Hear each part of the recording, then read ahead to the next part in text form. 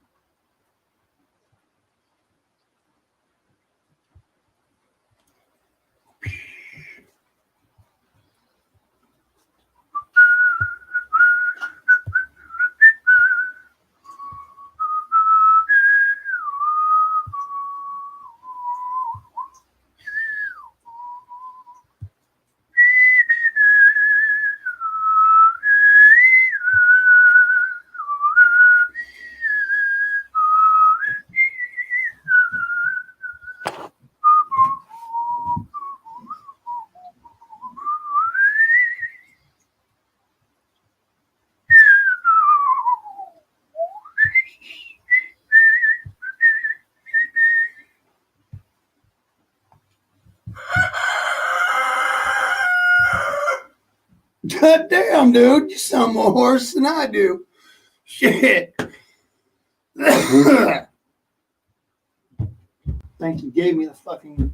You might give me the bug, Bert.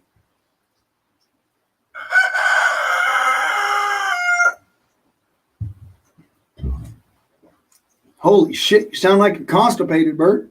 What the hell?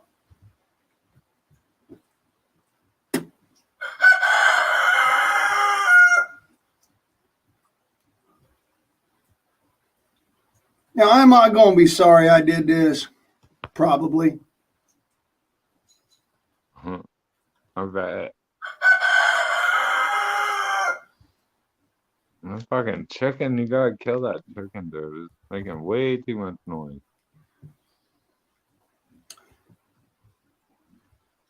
What's up, Blaine? I can't hear anything. What do you mean you can't hear? Come on, man. What's up? I have to shut my whole house down over here to talk to you or what? Fucking do something with that chicken, dude. What the I'm fuck? about to turn that motherfucker into a goddamn extra crispy recipe down there. I'm about to call Colonel Sanders, motherfucker. Got a blender, dude. We can do some shit with that chicken, dude. How you doing, Blaine, man? Fuck. Nice to talk to you, man. I still cannot hear. Fucking What the West hell? Coast. Well, what the fuck? Hurry it up. It ain't my fault. I got my computer turned all the way up. I'm not speaking any differently. I don't know what to tell you, dude. Shut up!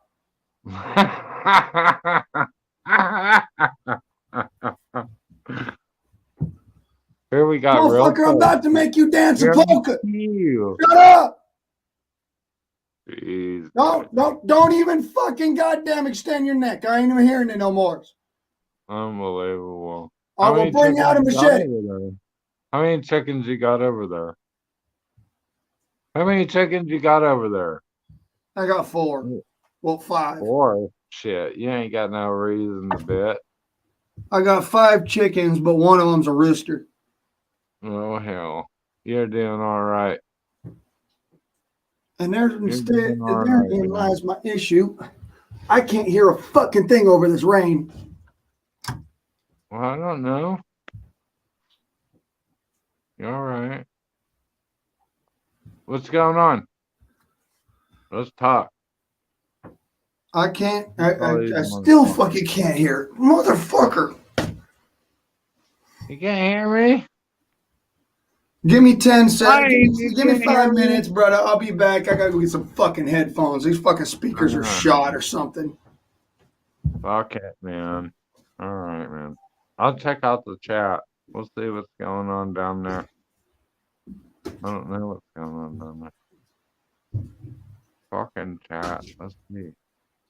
Maybe I'll have to bump out. We'll have to bump back in. Fuck, who knows? I can hit the wrong button in a second, dude. Chat. Comment. Metal. Oh, man, motherfucking dude. Come on. Stop checking. Come on, dude. You're gonna have. You're gonna have the cold. Jez's gonna show up here pretty quick, too. I bet. Motherfucker, dude. I got the roundabout. The fucking awesomeness. Go ahead and try it. You know what, you overgrown feather duster? If I wanted your opinion, I'd ask you. So shut There your you go. fucking cocky ass up. Do you Fucking understand, fucking soldier? Shut secret the media. fuck up! Right. Yeah. Yeah, that's right. Holy Fuck shit. yeah. Fucking me. You got metal for breakfast over here, dude. Are you kidding me? That's fucking awesome as fuck, dude.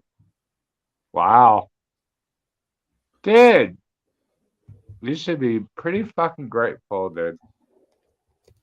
Some big hitters over here. Fucking awesome.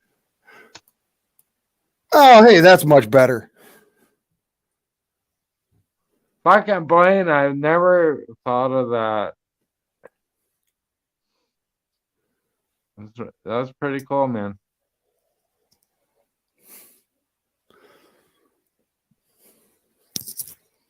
Go ahead, come up with a subject, dude. I'm all game. I'll fucking come up with a subject too. So If you're bored, I will. I'm not bored. Y'all wanted a freedom forum, so I put a freedom forum up there. All right. It was a matter of the last stream was All right. supposed to be me sitting there just talking shit about somebody's stupidity. Right. I wasn't even trying to respond to folks. I was actually trying not to, but dude, you have a knack for finding the one way to piss me off more than anything else in the world. Dude, I do. Yeah. Hey, that's awesome, dude. That's awesome. That is not a redeeming quality, Billy. Oh, it is to me. What do you mean? That's awesome. Like, what do you mean? Pissing off your friends means that you're saying things that you wouldn't normally agree with. Oh, I'm sorry. That's why I'm saying, dude, like, yeah, you're fucking me up there. I thought I was doing a good thing, and then now you're telling me I'm doing a bad thing. That's not cool. Dude, I'm not sitting here trying to piss you off by calling you, by saying that you don't have, or you don't do this, or you don't do that until you do it to me. All right. Well, let's be very clear about that. I try my damnedest to be like, all right, look, Billy, it ain't like that. You're jumping me around. I never asked you to do anything.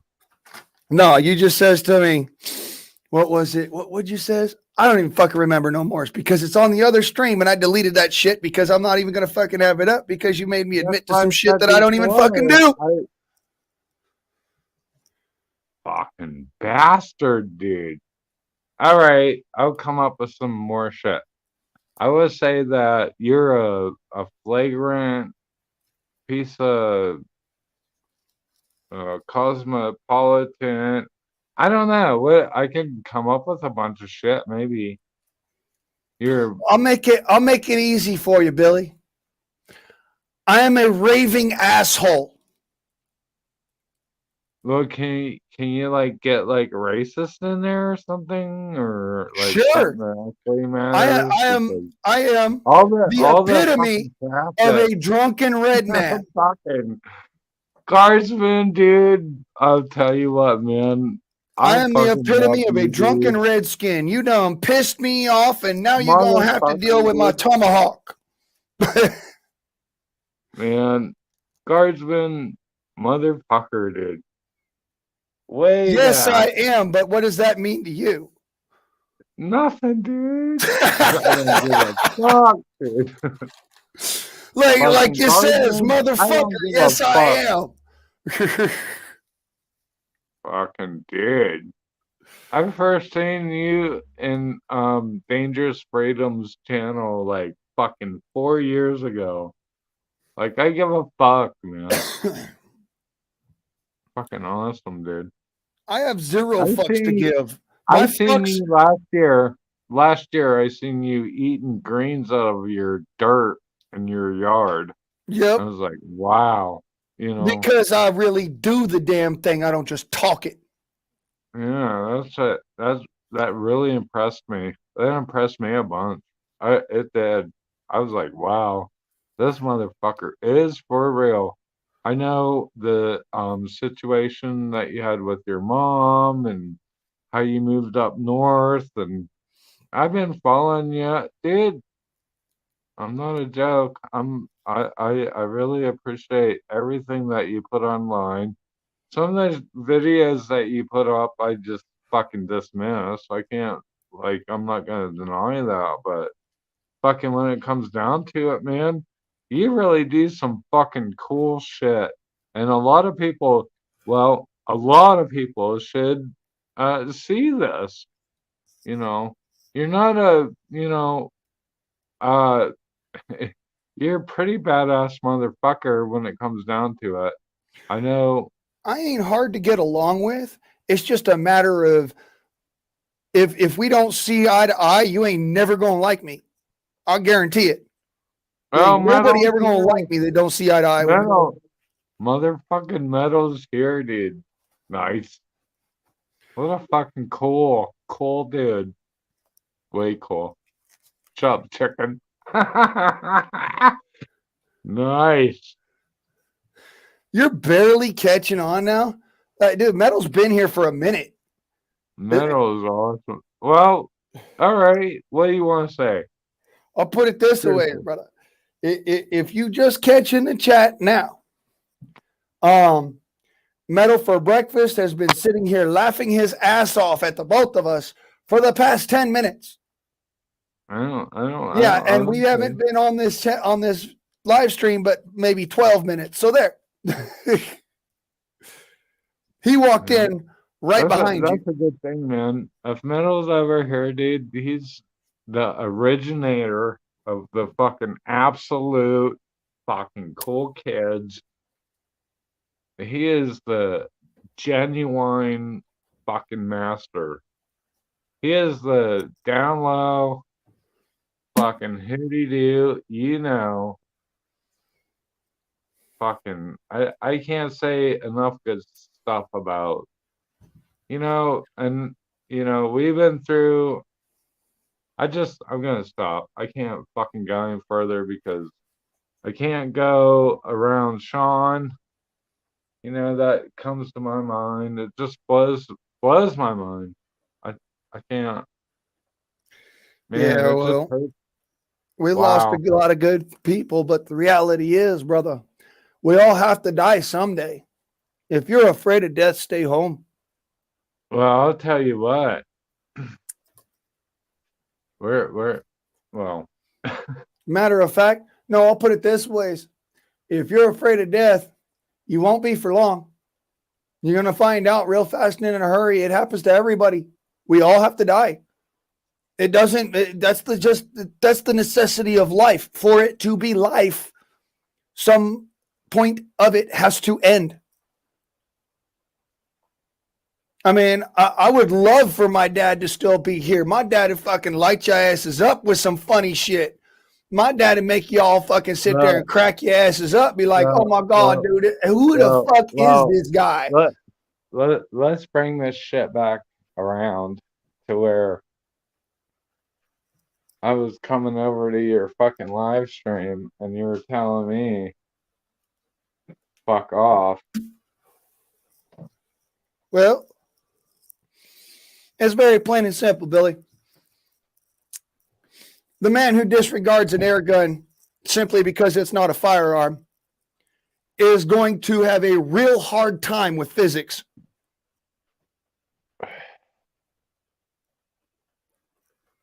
You guys, I met all you guys through Dangerous Freedom, and I guarantee you one thing, you all are brothers to me, and I don't care what the fuck you're doing, and man, you guys rock. You're just American fucking people, and that's what I really like to do. I like to talk to all of y'all. I mean, fucking, it's not about me, you know. That's all right, Billy. He's always with us. Yeah, Metal. That's true. Garrett. Yeah, I don't know. I'm just here. I'm just hanging out. I don't want to like getting a debate with you or nothing. I don't care about it. You Billy, know, let me put it this way, brother. Everybody wants to think, well, I'm the baddest son of a bitch because I've got this, that, and the other. I'm going to point something out to everybody in the chat, everybody who ever watches this video. There is no such thing as a badass. You simply are really good at what you do. Let's be clear. There ain't no fucking such thing as a badass. And if you ask any combat veteran, they'll tell you right to your face, dude, I'm not a badass. I'm just a survivor. The real badasses are the ones who fought and died because they went in without even thinking about it. They just did. That's the real badass. That's the real McCoy. As far as us is concerned, ain't not a single one of us badasses. Reality speaks. There's no such thing as a badass. There is a such thing as somebody trying to survive. And that's what makes the most staunch combat veterans, the most staunch soldiers, is somebody who is just trying to make it to the other side of it and doesn't want to die. That's literally what makes a real combat soldier. Everybody else is just faking it. You're laying it on pretty heavy, dude. I have that direct from a veteran to my face, brother. You're laying it on pretty heavy, man. You're steering the whole fucking conversation, like. Of course, I'd better. I mean, it is my stream. Yeah. If I don't steer the conversation, I'm not being a very appropriate host. Well, you're being pretty badass, for sure. There's nothing else about that. I'll put it this way: since I was a child, I prided myself. I don't like it, but that's what's going on.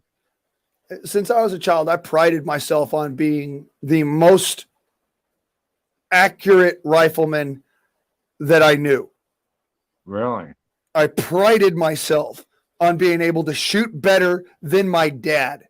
And my dad was fucking amazing with a gun. The man could fucking hit a rabbit at 300 yards with a 22 long rifle.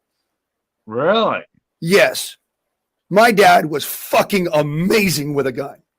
So imagine for a second where I sit there and I say, dude, I was the best in my group whenever I shot a gun. There's a reason behind it. Wow. We used to have contests where we'd set up those little paper caps. We'd take super glue and super glue paper caps to a board. And then we'd shoot those with a pellet gun. You had to be the first one to shoot all 10 of your caps. Let me just say, more often than not, I won that particular game. And it's not because I'm a badass or I'm any better than anyone else. It's because I pride myself on accuracy over, volume of fire. Let me say this. There are people that inherently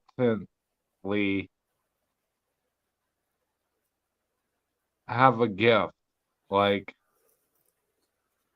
one thing that really pops up into my mind is that when I know it's a movie quote or something that, if it's breathing, I can hit it better, My family, like every single person in my family is inherently accurate. I can pick a twig with a 22, it doesn't even matter like what you pick up. It's what actually is I'm not saying strange, but it's amazing that okay, that's a 308 or that's a 300 or that's a 257 or a 7x57. It doesn't matter. I can pick it up and you can say, "Oh, that's it," and then boom, I got it. Well, it might take me. There has got to be a distinct advantage for people that I don't understand like which people it is. I'll put it this way, Billy. Guarantee you that every single person in my immediate family and my subsequent family are marksmen. For nothing, there's no reason. There's absolutely no reason for anything. Anyone could like pick up a rifle and be like, "Boom! I hit it." I can hit a gong at fucking 500-600 yards easily. Nothing. Like, well, yeah, but Billy, I'll put it this ways. With the right and proper setup and proper instruction, who cannot hit a gong at 600 yards? Yeah, but what I'm saying is we didn't have that stuff, you know. See, when I was a kid, we shot quarters, we shot dimes, we shot lighters, we shot shotgun shells. You know, we didn't have all these fancy new found targets, you know, like Firebirds and Tannerite and fun shit like that. Did you see that Palmetto or who's it? Arrow? Is it Arrow? They have a new sniper platform. I think it's Arrow. Arrow manufacturer. Who's that? Arrow? I have to look around. I think it's Arrow. Arrow. They have there's a lot of different guns out there, brother. They're $2,000. It comes with the chassis and everything. I think I'm gonna pick one up. I don't know how square the bolts are gonna be, but that's just a look of the draw.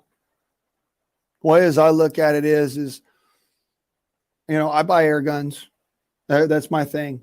You know, I wish I could I wish I could purchase firearms. I wish I could do all that. I'll put it this way.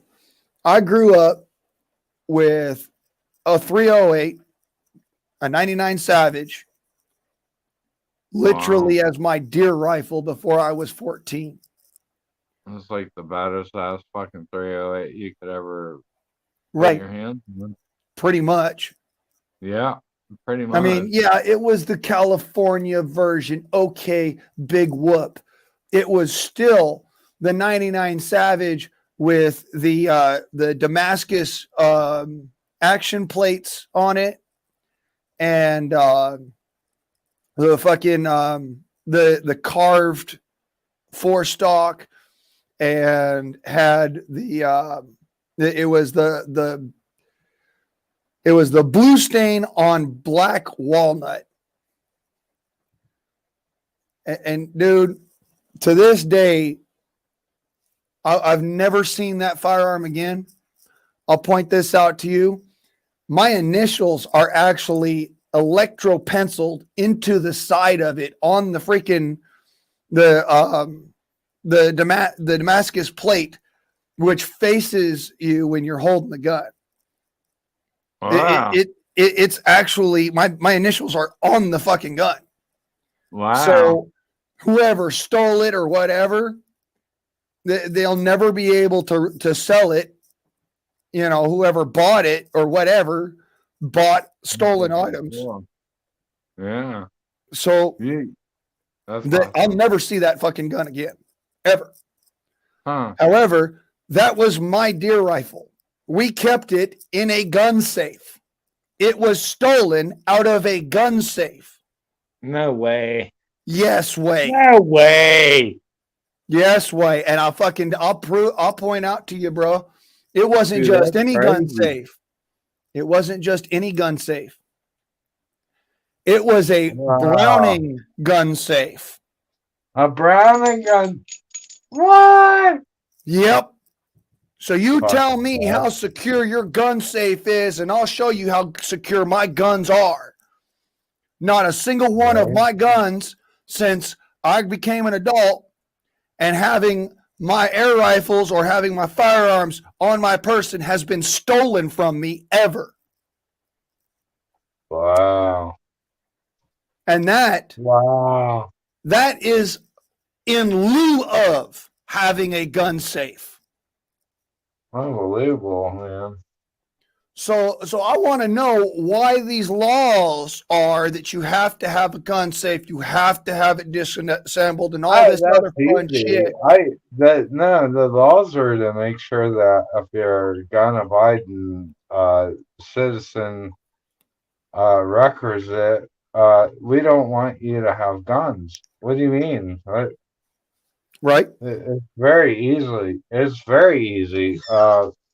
Do you have a gun? Are you a law-abiding citizen? We want your gun. We want you to turn them in. We want you to turn them in, and we're going to put it on paper. And there's a whole... What are you talking about? What do you mean? Yeah. What do you mean? There's a whole... This is the deal. This is the funny part. It's not funny. I'm telling you the truth. This is what happens when we decide to take all of your guns away. We're going to have to hire a bunch of people to do that. And when your taxes go up, we're going to justify your taxes going up because we want to pay the people that we have to have a whole nother organization to come around house to house. Are you fucking kidding me? Right. Like, let me just ask real quick. When was the last time that armed tax agents went door to door? And believe it or don't, it has not happened in 245 fucking years. And there's a reason behind it. The IRS has not been armed since its inception. However, today we have over 26,000 armed IRS agents specifically tasked with coming to your house and stealing your shit. They ain't come over to my house though. Oh, they might show up. Why should I care? Why should I care? They hadn't come over here. Why should I care? Because you're not the only American, Billy. No one cares. Part of being an American is we're all in this shit together. If one of us has to suffer, all of us suffer. No. That's how it works. Care. Tell everyone else that. I'm not happy about it, Billy. I never said that I agreed with it. Nobody cares. I said that it is the situation. Reality doesn't give a fuck whether or not you care. I know. No one cares, though. That's what I'm saying. There's like 10 of us out of 1,000 that actually care. And the reality is that all of those 1,000 should actually give a fuck because it affects every single one of them individually. I mean, I'll put it this way.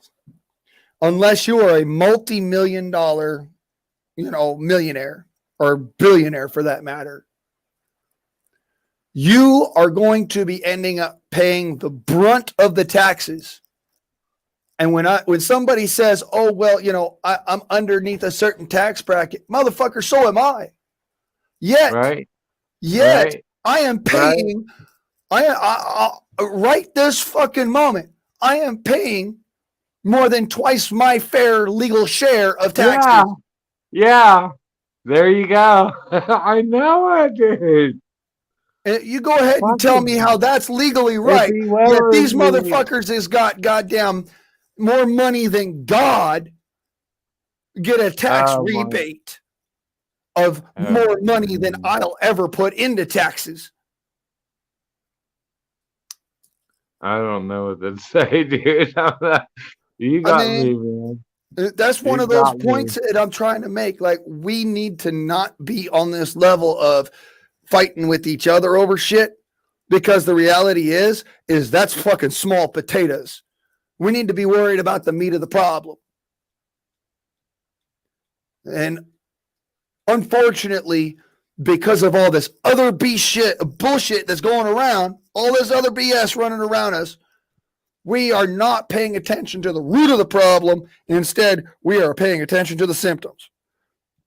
And it's like going to the doctor with a fucking, a kidney infection and your kidneys failing and having a toenail removed as a treatment. It's stupid. Yeah, I agree with you 100%, man. I agree 100%, man. I don't know. There's a moose on the loose. I don't know what to say, dude. It's unbelievable. It's unbelievable. It's unbelievable. Listen, it's unbelievable. If you even hinted at the fact that my little girl is going to go to your school and we're gonna have pornography fucking sitting ready, dude, it's over, man. Oh, no. Let me point something out to you. It's fucking over. I don't even know. On that There's fact, nothing to say, dude. A lot of people, they ask seriously pissed off about this shit. Right, and you should. Way bad. Way bad. Let me point something out to you, Billy. The actual reason why I get so fucking irate over that shit is that I consider all children to be under my protection because, one, I cannot have children. So therefore, my life is meaningless unless I am taking care of and protecting others. So if in turn they are trying to sit there and tell me that I just need to let this shit happen, I'm going to point out to you right fucking real quick in a hurry. Fuck no, I'm not letting it happen. Dude! Really? I can't even fucking do it. I can't do it. I'll tell you right now, if I had more of a dog in the fight, I'd be more in the fight. That doesn't mean that I'm not in the fight.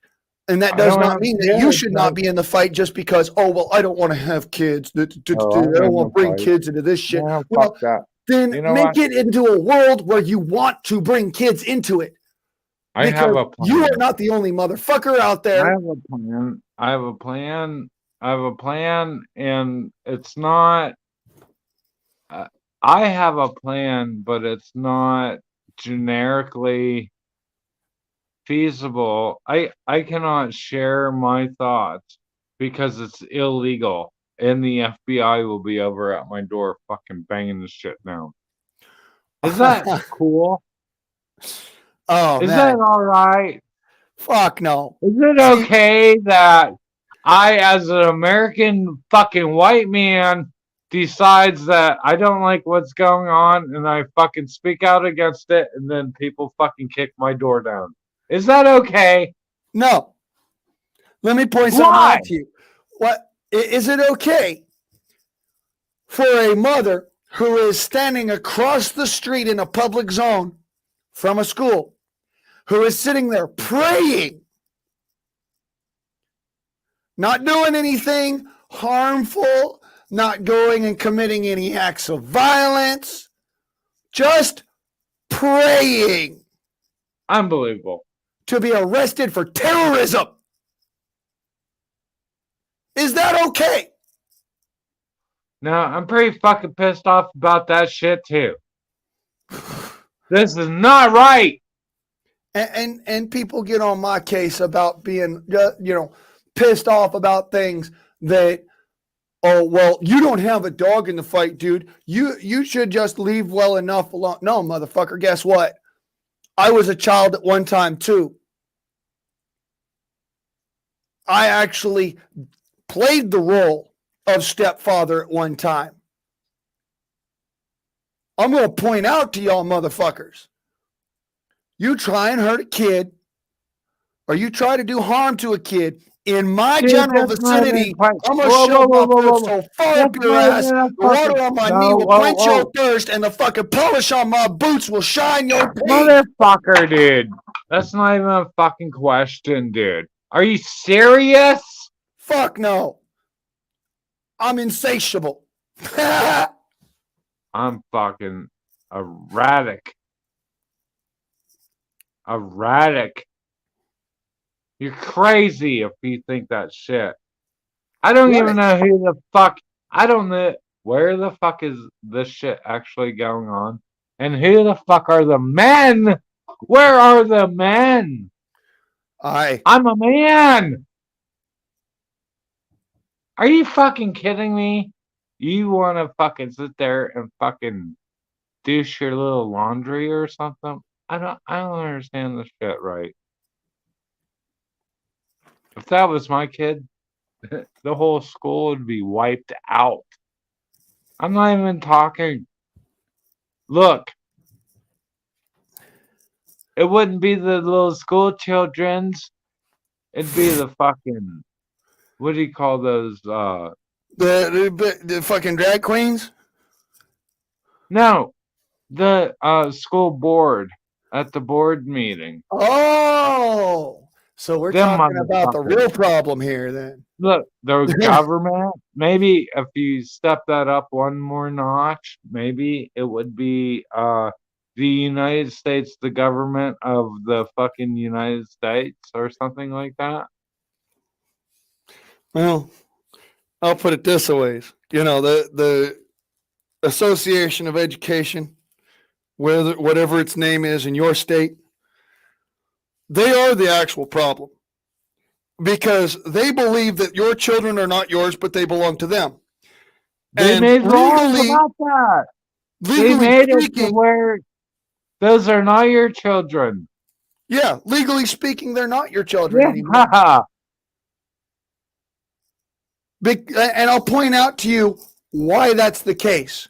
There is a little known law that came about back when I was a kid, all right, when I was in grade school, that made it so that parents could not dictate the path that their children's education took unless they never enrolled them in the education system to begin with. Meaning that they were homeschooled from the very start, and then they still have to go back and do their GDP. I mean, not GDP. The GED. Yeah, the GED. You still got to go back and do your GED, even though you got a better education at home than you'd ever get in fucking school. That's right. So, and that is the law. That's the actual federal law on the books. Nobody wants to fucking look at this law because they're like, well, we'd have to repeal something that has actually helped people in the past. Because it stopped. They changed that because I was a recipient of that. So, well, I'm gonna point out it stopped how many people, how many children from being molested by their teachers or not by their teachers. I mean, by their parents at home or something like that. It was like 4 out of millions. I don't know. I'm gonna point something out. CPS has no fucking place in my life. They have no place in my home. They have no place in my society. And Any fucking 3-letter fucking, I'm going to put it this way, any 3-letter government organization that does not specifically act to. I don't want to steer the conversation over to you, like way over there or nothing, but look at the immigration shit that's going on. I mean, seriously, this is a big deal. Yeah, the cartels are allowed to shoot at Americans, but Americans can't shoot back. I don't know. Can you shoot back? What do Not you got? anymore. I'm not gonna. No, that's not a fair assessment. That's not right. I'm just saying there are literally millions. I'm not millions. Do you know what a million is? A million is what? A million is 1,000 times 1,000 or something like that. It's like a big number. We used to wonder about a million. There are millions of people coming up here. Just saying. Millions. 40 million in one caravan. 40 million. Not just 1 million, 40 million. Amazing. That is such an amazing number that I just don't know. I don't know if I can actually like comprehend that. That is such an amazing number. It's crazy. Look, they say that there's 3.5 million Americans in the United States, in the continental United States. If you go to Los Angeles, you will see more people than that in a neighborhood. I'm just going to point something out to you. The going amount of people, the actual residential census of people in Los Angeles is 17 million people. How the fuck is that 3.5 million nationally? Go ahead and do tell, because that's fucking 17 million people in one fucking city. I'm pretty sure that that black lesbian girl said that I think it's down 90% or something. That's what she said. See, I'll tell you what it is. I know what it is, dude. See, the Forbes article that told people that the census said there was 3.5 million people got the number wrong. There is not 3.5 million in the United States. There is 3.5 billion with a B. And the reason why there's so many people in the United States that are just doing fuck all nothing is simply put because it's illegal to respond. And if we respond, we end up in a fucking jail cell without the ability to fight back against it. Being called terrorists. And by the Patriot Act, the terrorist is not allowed to speak, even if he's an American citizen. That's kind of up to you, dude. That's kind of up to you. If you don't believe me, I don't care, but that is the actual facts. If you don't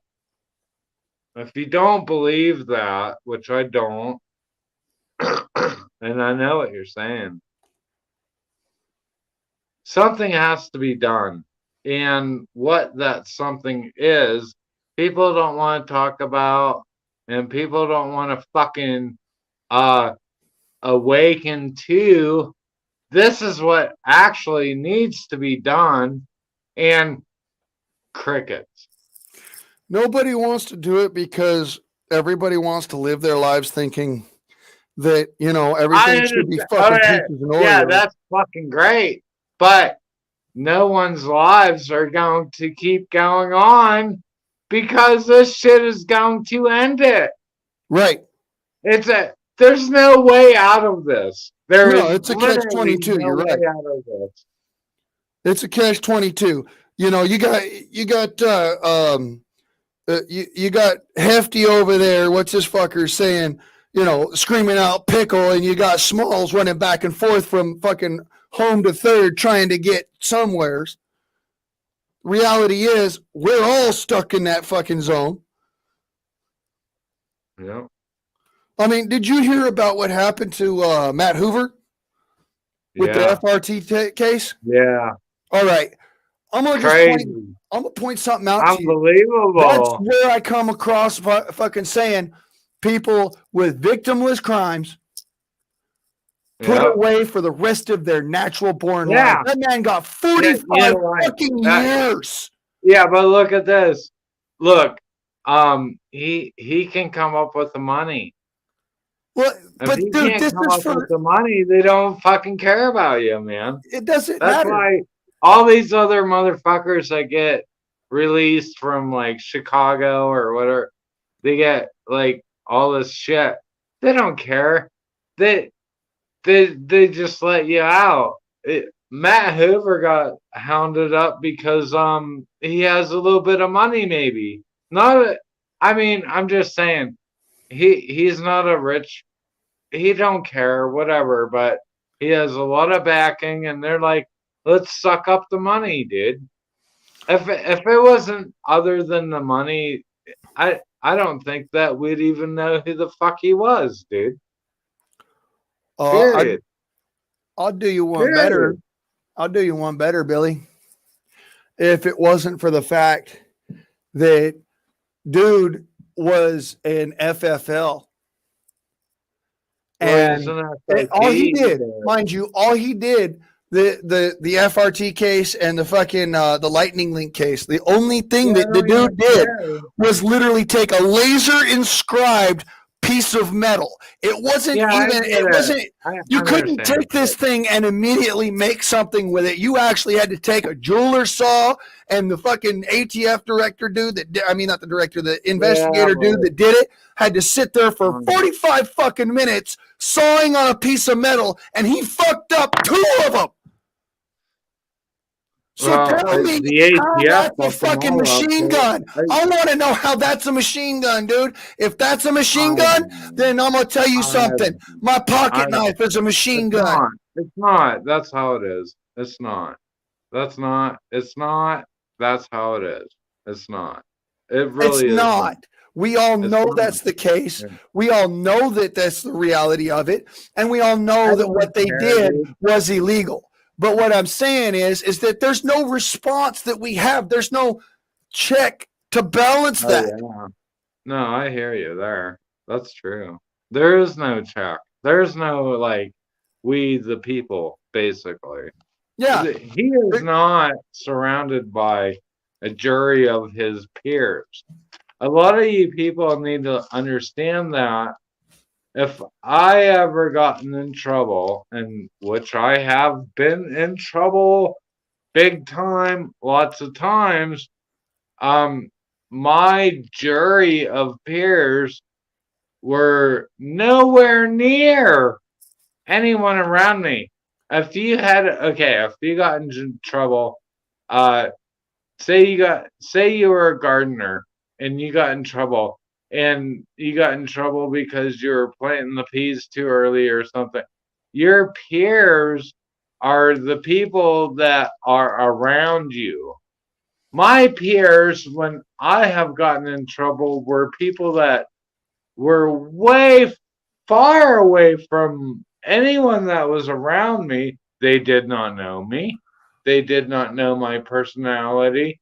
They did not know I was joking or I was not joking, or they had no idea. Right. A jury of my peers are people that are family, people that are around me, that know my humor, that know what I speak.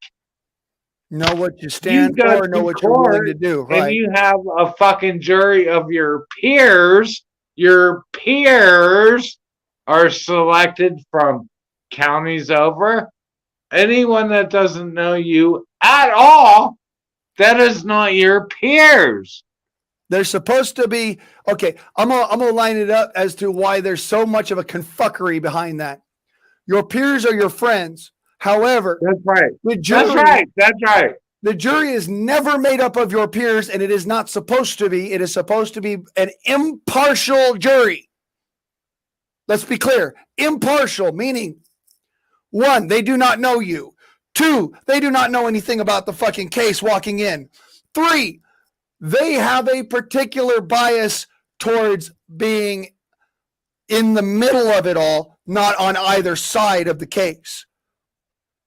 So that is legally what they're supposed to do, is push for people who have no knowledge of you, no idea about the case, no fucking, no particular dog in the fight, so that their judgment is not swayed by what might happen to them personally. I mean, let me point something out to you. This is why being a Minuteman is one of the hardest things you can do in life. I'm going to straight up tell you this. Everybody says, oh, yeah, whatever. You're all just a bunch of LARPers. No, a real Minuteman doesn't just go out and LARP with their gun and their fucking body armor and their flag every couple of weeks or something about something they're pissed about. A Minuteman goes out and does the hard shit. And when they get caught up in bullshit, they fight that bullshit in a court of law.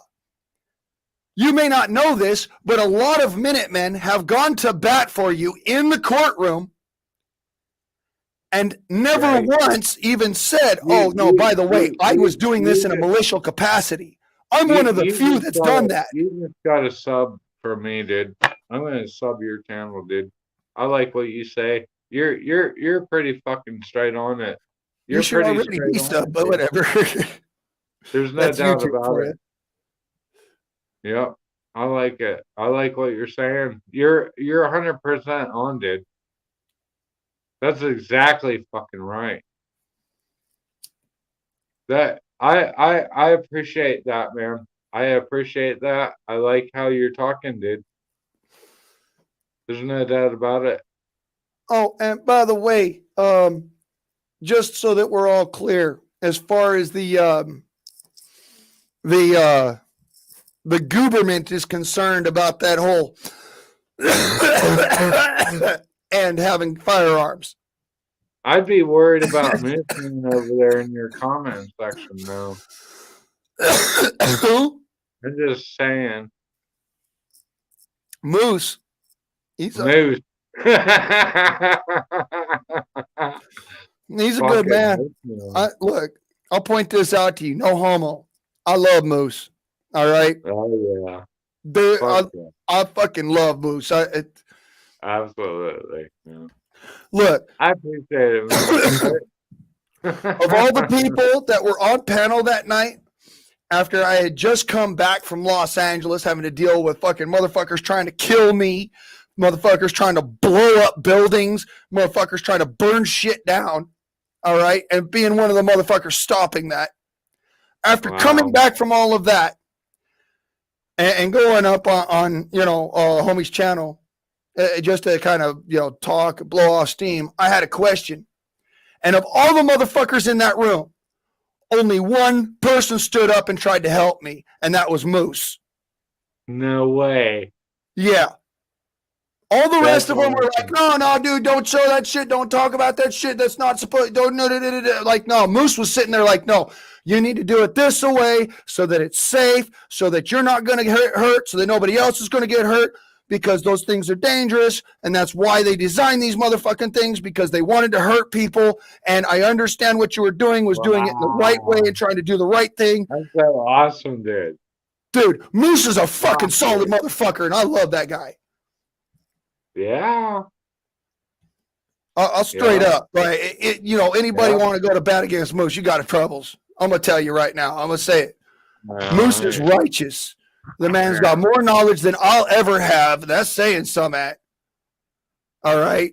And then on top of that, he came to bat for me. He decided you know what? I see this guy trying to do good. I see this guy trying to just be, a righteous dude, not trying to be some douche nozzle. And he was asking people who he thought might actually know. Come on, man. That's so awesome, dude. I mean, I'm gonna give credit where it's due, homie. I'm gonna straight up say it. This is reality. Nobody gives a fuck. All right, nobody gives a fuck about you. They want to make sure that their own name is secure. But when the reality hits when the shit hits the fan and the real shit comes down, the ones who actually got out there and did for others because they felt a sense of necessity towards it. They felt a sense of duty, responsibility. Those are the people that actually make me want to be an American. Those are the people that I am more than happy to stand up and be a Minuteman for. All right? There's a reason for that particular part of our society. And as people like Moose. You keep preaching, dude. Keep doing that. No, I'll tell you straight up. Like, nobody has your best interest at heart except for you. And believe it or not, the one guy who comes out of the woodwork to save your ass when you really need it. And that's Moose for me. Dude saved my ass. I didn't know what the fuck I was doing at that time. I was sitting there playing around with shit that could have gone exploding in my hand. How in the fuck did Moose save your ass? I've been watching because he told me exactly how to do it without blowing shit up. That man saved my ass because I was dealing with something I didn't know. All right. This was made by some fucking terrorist motherfucker, and it was my job to get rid of it because I confiscated it. So the man did me a huge solid favor. He kept me both from going to prison and from getting my freaking dingus blown off. That's awesome, dude. That's fucking awesome. Nobody could tell me that man is not a solid motherfucker. Just straight up. Yeah, I know. That's why when all this other shit goes down and fucking people are talking mess about certain things and whatnot, I'm gonna ask Moose, hey dude, what do you think? I'm gonna ask Moose, what's your opinion on this situation? What should we do, brother? Because you know more than me.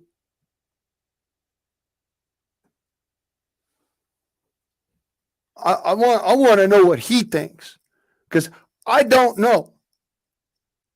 I've got a really fucking good educated guess because I look at what other mistakes other people have made. I look at the mistakes I have made and I try to learn. But I am not the be all and end all. I don't know fucking everything. And there are people in this world, in this country, I'll say right now, know way more than I do. I'm fucking one of them. I'm fucking spin that shit fast. Real fast. Zing it. Real fucking zing it. Yeah, right there. I want that t-shirt, Moose. I saw that t-shirt. I had another buddy who back in the day. I tried to fucking he had a t-shirt, right? Billy, you'll love this. I had a buddy back in the day that had a t-shirt that said, I am an explosives ordnance disposal technician. If you see me running, try to keep up. I love that fucking t-shirt. Oh my God, that's awesome, man. Dude, that's awesome, dude. Come on, man. What? Boom, bitch. Honest to God, dude, that was that's one of the best t-shirts I've ever seen in my life. It literally said, I am an explosives ordnance technician. Or explosive ordnance disposal technician. If you see me running, try and keep up. Like the front of it said, "I am an explosive ordnance disposal technician." The back of the T-shirt said the other part. Dude, it was perfect. And I saw this back before anybody was making T-shirts like that shit. It was unbelievable, right? Dude, this is back in 2008. All right. This dude was running around with this fucking T-shirt on. I'm like, I want that fucking T-shirt. Where'd you get that? Fuck off, dude. That's where I got it. Fuck you, man. Fuck yeah.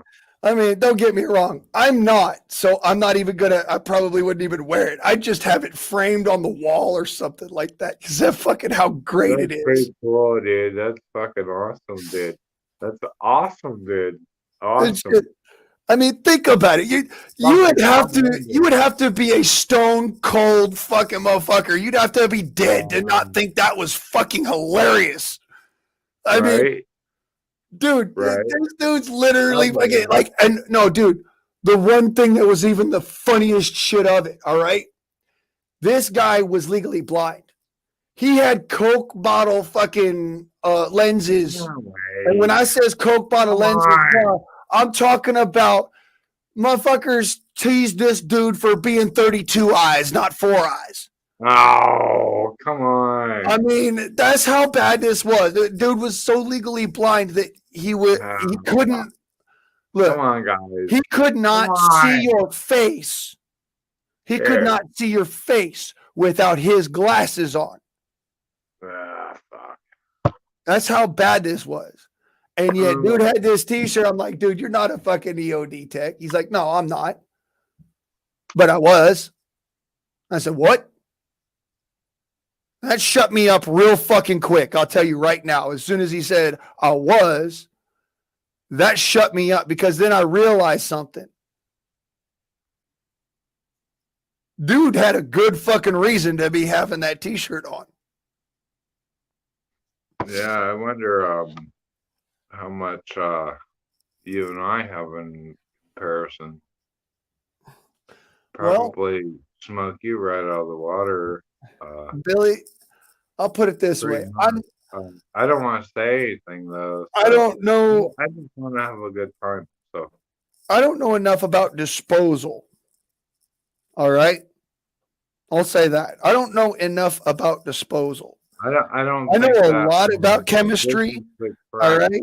I know a lot about physics. I know a lot about a lot of things. But I don't know enough about disposal to be turning around and doing that sort of thing and being part of that. So that's why I don't say, I don't go out there and be like, oh, well, they do this, that, the other. No, that's why I ask other people because I don't fucking know. I have suppositions about it. I can say, you know what? I think this is the way that you're supposed to do it. And this would be smart because this is what my dad told me when I was a kid. However, I don't know fucking everything. I don't know where I'm at. Do you have a channel or how do I know where I'm at? Like, I don't really. All right. So where am I here? Because. Whoa. Shit. Oh, did I kick him off? I think you might have. That's the first time I've ever been on with Billy. Oh my God. I'm sorry, Billy. He'll come back in a minute. He just needs to. Hey, one crusty Deb joining you, one salty bastard. I haven't been on my computer live streaming for a long time, so. I know. Are you okay? Your voice sounds bad. Laryngitis, or do you feel like shit too? Oh no, it's I'll say it this way. It's not the vid. Polynestatitis. No, that's a made up word. It's called allergies. And oh crap, yeah. My allergies would make a man seriously contemplate suicide. If they had any kind of a lesser will to live, they would contemplate suicide because that's how bad these are. That's kind I of like can't breathe. a freight train in my head kind of thing where I just want to go bang my head against the wall, but we got it under control today. And see, I can't breathe through my nose. I'm having to breathe through my mouth. That's how bad it is. You got the mulling? Oh no, I've I got mulling, but it's not growing like it was last year. And neither here nor there. I wouldn't use mulling for that. I'm not going to use mulling for allergies. For allergies, you don't want to anesthetize things. You want to stimulate them because it's the whatchamacallit in the in your own immune system that's causing it. It's the I just worry about fluid in the lungs turning into infection, which I had and almost died of double pneumonia. Well, Debs, I'll put it this way: is every time that you hear me with a voice like this, yeah, I've also got pneumonia. Every time. Yep, that's every single time. Yeah, once And you it's get not it, you're prone. it's not pneumonia like most people would think. I look, I've had walking pneumonia since about 2015. All right. Or actually, I'd say even earlier than that. I'd go as early as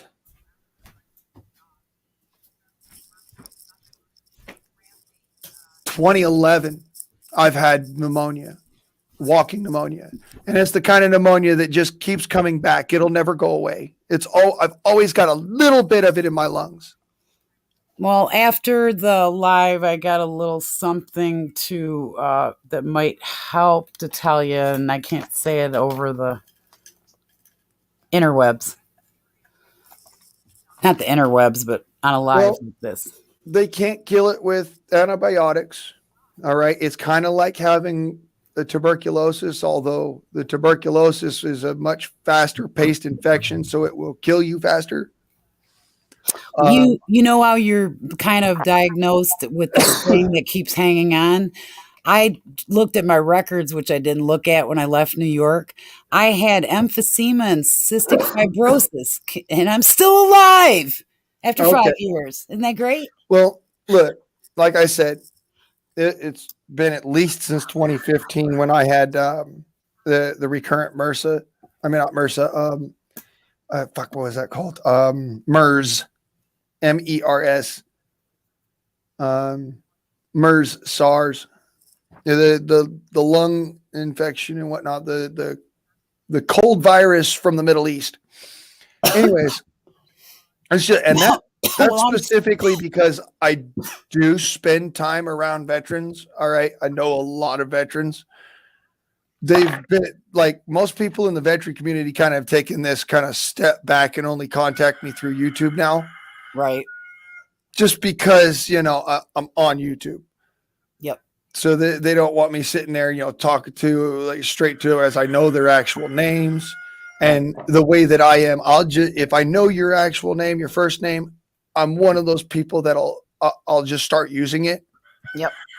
And that's not always a good thing because a lot of people have very unique first names. Right. I mean, my name's kind of generic. All right. It's been in use since at least since 4000 BCE. All right. In one form or another. Right. But well, I just signed the contract on my house, so I'm a little freaked out. And how are you doing, Billy? Hi. Good. Good to hear. Yep. Hey, I'm not freaked out about my name. No, I know a lot of people use their full names on YouTube, but just depends what kind of situation you're in living wise. If you've got family with you or if you're alone or whatever. That's what I think. Privacy issues with some, Well, yeah, 100%. I'll put it this way, Billy. I have an uncle, a cousin, and Brewster's. At least one ex-girlfriend named Billy. So well, I'm not worried about that.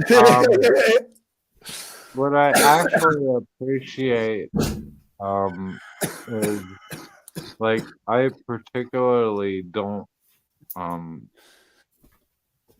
like you, but I see what you do, and that is very favorable to me.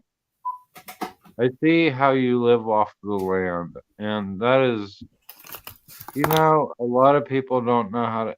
That you get big props with me when you do that. I see you digging up roots and feeding yourself. It just blows my mind. You uh you blow my mind when I see what you do. It's just like, wow, people can live like that. That's important, I guess, a little bit. It's not I'll, that I don't. I'll put it this I way. love you. I'll put it this way, It We Billy. all blows love my each mind other. what We you all love each do. other, Billy. We've been doing this shit for 3 years. I know it. I Yeah. know it. I I, know it. I know it. in Yeah. my life, It has Billy, been I've met 3 so years, many man. people. I've known so many people that, I know them and face to face, we're good friends. And it's that way because of the fact that, I'm respectful of them and they're respectful of me. But in the long run of shit, You're the real deal, dude. Yeah, you are real. That's the problem, Billy. People have been like having facades, okay? People have been saying things that aren't true about themselves sometimes and making it, and then there's all the When trolling it that we've when had it to deal when with. it when it comes down, Deb. Oh, thank you for. I love to talk. NC Deb. Man, I'll thank throw you. the shit out of a Uh, motherfucker, I'm Don't just get me saying wrong. that. Hey, you are doing it. It blows my mind. It's like this motherfucker is going to survive no Yep. matter what. Yep. No He's matter real. what. He's He's real and he's eating gonna weeds make out of his garden. I'm like, this is how you do it.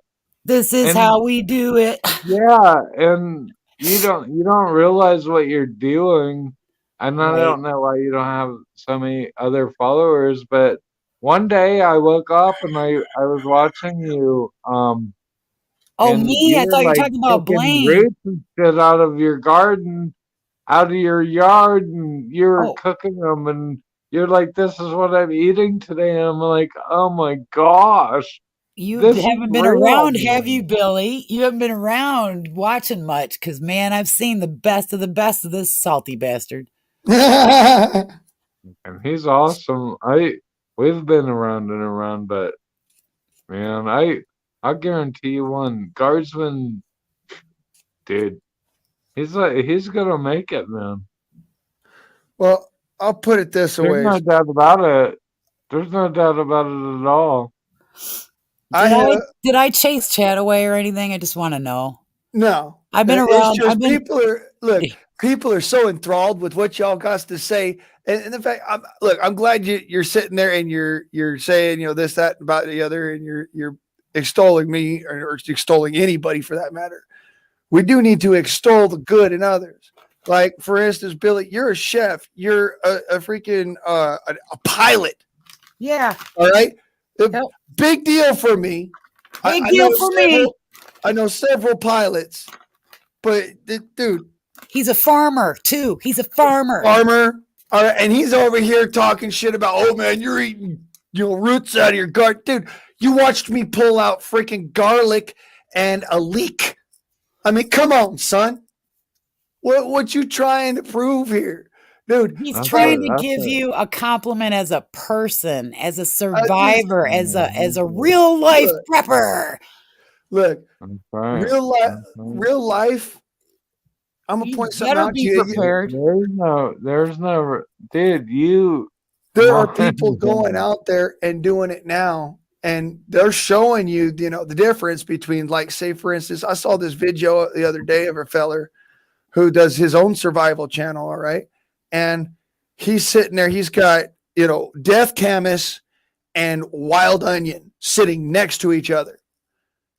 And I highly doubt that anybody could look at the two of them and say, this is this one and this is this one, and get it right off the bat without him telling you.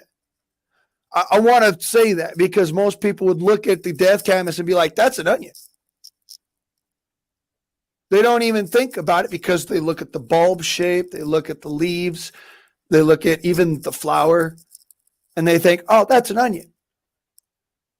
Big freaking whoops is that in the woods, the wild wild onions look like, if you've ever bought them in the store, they look like the little green onion in the store. You know, spring onions, green onions, they're maybe, yay tall. They've got the really tiny, thin little base. They don't have a bulb on them. That's what it looks like, but it's also got pink at the bottom, at the base, pink roots.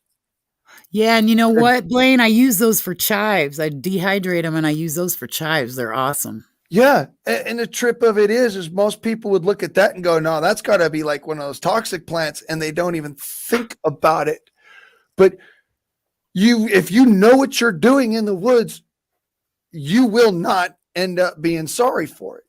It's just a matter of you got to put in the time to learn, and obviously these people have done that. Also, like you see me, I do with just the camera as raw footage. Like that's the camera, that's me. This is me doing it. All right. So that you can see that there's no flim flam, no extras on it, no editing needed. Here's what's done. All right. And the reason behind that is I want you to understand I'm not trying to fool anybody. I'm not interested in that shit. I've never been the guy who could hide stuff up his sleeves. It's just I've never been good at that. Do you have a cold? Are you sick? Right? Do you have a No, cold? I have allergies. Your voice is not the same. So right, I have really, really bad allergies. All right. Oh, really? You sound like a different person. Yeah. My allergies are so bad. I'm not saying that we don't Billy. love you at all, because we do. Guardsman has been on these channels for, I don't know, years now, I guess. I discovered you through Ron's channel. So if anyone knows Ron's channel, it's like, all right, proceed. Okay. Sorry about that. I just had to get that out. It's okay. You sound How sick. good is your short-term memory, Blaine? Well, I don't know. I did get hit in the fucking face with enough force to actually make me shit myself. So I just wonder. I don't know. How good's your memory? Not very fucking good at all. My long-term memory is excellent. My short-term memory leaves a little bit to be desired. Fucking Blaine. So on the spot, you're asking me, Will, what was I going to say? It's called a senior moment. When I get to call it something, it's called a senior moment now for me. NC I remember giving you a ranch over I was there. NC girl, remember? I don't get the senior moment. I get the Yeah. I've had at least a dozen TBIs. So I do have a good reason, but I try not to let myself fall to that reason. I try to push myself to being like, I remember this. I know how this works. That and the other. Okay. So as I was saying about, knowing your way around the woods, do the research, then go out and look at the different stuff. All right. And use the tests that you learn about. Don't just sit there and be like, oh, well, this is this is that. So, this is safe to eat. So I can do this, and just put it in your mouth, because you never, ever actually know. Not for certain. You never know. All right. I'll put it this way. As a young man, me and my dad were out hunting, and we did this little, shoot and forage, shoot, fish, and forage thing that we went and did out in the woods. And I had to go and find different plants that may or may not be toxic, this, that, and the other, separate the two. And he did the same thing. And, we also got to fish. We had to hunt, this sort of thing. So, all in one day. You get one day to do all of this. And whatever we do today, that's what's dinner tonight. That's pretty cool. So we did that as part of, Boy Scouts when I was a kid. Very cool. So anyways, we went out, we did this, and we come back and we're sitting there around the campfire, and I pick up a couple of different herbs and I'm holding them and I'm showing him. And my dad's just sitting there smiling and just grinning to his knees because he knows what's coming, son. He knows what's coming because I picked that one up and said it was good to eat. Who boy?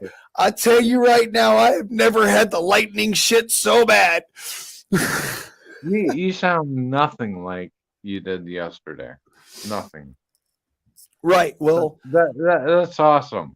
That's awesome. You got to remember. Unbelievable.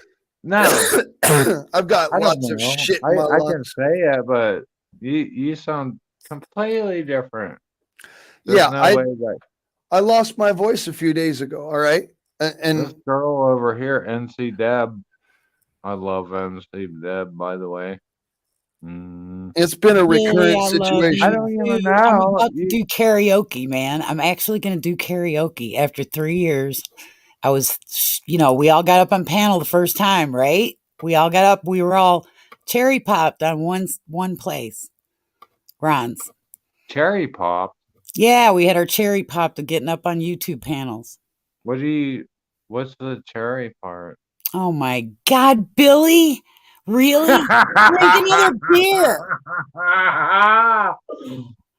Good God. Did it die? Did it get up and leave you? What's going on with that? Hello.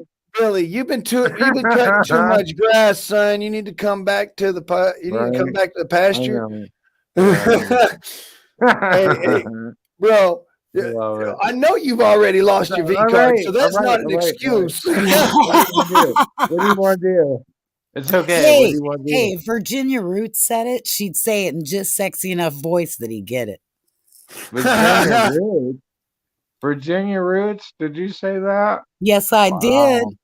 And if she said to you that her cherry, because that was her thing, remember? Cherry pop? Yeah. Man, you're talking you watch it, there's always lurkers in the background, lurky. Well, lurky, jerky, and be happy. Well, Virginia Roots is a pretty big deal there. Yeah, she's one in a million, man. I've never met a woman. Indy's one in a million, too. Moose with a good one out the left field. Magic's magic, and Moose is a legend. Yeah. I can't email him. I tried to like 1,000 times. You probably wrote it down wrong, dear. Yeah, probably. So yeah, you sound kind of tough there, Blaine. You sound like you're a tough ass with that raspy voice. Well, I'm only raspy right now because of allergies. I know. But, you know me, I'm one of those people that the reason why it sounds tough is because I'm just going to push through it. I've never been one to be held back. You don't get held back by anyone, by anything. Don't let it hold you down. That's been one of my main messages since I need to hear that today. My backup channel. If y'all don't know what my backup channel is, that's actually under my real name. You sound sick. You sound like you got the flu or something. No, I unless it's a summer flu. But I'm just saying, either or. I've always walked through it. Yeah. And if you listen to my videos on my backup channel, so I do all of this. I do this backup channel that's called the Blame Price channel.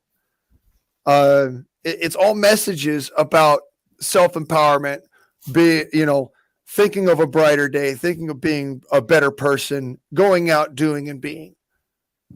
So, it's more than the Guardsman Om channel. The Guardsman Om channel is my political side, get in there, get mean sort of thing. That the Guardsman Om persona. Put it in private chat, please. Put it in private chat. Do I have it? I don't even know if I'm subbed to it. I know that I've got like 4 or 5 subs from people, but I just want to point out that, my backup channel is, it's a privater. It's not so much more private as it is. It's the lighter side of who I am. Oh, good, because I've been looking for him. I've tried really hard to not put anything of the Guardsman on my Blame Price channel. Good. Because I want you guys to understand that the Guardsman is literally it's just a metaphor for the darkness within all people. Okay? Yeah. That's all that it ever was. I got darkness. Billy's got darkness. We all got some. Oh, yeah? We need a light. That's what I need is lighter stuff. So I talked to you on the phone, so I know the lighter side. But right. I like I've let the lighter side through a little bit on the Guardsman channel, but I cannot believe NC Deb is up on the panel that I can talk to her. That is I know it's an honor, Billy. I've seen you in the UK. I was in chat laughing. Remember that on Master Ron's or on SG's? Do you remember? I think the first time it was after. It was after Ron's channel that you bumped over to some trucker's channel, and I can't remember his name, and I was like, NC Deb's a good shit, and you should rank her. Thank you. Well, I'll tell you what, I'm going to post it in both. I'm going to post it here. I can come up with it pretty soon. You remember, and then I'll post it here. What's the guy he has one leg that's missing? Oh, Angry Conservative. So I didn't know he had a missing leg. Yeah.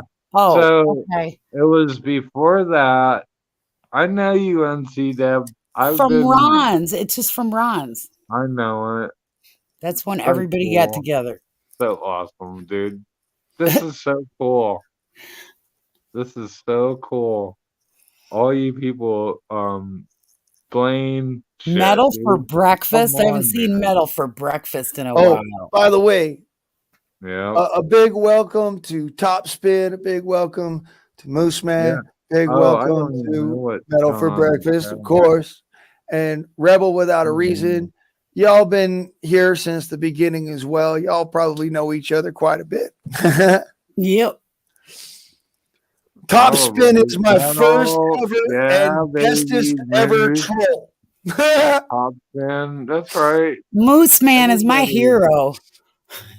Yeah, way a lot of cool people, man. Way cool people here. Way cool people. It's 504 and all is well. I have known Top Spin since before I knew Ron even. I'll put it this way. I met Top Spin on the Prepared Mind. No way. I remember that. Prepared Mind. I remember Prepared Mind, but then it got so radical. I couldn't put up with them anymore. You guys I got are unsubbed. I got unsubbed because that's the first. I just realized I haven't seen anything by him. It's the Moose on the Loose, yo. Oh, Moose! Oh my God, you look so good. Oh, you're smiling. You look like Santa Claus. Damn it! Has been repeated thousands of times, right? Yeah, I'm doing. I don't know how I look. I'm doing pretty good. I've lost 31 pounds. Got my diabetes under control. My cancer's in remission. My kidneys are working 85%. So, what can I say? I'm doing best right there. That's I love to hear. Hi, Moose. Hi, sweetie. Yep. There I am. I look like hell, but there I am.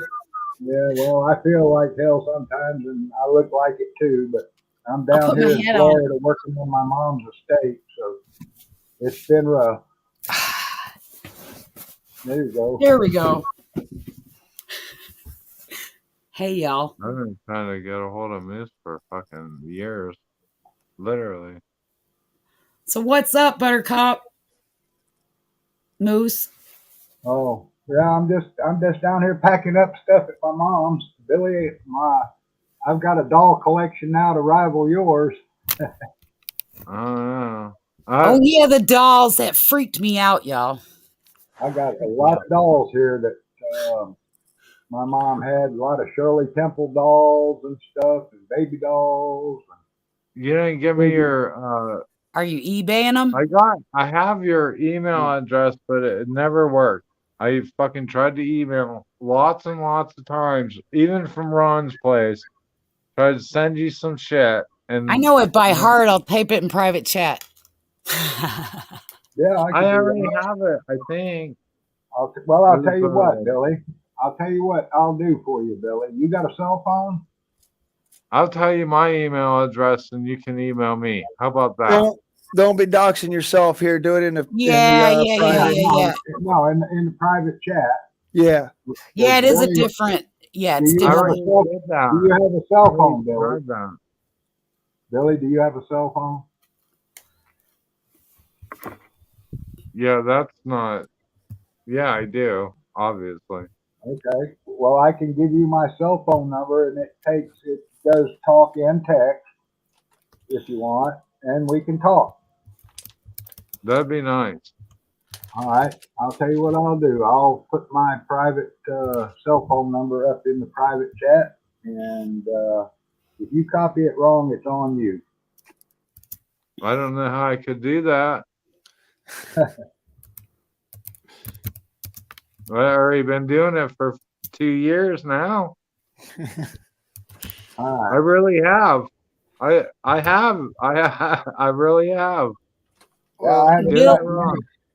Billy. I haven't got any contact for you, but there you go. Billy, there you go too. All right. I do I don't believe know. that I emailed you my cell phone number, and I believe I've given Billy my number twice, and I think he's lost it. So I always lose numbers. Yeah. You know, would you like my email? If you want to give My it to real me, email is throttle pusher gmail.com. God, y'all, I signed the contract, Billy, to sell my little tiny home in North Carolina. So, top spin, whatever, dude. Some of these dolls are worth thousands of dollars, by the way. Billy, put your email in private chat up there. Just type it in, and I'll copy it. I don't know how to do private chat. I'm just come on. Click. Okay, you can't post anything from StreamYard onto the chat in YouTube without being in YouTube. So that's the only way you can post right here, Billy. Just right here in StreamYard.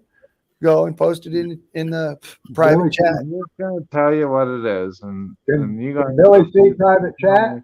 Okay, it's called. Billy see private chat. Billy, all you got to do, Billy, is click from comments over to private chat. You're in the panel. You're on, StreamYard. Yeah.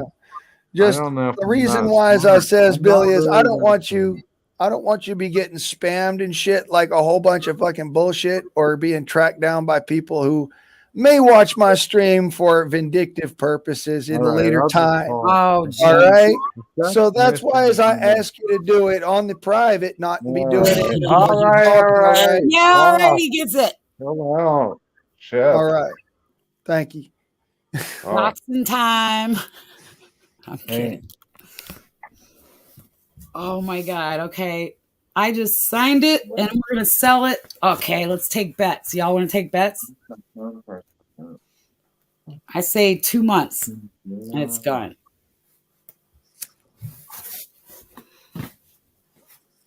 What's he doing? I'm calling Moose Man. Are you going away to call Moose Man? No, I'm not. Oh, okay. Oh, this all be funny. I've always seen these. Right I've seen people do this. Like they'll call each other in the background of a stream. No. And like these people be sitting there and they be looking at their phones like, what the fuck, bro? In their mouths going like this.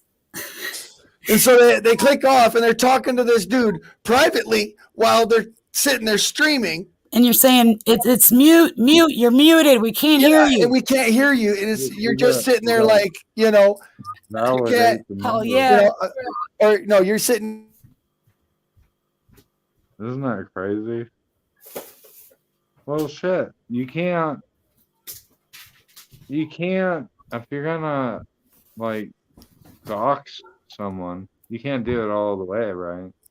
Yeah, but a reason why I'm asking you not to is actually to trying to protect you. It's not trying to protect me in any way.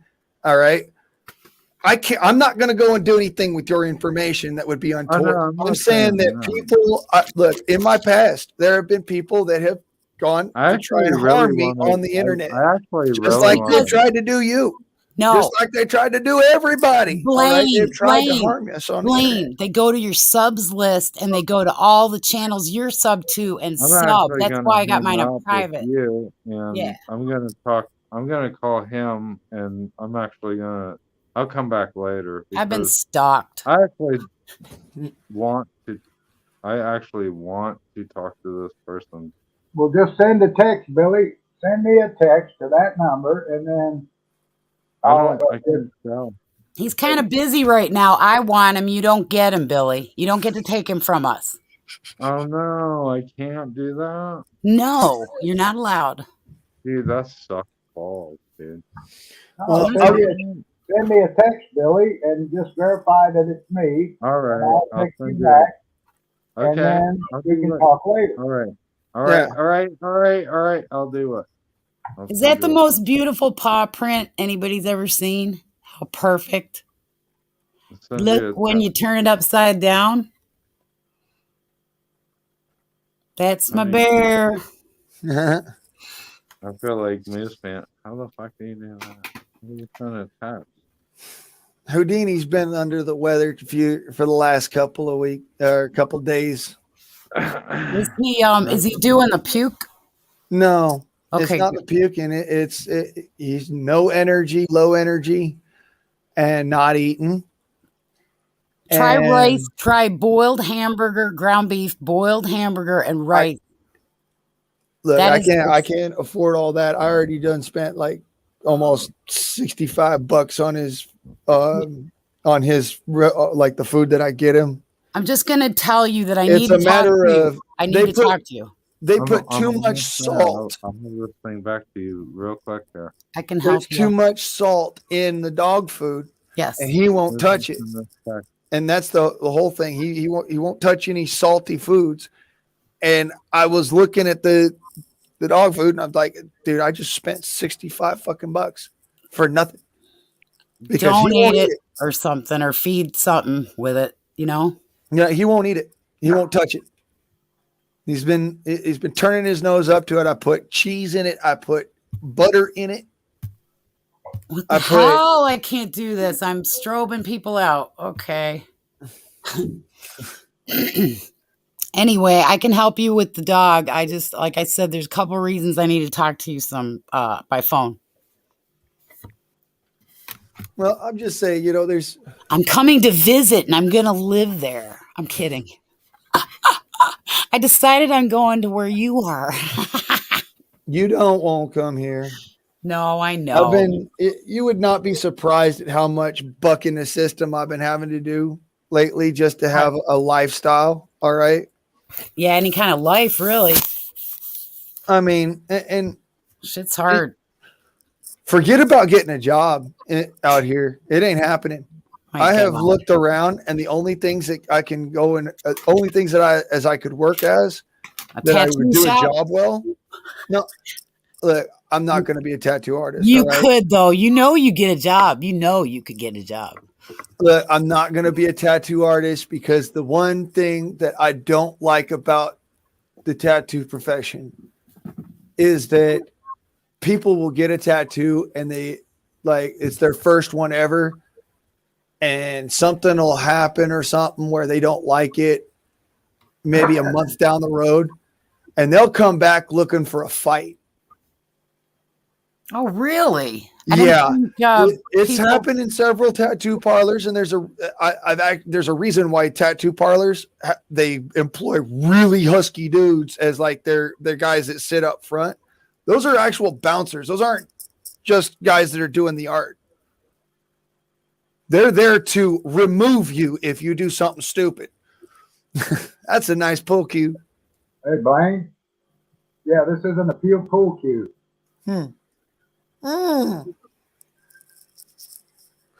I like. Yeah, I found this in my mom's sword. That is beautiful, brother. Yeah, look at that. Always like good blades. Carved ivory on it, and looks like a lion's head. That's a real deal. That is the real deal right there. That is a proper antiquities cane sword. I'd say probably I want to say the 20s maybe. That might have been. That looks almost like the cane swords that the Afghans carried. I mean, not the British. The British regiment carried after their Afghan campaign. Yeah. That's right around 1902. Yeah, this is made of wood and brass and ivory, and then wood, and then the bronze cat head. I'm not sure if it's a lion or what. That right there is probably worth more than your house, Magic. A 20 would not cover the fee. That right there, that's cane sword that he's holding. That's Billy. Wow. After 2. All right. So, anyways, that cane sword as he was holding is probably worth more than your house. That thing is from 1902. It was one of the most. It's one of the most iconic cane swords from that era, in so much that it was featured in a recent movie. If you guys remember Sherlock Holmes and Sherlock Holmes Game of Shadows, the exact same type of sword, in fact, it was supposed to be modeled exactly off of that sword, is wielded by Jude Law in that movie. That's his cane sword. It's like a lot of the veterans from the Boer Wars and the Afghan Wars actually carried these cane swords as kind of like a self-defense, sort of a gentleman's way of self-defense, and to show where they were. And that's where this sword comes from.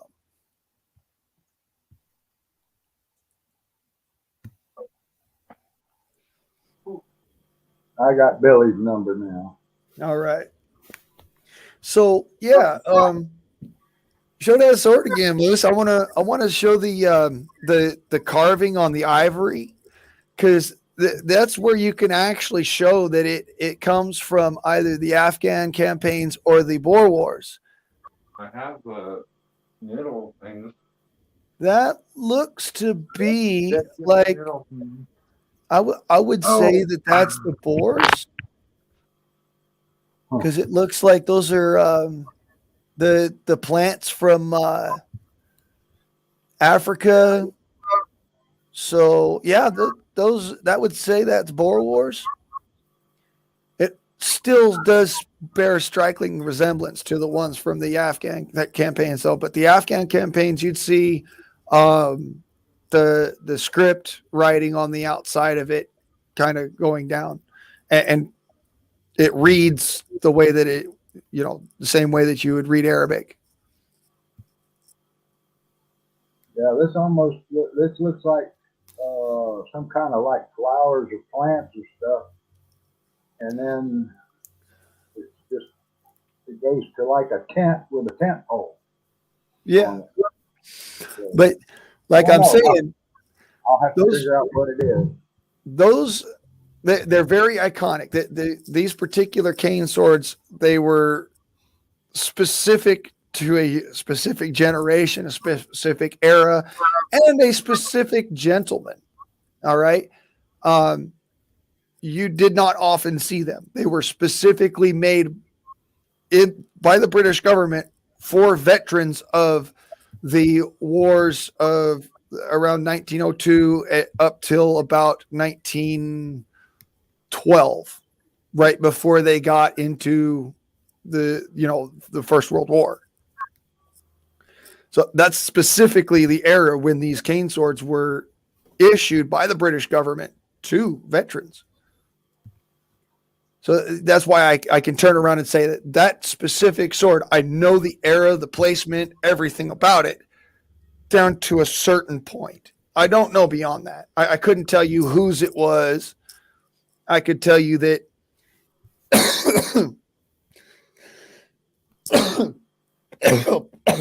a moment. Pardon me. I could tell you that for somebody in America to come into possession of it, it had to be a gift of some high standing. So, there was like somebody meant something real to someone. So those, you didn't see those all over the place is my point. They were not common. As much as we see them in, Hollywood and stuff like that, and in documentaries and stuff, they were not common. They were very uncommon to be seen. At least at the point, like, the early 1900s, late 1800s, and that's when that particular sword, I can tell you, was made. Yeah, it's got carvings. It's hard to see, but it's got carvings in the wood down here. Yeah. And the end cap. And yeah, it looks all to be all handmade. And hand cut checkering on the bronze sleeve, the brass sleeve here for unlocking it. That's hand cut knurling. Hand cut checkering. Yeah. So, yeah, I don't know. I don't know where. I don't remember if this was mine and I left it here years ago, because me and my mom used to go do a lot of antique hunting and stuff at thrift stores over the years. And she kind of taught me, and I kind of taught her what to look for and stuff. And she taught me a lot about glassware, and I was more into the other types of what might be collectible and stuff. And now I'm sitting here in a whole house full of stuff and don't know, there's no way I can deal with all of it. And there's a long story to it. I won't put on the air right now, though, about what I'm dealing with the other family members. Well, it's all right, brother. I'm really interested in the sword because, like I said, I am a bladesmith. That's something that I do really well, as you've seen. I have it down to an art. Whereas, like, some other folks, they sit there and they go, oh, well, I'll just pound out a piece of steel. No, I look at the piece of steel and I try to put into the steel what I want in the steel. So I start with the raw piece and then I make it into what I want it. There is a field of bladesmithing that makes it into an art. And that particular cane sword was made, and I can tell you this because most of those handmade cane swords, those specifically the Boer War and the Afghan War cane swords were handmade by the Royal Armors. and I know their technique, and it is amazing technique. It makes a really just a almost perfect blade. Yeah. So yeah, that is a work of art, brother. All the way around, down to the blade. I mean, everything of that is a work of art. It is. That's why it's so worth so much. Yeah. Like I said, that sword right there would probably have a higher worth than some houses. Well, I don't know about that. The blade is not in really good shape. It is like it's a real thick back blade that tapers down like a triangle. But there's some rust spots on it now. I can't tell yet if it doesn't look like it's been mastered, but I'm going to have to professionally re-clean it when I get it back to Oklahoma and preserve it. Yeah. Go from there. Yeah. And just be very gentle and careful with it, because you got to remember the wood sheath. It's it's actually a very soft type of wood. Yeah. But the reason for using that type of wood, and I'm sure you could tell this just by looking at it in your hands, but most of those were made with either ebony or mahogany. The reason why is it's very structurally strong, as far as compression. It's not structurally strong as far as elasticity. So it doesn't work really well as side to side. You don't want to try and hit something with the cane. Right. But where the paint is worn off, it does look like mahogany underneath.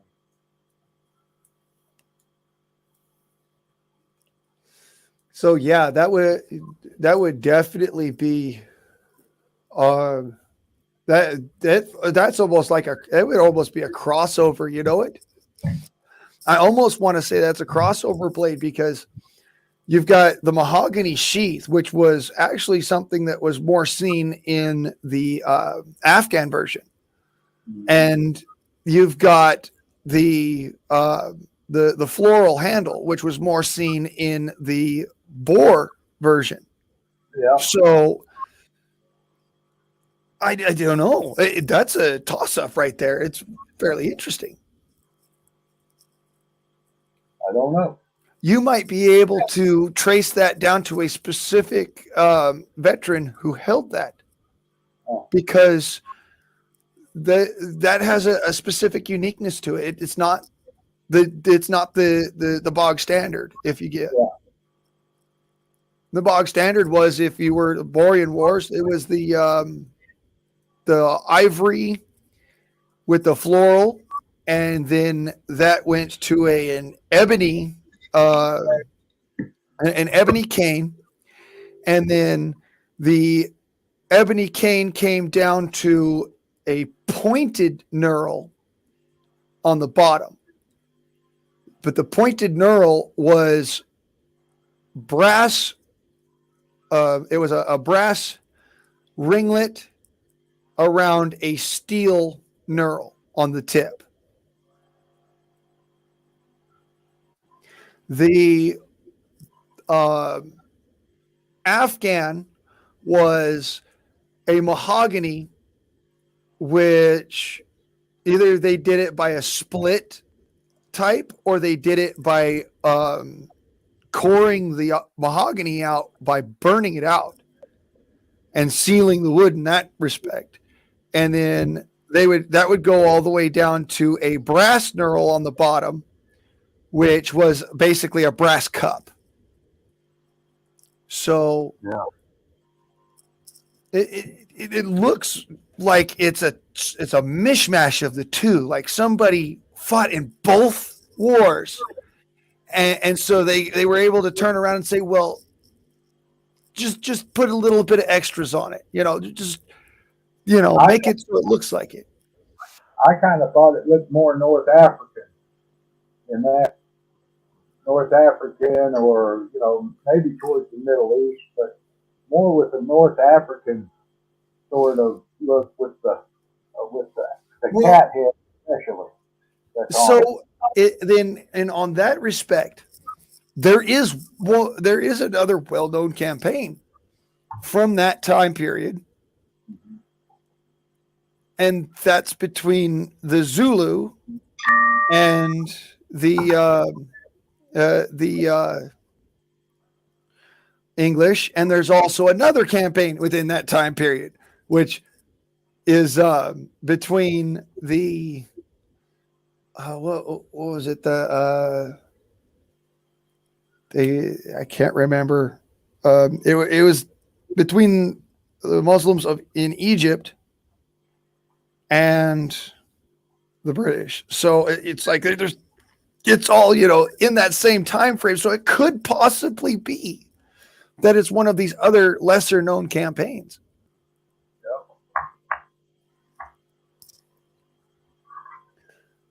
But that's why I was saying, if it was one of the more common ones, then, even then it's still worth more than, some people's houses because of its provenance. But then you turn around and you say, well, no, this is a little bit more rare, or this has a special quality to it that, if we could find its provenance, it might be an absolute provenance, to which you could turn around and say, okay, this is substantially worth more. I'll tell you where you won't see it. You won't see it with me on Pawn Stars. Yeah, that ain't happening, son.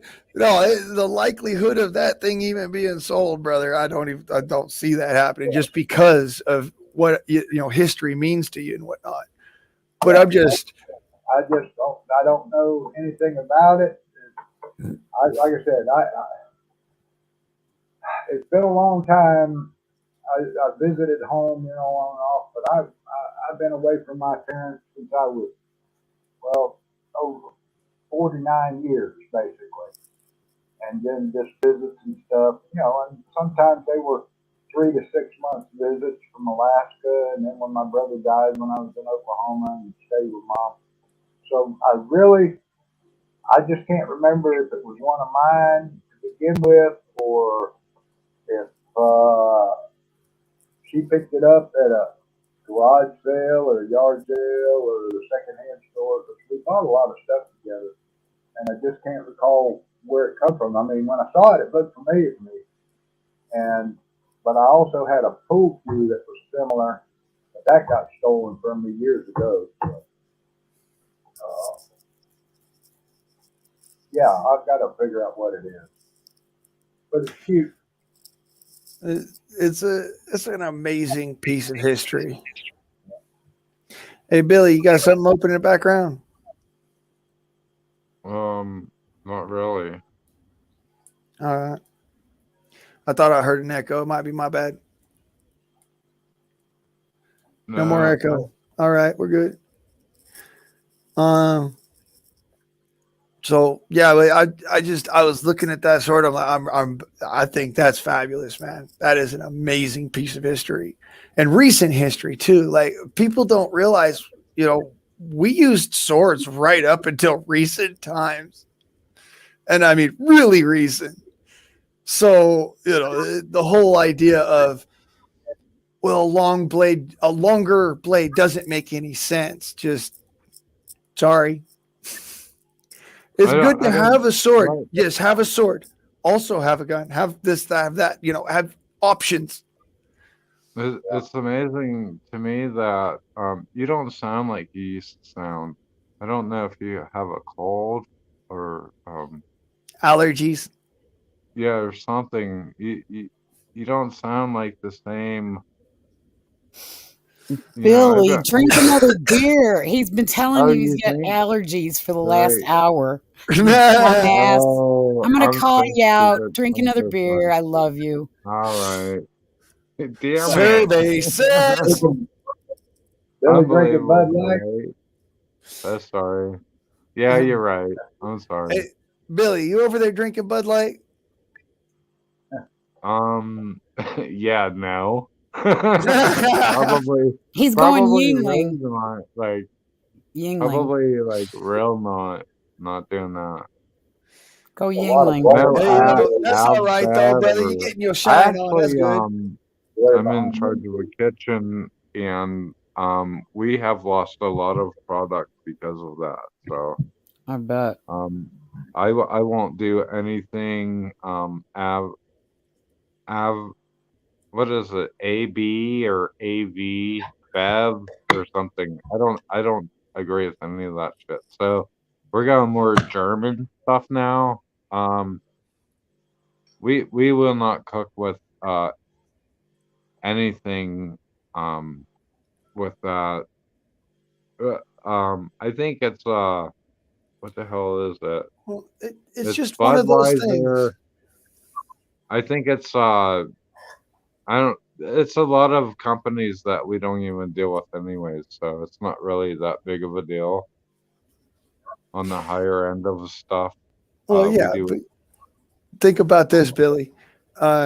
It's one of those, y'all are an American company, all right, and in order to keep a good customer base, you've got to listen to what people are saying. Yeah. And well, America has spoken. They are like, motherfuckers, we're tired of the listen. fucking shit. Leave my beer out of it. Well, And that's so the whole thing. it took literally going to the companies and saying, dude, just stop. Yeah, Just our fucking clientele stop. base is not asking for Bud Light. I mean, trust me, we don't Yeah. even. There's nothing to do with that in our kitchens, but it I mean, doesn't matter. It took. You're not. Imagine You're this, not brother. It drinking took in it. so much. I mean, it took so much for people to finally just say, we've had enough. It literally takes somebody messing with your kids. It literally takes somebody. I mean, come on. It shouldn't get that far. It should never even get close to that, because my point is kids are too precious. I want to show my beard online. Hold on. There you go, Billy. Yeah, There's a couple of my dolls for you. Look at that. See, Moose over here playing with dolls. Yeah, I'm over here playing with dolls. What are they called? What is that style? It's just like, is there a brand name like a Beanie Baby or something attached to it? I don't know. These are frog dolls. These are frog dolls, and I thought if I find Bullfrog up in South Carolina and Mrs. Bullfrog, I'll give them. Oh my gosh, that would be so cool. Mr. and Mrs. Billy doesn't know. Billy doesn't know the Bullfrogs got together, does he? Jealous, man. You're making me jealous. No, he found your man. You're killing me, man. Nicole DD is off the market. That's not right, man. Yeah. Jeez. God, what do you want, dude?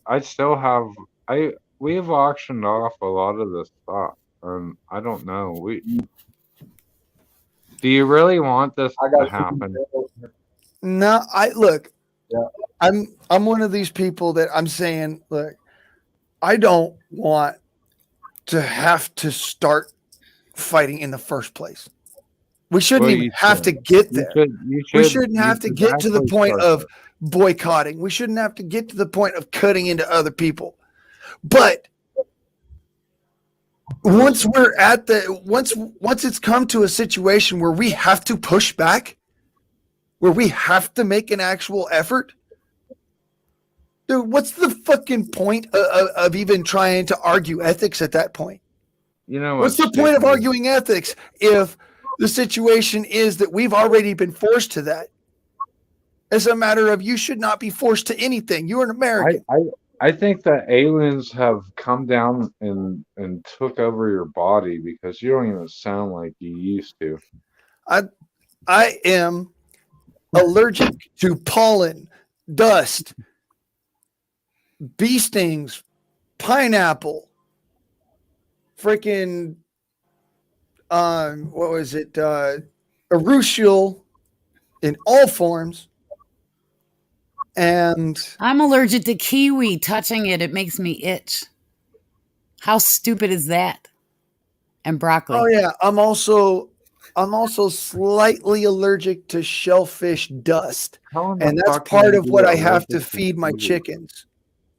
I have to feed my chickens on a certain diet so that they have healthy feathers, healthy bones, healthy freaking whatnot. Do you have diatomaceous earth food grade there?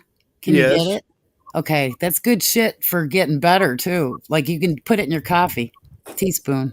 I wouldn't. Oh yeah, it'll clean you out. Keep you clean. Hey, it'll clean you out all right. It might end up, it's like sandpaper on the insides. And anybody knows anything about rubbing sandpaper on your skin, even I know that ain't fun. So I put it this way: if you're that desperate to cleanse yourself, eat broccoli. Fuck you.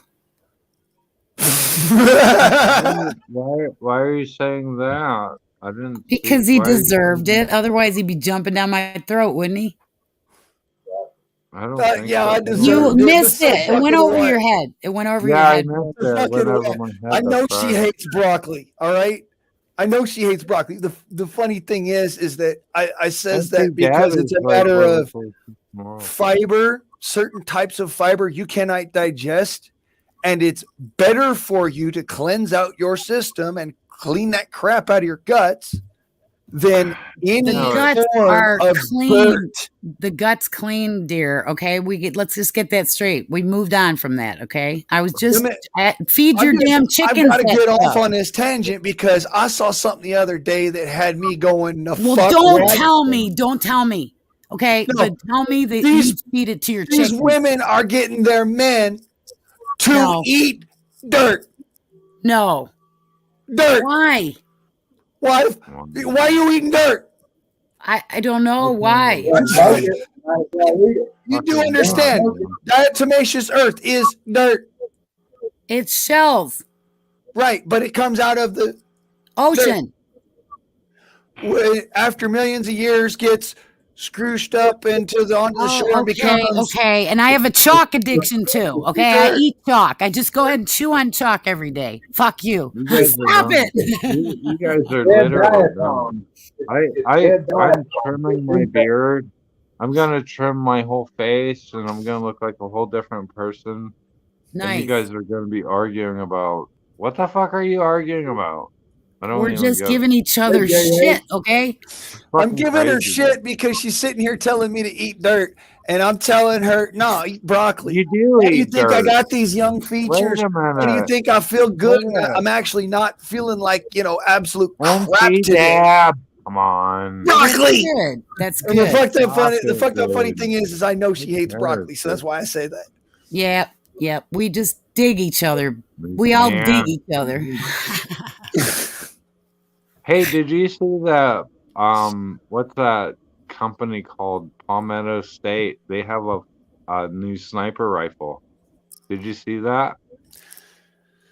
They're always coming out with new stuff, brother. They got new AR platforms. They got new R10 platforms. $2,000. It's $2,000. It's pretty set up. They got their own chassis. They got their own shit. They're going to have stern wear. What? They're going to have They're redoing possibly 7.62 by 39. They're going to make STG 44s. I want one, but I'll be damned if I'm going to fill out the new FFL 4473 form to get one. What are you talking about? What are you talking about? What are you talking about? We're talking about having to deal with it's a bolt action gun. What are you talking about? No.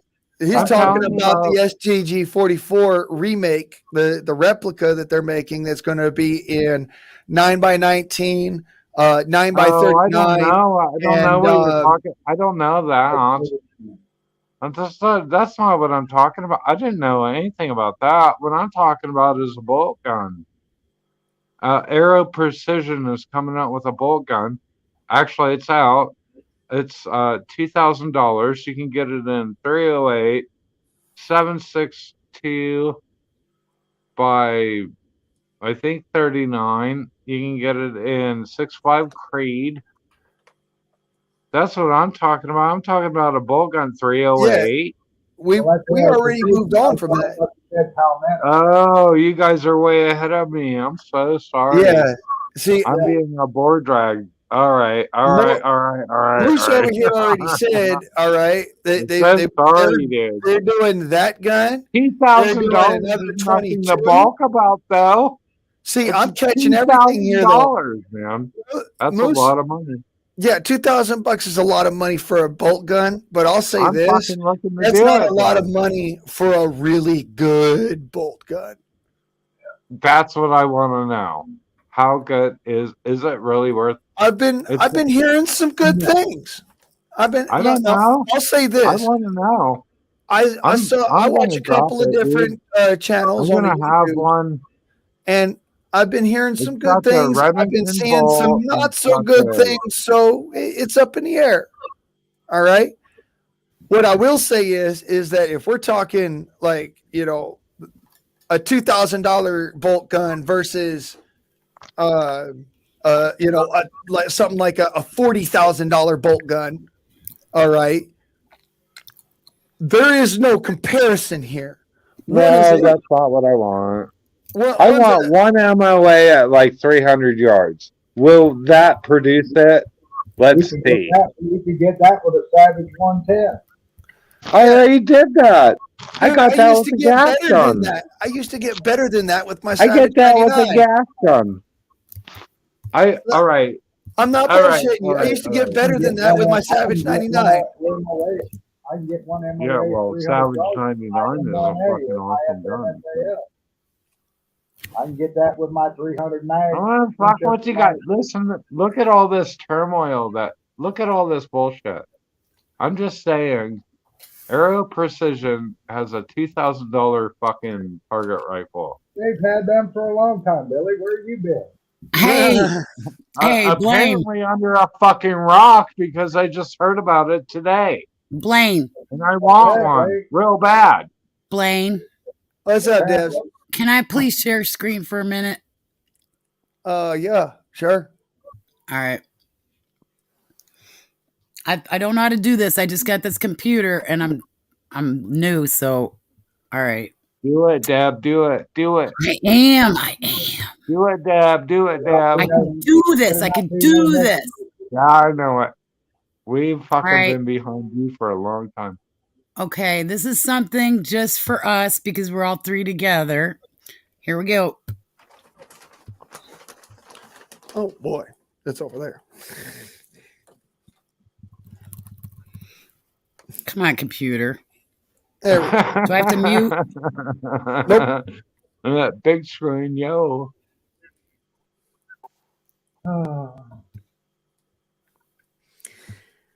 Oh, come on, Wi-Fi. My Wi-Fi ain't testing it. Oh, there we go. Something. What do you got? That's wrong. Yeah, give it a second. Just give it a second. Let it load. We got the old circle of death up there. How's about that? Yeah, everybody across the board, mute, kill your cameras. Let's try and kill. Let's drop down the bandwidth a little bit. Not gonna happen. Get off your camera.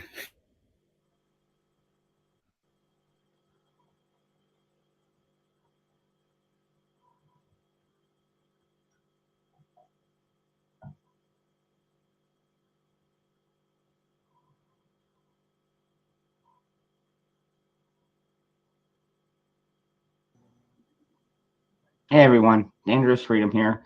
I just wanted to let anybody that was not perhaps in the chat last night, let you all know I did start a secondary channel. It's going to be called Dangerous Freedom After Dark. And what I'm going to do there is going to be more of the open streaming with other people and more of a late night type of a situation.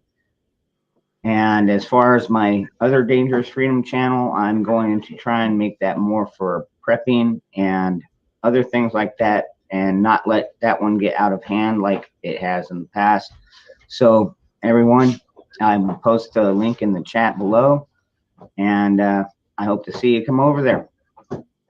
Talk to you soon.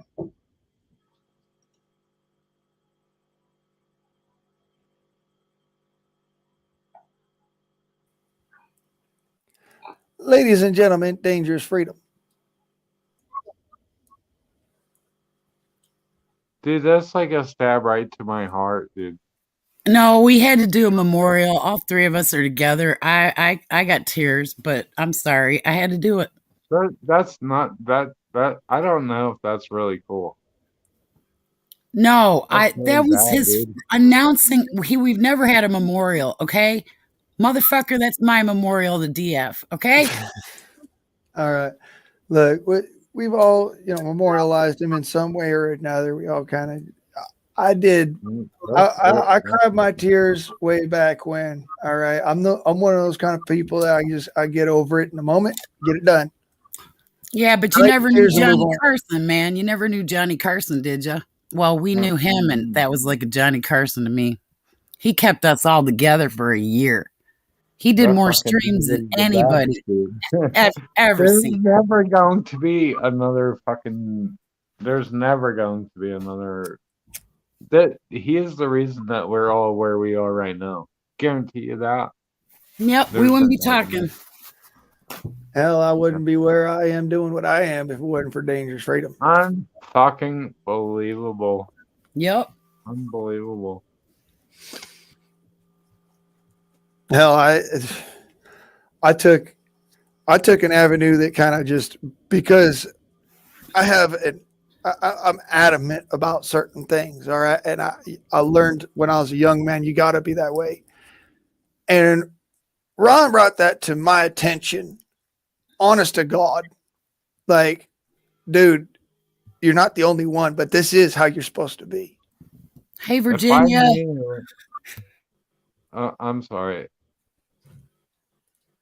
If I knew then what I knew now, I would have probably never showed up on it, because all the times that I actually showed up on his streams, I was like hammered drunk, and that's the only way I had balls to do it. But looking back on it now, I really, man, I just don't know. There's no way. That dude had so much. If you look at everyone in our whole community that has anything to do with Dangerous Freedom, you know everyone. Like, if you run into anyone else's chats and shit, you just know, you're like, oh, I know you from Dangerous. Ron was he was such a big player in the whole fucking scheme of things.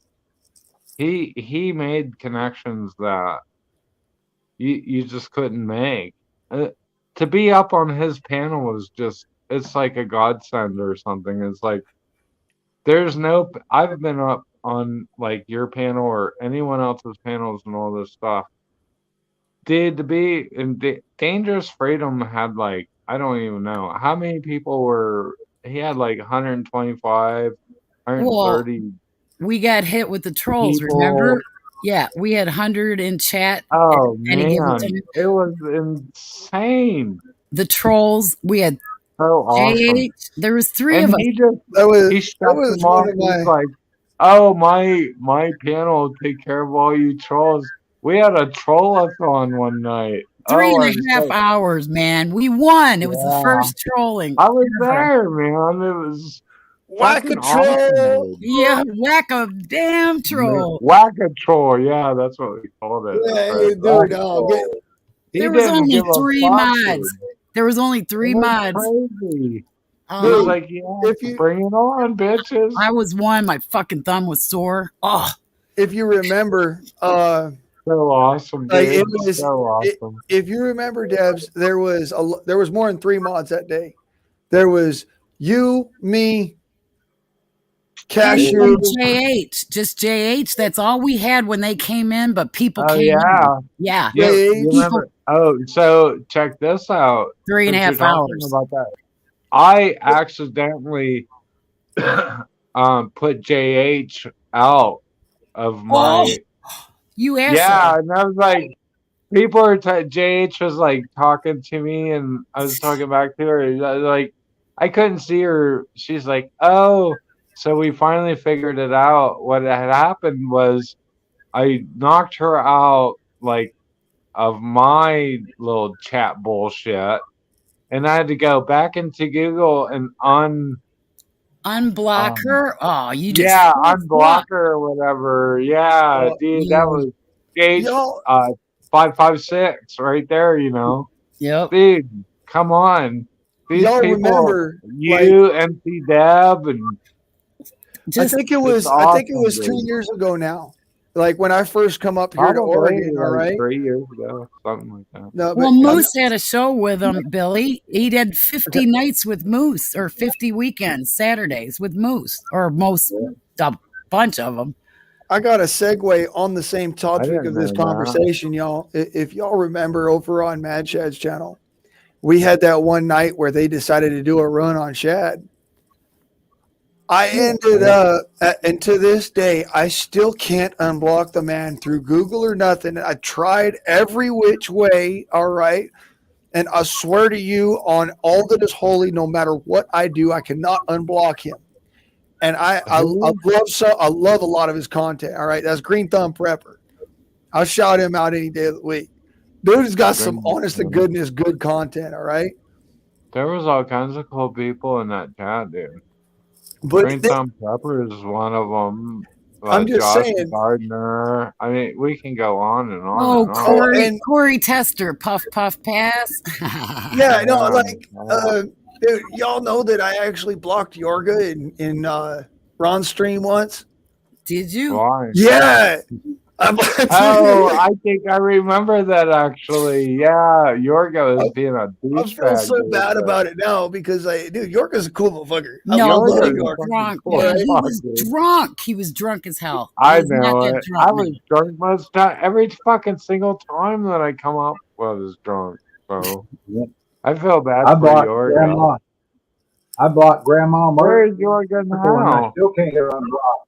I can't see Grandma Merkel in any of the chats that I go to, and I just have not figured a way to Oh, I unblock her. see Grandma Merkel. Block her during the troll shot. Yeah, boy, dude, the purges, it was bad. Like we got into it with a whole lot of folks. Like, and the funniest thing of it is that nobody look. In all reality, if folks would have come into the chat just being like nonchalant, being real nice folk, just being adults, then a little bit later they did something, we would have kind of overlooked it for a little while. You know what I'm saying? That's the way that it is. Like if you troll like a champion, like most of the folks in my chat troll, then the reality of it is that we don't even block you. It's just a matter of like some of the trolls out there are just that. It's just that they are disgusting. It's not. There's no decor anymore. There's no decorum. It's all about how much of a piece of shit can I be, rather than I want, I'm going to make a bunch of jokes at your expense sort of thing. That's not trolling, brother. That's just throwing shade. That's what I don't like. And that's why I was like, when that came into Ron's chat, I was like, oh, sign me up, please. I'll be a pit bull. I'll be your pit bull. Let the pit bull off the chain. Come on. Because, that's the way it's about, like, dude, just don't be immature. I mean, like, and I'm talking like 2-year-old immature. You want to act like, some ready teenager or something start talking shit, we'll talk shit. I got no problem with talking shit. And you come into the chat, you just slinging the N word and like just and it's like the freaking the Ouija on Reddit, just one letter at a time. I want to hear what Moose Man has to say about it all. I don't know if I can get this to show up or not. I'm gonna try something here, but this is one of the best pictures I have. When Aldi was getting arrested. What? When Aldi 2K was getting was getting arrested, and there he is in handcuffs. Who's that? I don't know. That was the troll that ended up in California. Yeah, Aldi 2K.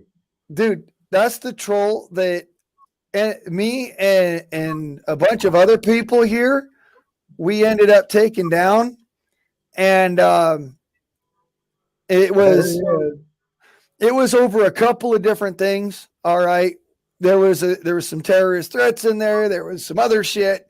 I'm not into all that stuff. I'm glad. But he literally he tried to he one of the actual charges that I found out later was levied against him was the restriction of free speech in America by an American. Dude, that is a big fucking charge in the United States, and nobody knows it. Yeah. It's a really big deal. You'd think that that's what we want to see happen to some of these asshats with the big conglomerates and whatnot, but dude, there was evidence that was declarative for it, and he didn't give a fuck. And the Godsmack that it gave him, I saw it. It turned his life around, dude. That's what I love about that. It turned that man's life around. Aldi is a new dude. He does cooking shows. All right. He does freaking he does other stuff like real life stuff rather than trolling people now. He turned his life around because of this. What's that? Just for Billy, all the cast iron, Billy. Really? Really? What's that? Wow. You got part of my collection of cast iron. That's really good. You're really up. You're on it, man. Oh yeah. You're on it. We talked about Revelware and all that stuff before. Wagner, yeah, and what was that other one? I don't like the other one. What was the other one? What was the other one? I like the Wagner ware. That's my favorite. Revelware. That's my favorite. What's the other one? Show that again. Give me your wall. Give me your wall again. I want to put it on the big screen over here. Griswold. Yeah, Griswold. That's right. That's right. That's right. Yeah. Hey. I'm gonna tell you something, motherfucker, dude. That's good, dude. That's real good. See, here's the man of the principle. This is what I got to deal with now out here at my mom's. That is beautiful, Moose. This is the kind of stuff I got to deal with. What is that? That's a hand painted. That's a lamp. That's a lamp stand or something. No, it's a cookie bowl or a jar, but it's got all hand painted. Yeah, they all had different patterns on them back in the day. Yep. Turn on the light here. There you go. That's pretty cool, dude. That's really cool. Kind of Unbelievable. Nice. some of that Filipino knockoff Chinese clay. Nice. I'm joking. And that's just for you. That's Just for you, Billy. conversation. Just for you, Billy. The little baby doll in the cave. Oh no! I got stuff like this too. What the? Ah, dude, you're killing me, man. Unbelievable. I told you. Look, Billy over there with his I, Bratz collection. I am the guy. Nonchalantly, I will tell you what this shit is worth. I'm the insurance adjuster. I'm the insurance motherfucker here. How about this doll?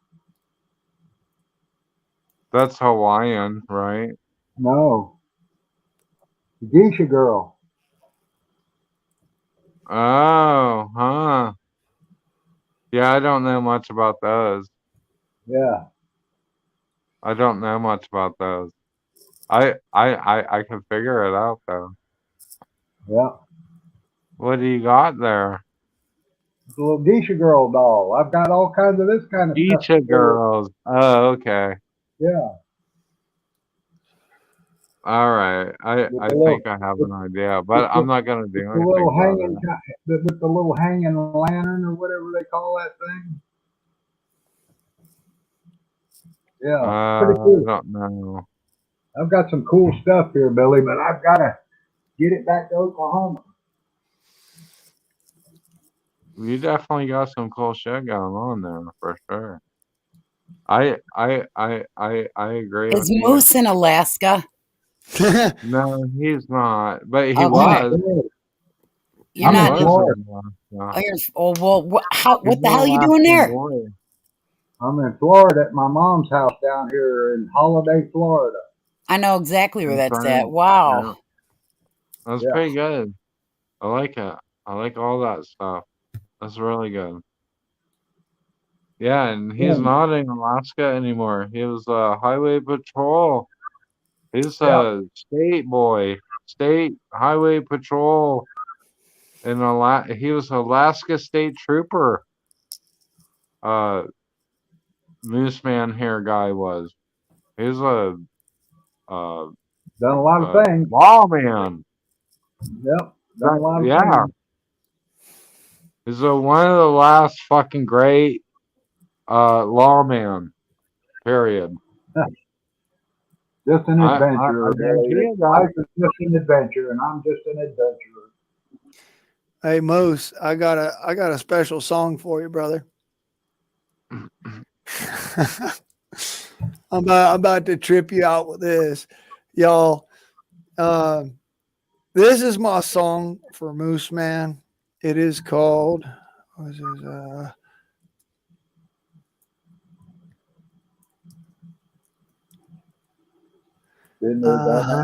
Give me just a second. I got to bring it up because it was off the cuff of my brain, y'all, and I will. I'm gonna bring this up. Give me just a second. Okay.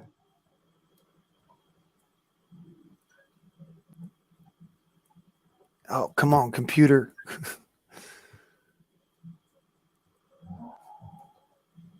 Good to see you here, Virginia Roots. Glad you came in.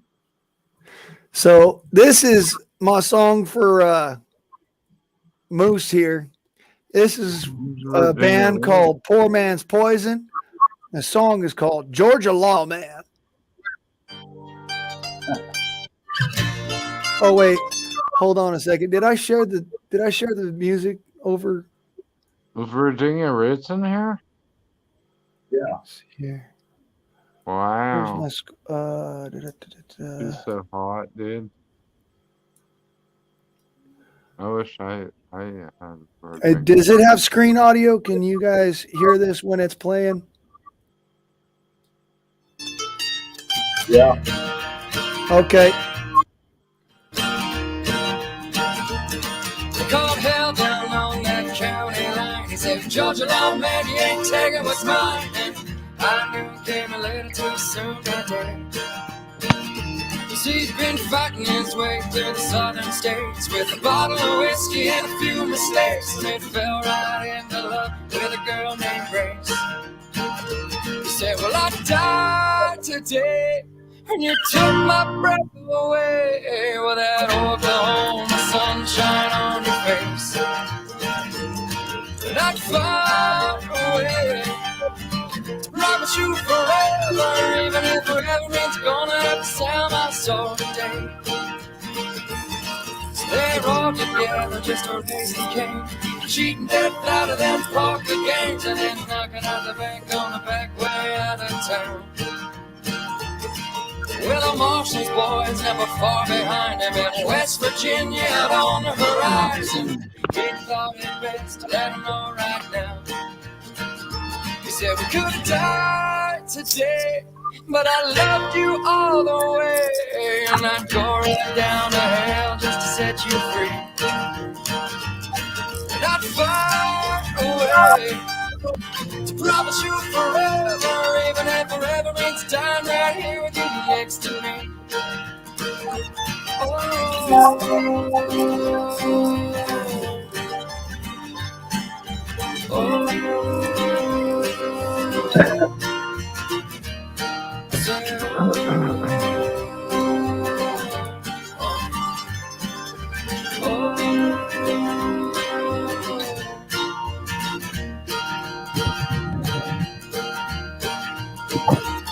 So when hell came down on that county line, and all I could remember was the Oklahoma sunshine, she looked at him and he looked away.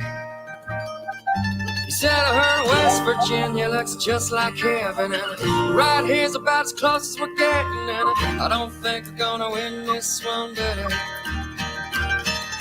We're gonna die today, but I love you all the way, and I'd go right down to hell just to set you free. And I'd find a way to promise you forever, even if forever means dying right here with you next to me. Oh.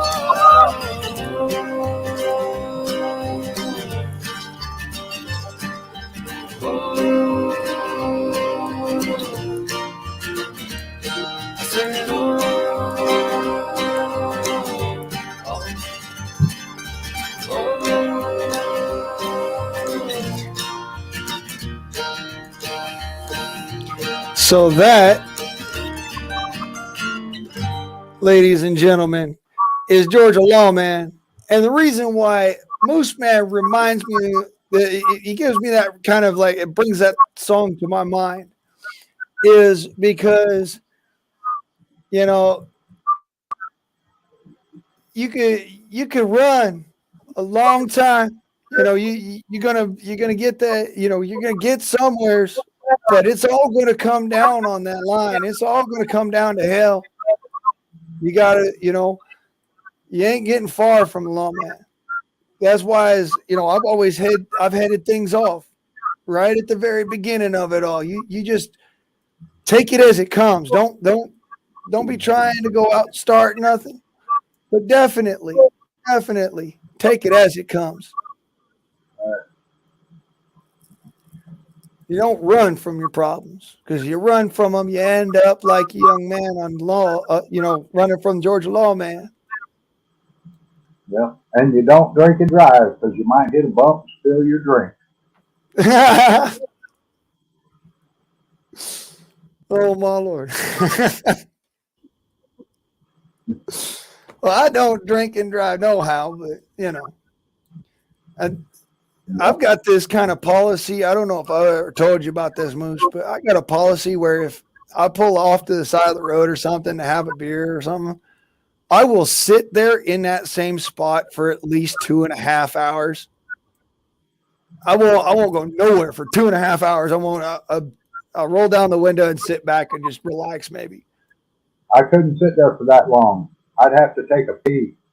Well, yeah, no, don't get me wrong. I'll be looking for a public outhouse or something that's within walking distance or whatever, but you get my point.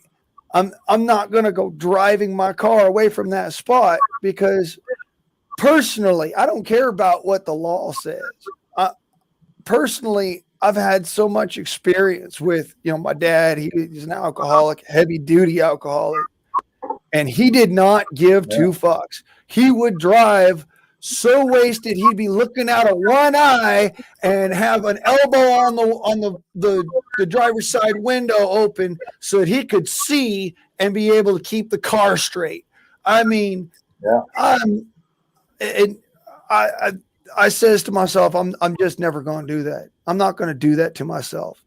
It's good practice to be able to be a good driver, but don't be drinking like that and driving like that, because I says it because my old man was amazing. All right. He only ever got one DUI in his entire life. It was on a golf cart in the front driveway. And this is how y'all know as I'm redneck as all hell. All right. My dad got a DUI in a front driveway on an electric golf cart after telling the local county sheriff to go and fuck himself and get that flashlight out of his face. That's funny. Oh my! I sat there watching it happen. I almost fell over laughing. I mean, a lot of the cops were sitting there. They were laughing too, but they still dragged him off in handcuffs. I thought it was freaking hilarious. Yeah. And mind you, I was tipsy too, and so was my stepmom at the time. We're all, just drunk off our asses. But he's the one who decided to go drive off in the golf cart and come back in it. And there was an argument between our neighbors that was happening when he came back.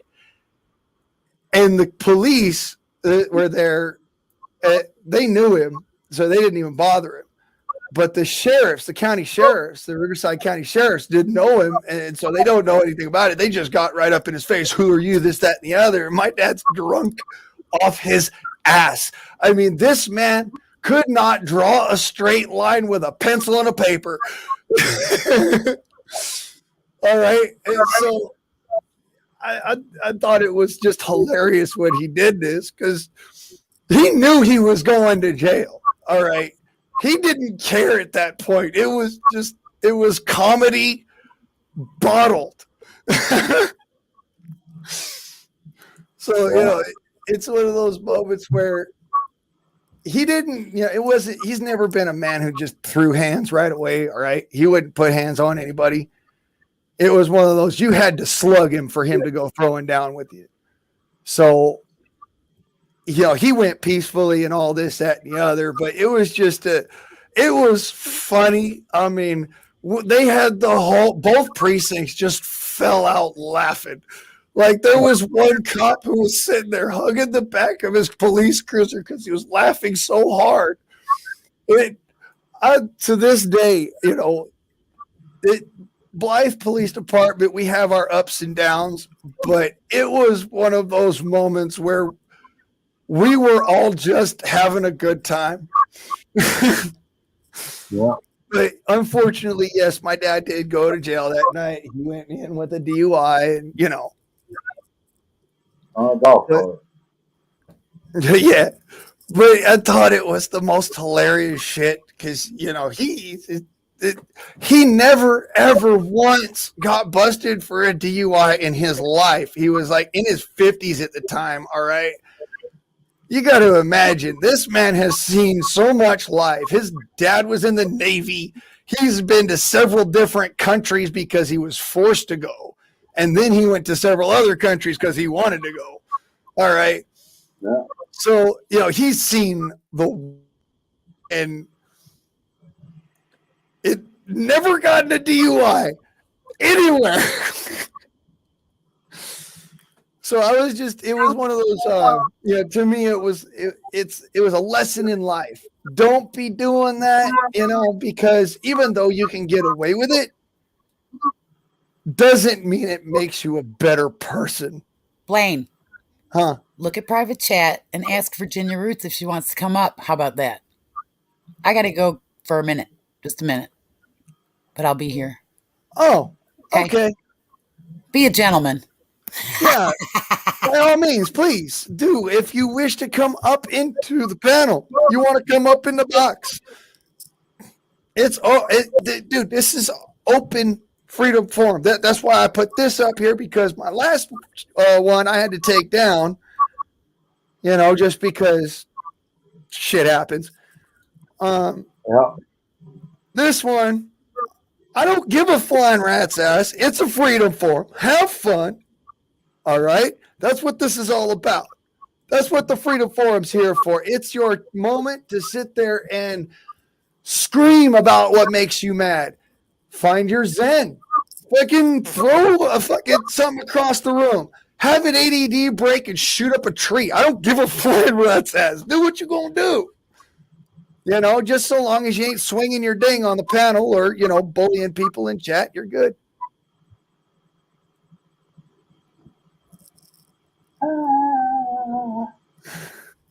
Hey, Top Spin, it's really good to see you, brother. I have missed you so much. My grill master buddy. A big shout out to Top Spin. He kind of disappeared for a while, and I was hoping nothing happened to him. And I still got to figure out a way to contact him and stuff. I've got something special for him, and I just got to figure out a way of getting it to him. So, but Top Spin is good people, and we missed you, buddy. So I hope to keep in contact with you. Well, Chucks, if you want to, Top, you can come up, and you don't have to come on panel. You throw your information in the private. Moose can get your information. I won't do nothing with it. You know me. Unless, of course, you want that. But, that way, that's what that exists there for, is specifically to make those connections. This is a networking kind of thing. That's how that's supposed to work. That's one of the beautiful things about, America in general. That's what I love about America, is the ability we have our disagreements. We have our things that, low down, we'll come to blows over it. But with all that disagreement, we can still be friends. We can still talk to each other amicably. There's people, as I know, that I'd like nothing more than to stomp in their guts. But at the same time, I can still have an amicable conversation with them right up till the point where they make it impossible. Why can't we be friends? Why can't we be friends? I've always had this kind of standard that I try to live by of, you just have the ability to talk and be heard, to speak and be understood. Doesn't matter whether or not, you disagree or not. You can shout to the high heavens your disagreement. You can go cuss at the four walls, by all means. Please do. It's good for you. It gets the anger out, so it ain't staying inside. Amen. Because when you, like any wound, anger, when left to fester, will become toxic to the body. It becomes an infectious disease, and it destroys you from the inside. And that's why I don't hold in my anger. I let that shit out. You hear me cussing and screaming up a storm sometimes here on the Guardsman Arm channel.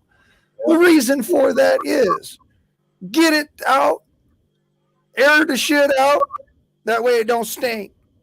Yeah, I had to just do that recently. I had to take a step back. There's been a lot of family turmoil here with my mom dying. And it's like the she alpha wolf died, and the other kid wolves started attacking. And I've been right basically in the middle of it. And I finally just had to take a step back and change what I was doing and my feelings and stuff, and realize some things. And because it was destroying me. It was affecting my health, my appetite, my sleep patterns, everything else. And so I've had a calming moment now the past 2 or 3 days. I'm getting my act back together. I have a goal in mind, and then I'll get it done and get back home where I gotta go. But I've still got to make a trip up to South Carolina and get my new teeth made, and I'm planning that here in about I think about 2-3 weeks. I'm gonna be headed up to South Carolina, North Carolina, and then back here, and then get ready. Hopefully, I'll be headed back to Oklahoma somewhere around maybe as soon as the 19th of June, and just put everything behind me. And what's left, my brother can have and take care of and take over, and I'm done with it. Well, that's the best way, brother. You know, Yeah. live and let live. Yeah. Because the reality of the world is, and I learned this with my daddy, I learned this with my grandma, it's that life has its finality, and, you know, we have to find a way to work ourselves through that finality, you know, for others, so that it doesn't, you know, be our finality at that moment. We need to find out. People are, human beings are geared specifically to survive. All right. It hits us in an instinctual core of our being as a human being when somebody that we know or love or cherish dies, because of that survival instinct. If you don't feel anything when somebody that you love dies, you don't have that survival instinct.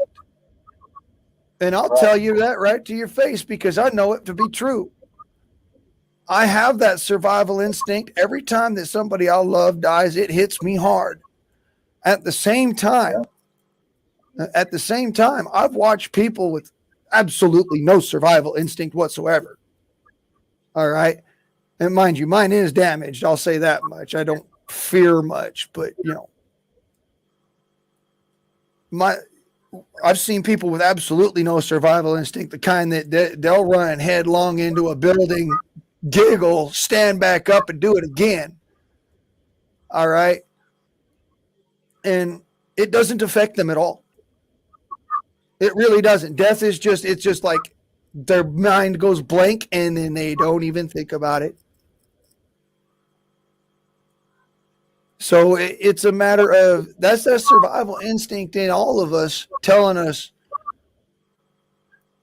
you know, somebody just died. I need to be more careful. You know, and it's that shock telling you I need to be more careful. And the fact that we've lost the grasp of basic biology that tells us that that's what we need to focus on. Yeah. You know, that's what I think is being the main emotional factor and what brings people into these huge depressions. All right. That's why Oz says, you know, when they die, I cry. After it's done, I have fun. I have a saying for it, specifically because you don't dwell on it. If you dwell on it, that's you fighting your survival instinct. Right. All right. You got to get over the shock as quickly as possible, in my opinion, in order to have a healthy life. Yes, it hurts, and it always will. It shouldn't not hurt, because that is your body telling you that you're still alive.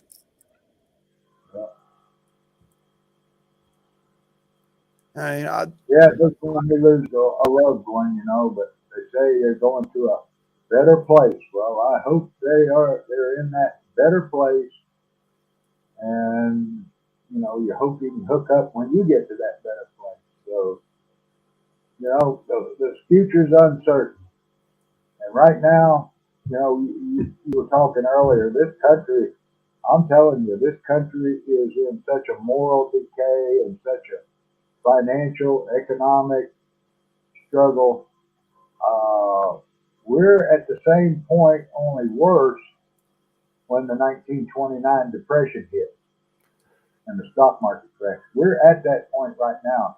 And so nobody knows what's going to happen here in the future. I agree. I hate being away from home right now down here where I'm amongst millions of strangers, and I would have to try and fight my way to get back home to Red. And I don't like this. I don't like this deal. I agree. You know, I've always been the kind of person who's a lot more nomadic. So, you know, home is where I hang my hat sort of thing. But Right. at the same, I agree with you, what you said on the country being where we're at, you know, financially is as bad or worse as it was, you know, than it was in the 1920s, specifically, you know, in 1929, 1930, the stock market crash, you know, and the subsequent Great Depression. I think that financially we're at that spot. However, it's gotten to be so much more economically complicated that we are in a much worse position than we were then. I mean, to the point where there may not be a recovery. That's the whole thing. You know, we've always said, you know, there's the depression, there's the bounce back, you know, you got your bubble, you got your pop. But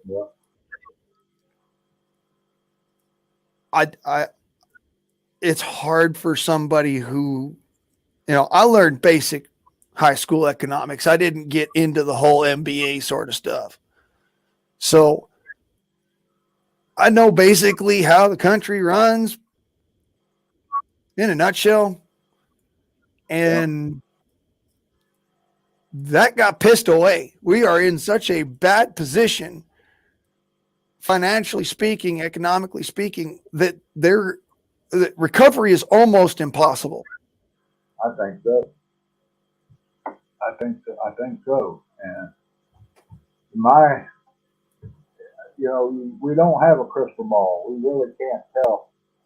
But it's only going to take one incident to set the whole works in motion. It's like the fuse being lit on a keg of powder.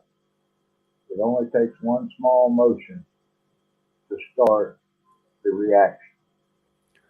And, you know, I can't believe the prices of food down here in Florida. Red's kind of mad because the news put out that where we live in Oklahoma has the cheapest food in the nation. And I believe it. I mean, the same thing I'm paying $3.49 for in Oklahoma is $6.99 here in Florida. It's crazy. Yep. I mean, my cousin, Song, you know Song, he lives down there in South Carolina. He's telling me about the gas prices down there, and he's getting butthurt over, you know, like $3 a gallon. I turned around, I says, brother, it's $5 a gallon here. And he about shit himself. He says to me, it's like $2.50, $3 a gallon for kerosene out there during this last winter. When I told him how much kerosene costs up here in Vernonia, he about fell over. Yeah. Let me put it this way. A gallon of kerosene cost me $24. Yeah. A 5-gallon jug of kerosene cost me $65. And that's, you know, that's just, you know, off the shelf. That ain't even out the door. Yeah, that's $13 a gallon right there. Kerosene, I can remember, used to be 29 cents a gallon. You know, it was cheap. It was the byproduct. Yeah. But yeah, I mean, gasoline's $3.75 here in Florida. And when I left Oklahoma, it was 309 or something. So that's quite a bit of difference.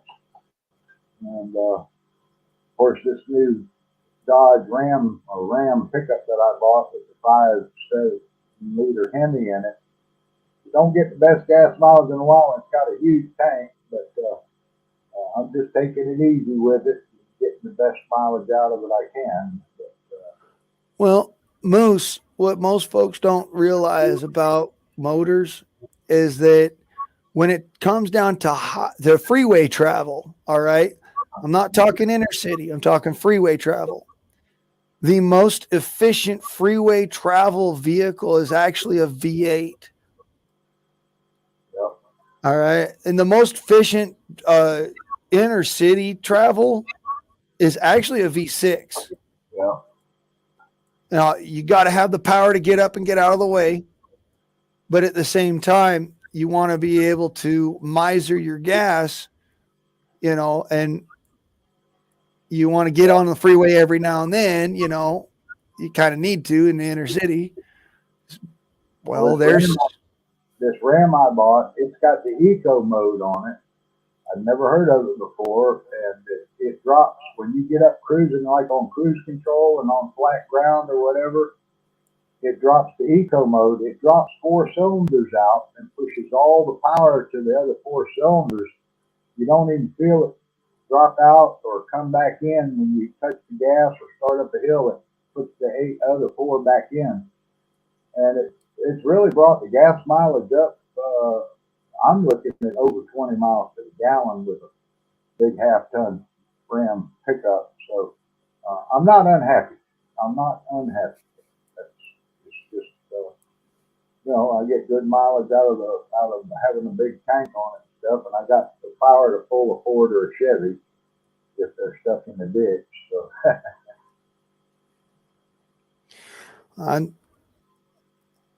I've never really had much of a problem with my Chevy. I'll say this. If my battery dies because of the cold, I have a jump battery, like an extra battery with a set of jumper cables.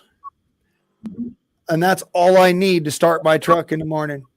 If we have more solar interference up here, as it were, like solar activity causes electromagnetic fun stuff to happen with my batteries, because it does happen. I can actually take that jump battery and jump my truck off of it, charge up the old battery, and continue to run my truck, even though it's experienced something that, some of these newer vehicles, if that would have happened, you would not be driving away that day. You'd have to bypass a whole bunch of stuff electronically, which means that you got to call a technician. You got to have, the special tools in order to get it to jump back into its place and whatnot. So they're not EMP proof. The older vehicles, they can take some serious EMPs before they end up going, all right, that's the ECM done. Hey, Song of the South, good to see you there, buddy. Glad you dropped by.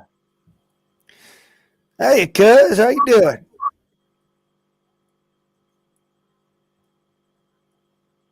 Yeah, Biden's running on one cylinder with broken valves and a time chain.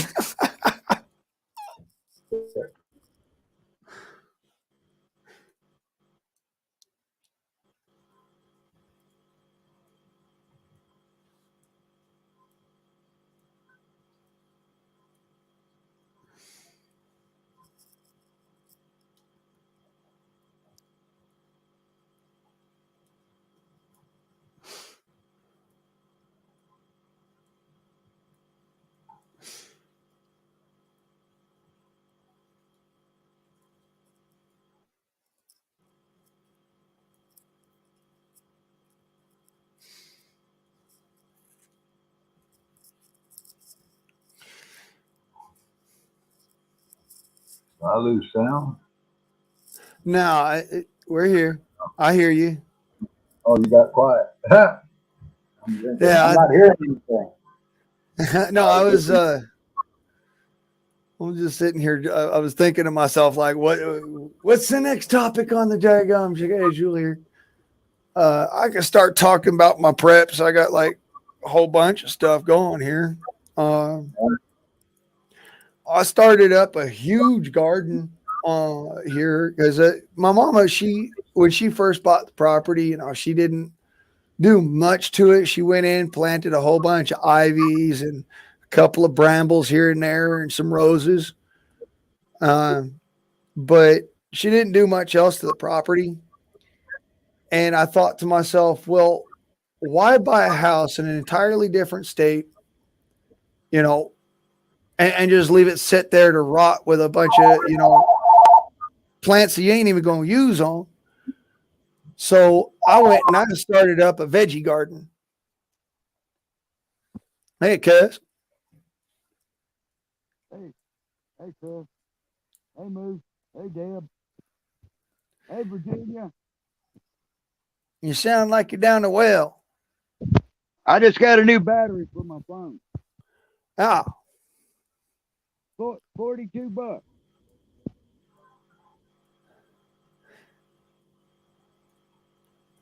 $42.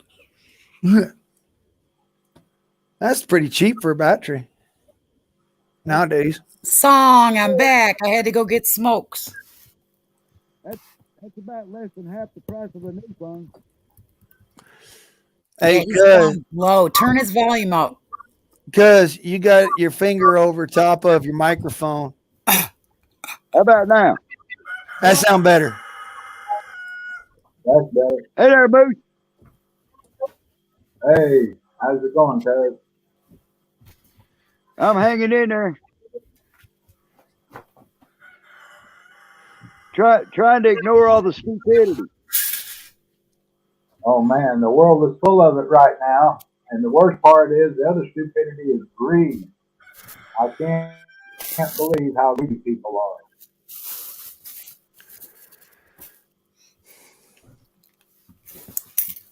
You can't fix stupid. I got greedy realtors, they turn cold, if you know what I mean. Oh yeah. They are not the same people they were when I bought this house from them. Oh no. Look, this is the way it is. When you're buying a house from a realtor, they are all lovey-dovey. They want to be your best friend in the world. They want everything to go righteous and just be so happy and free. But when you turn around to sell your house, a realtor is your worst freaking enemy. I My know. God. They will try to take you for everything you got and everything you'll ever have. They want your firstborn. Hey, how you doing? What's up? Oh my God, I love your name. I love your name. Retracting. She's safe that way. Retracted. Hello, Virginia. I would normally say I'd give $1 to see that, but that ain't happening. Yeah, nobody likes Arby's. Oh God. Oh my God. I used to. Oh Lord. No, some of my favorite people are here. I haven't seen Topspin in forever. And of course, Cousin and Dad and Moose and Blaine. I know. It's so it's good. a weird group. I'm down. So good. I'll be fair and honest with y'all. It kind of astonished me. I was like, hey, my favorite troll's in the chat. Right? Topspin's excellent. Virginia's bush. Are you calling from the bush? You're sounding a little muffled. Right? Muffled, right. She's muffed. Right. Someone show me how to put my earmuffs on. I think I've got them upside down.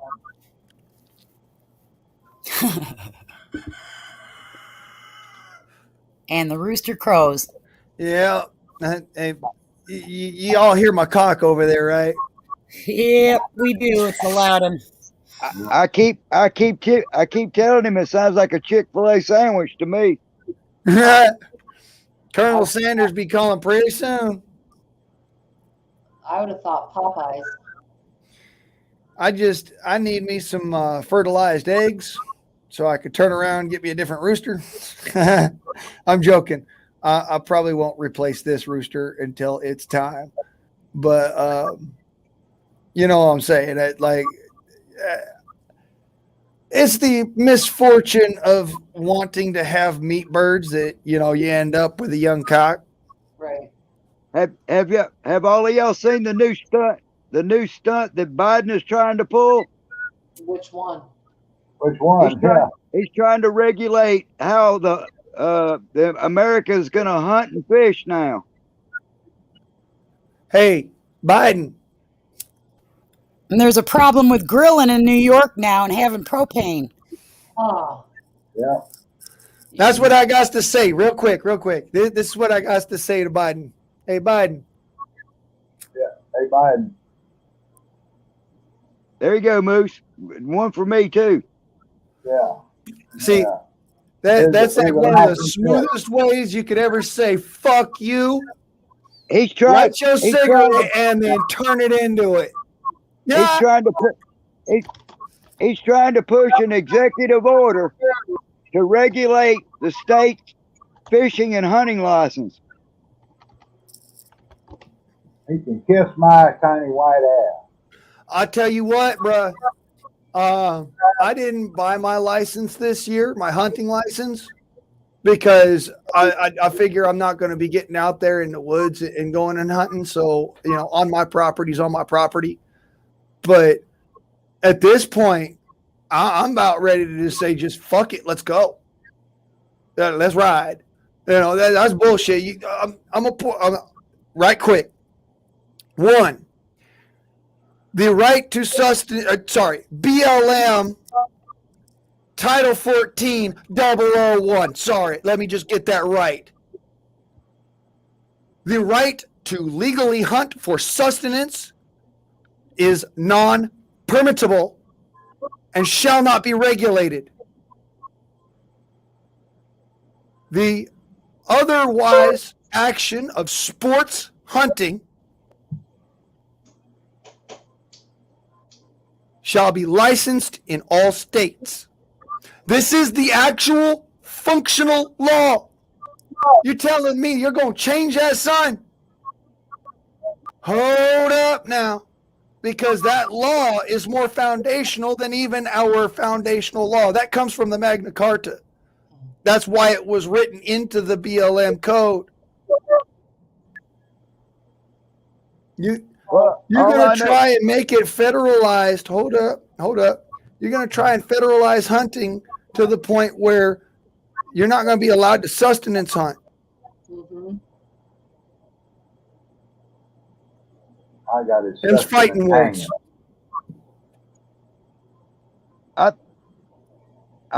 think the Washington D.C. has just lost their damn mind. All them leftist Democrats have lost their damn mind. Ain't one of them breaks away. Do you notice they're all like all have herd mentality. There ain't one of them will stand up and say, "Wait a minute, maybe we should rethink this," or, you know, "This ain't right," or "This ain't constitutional."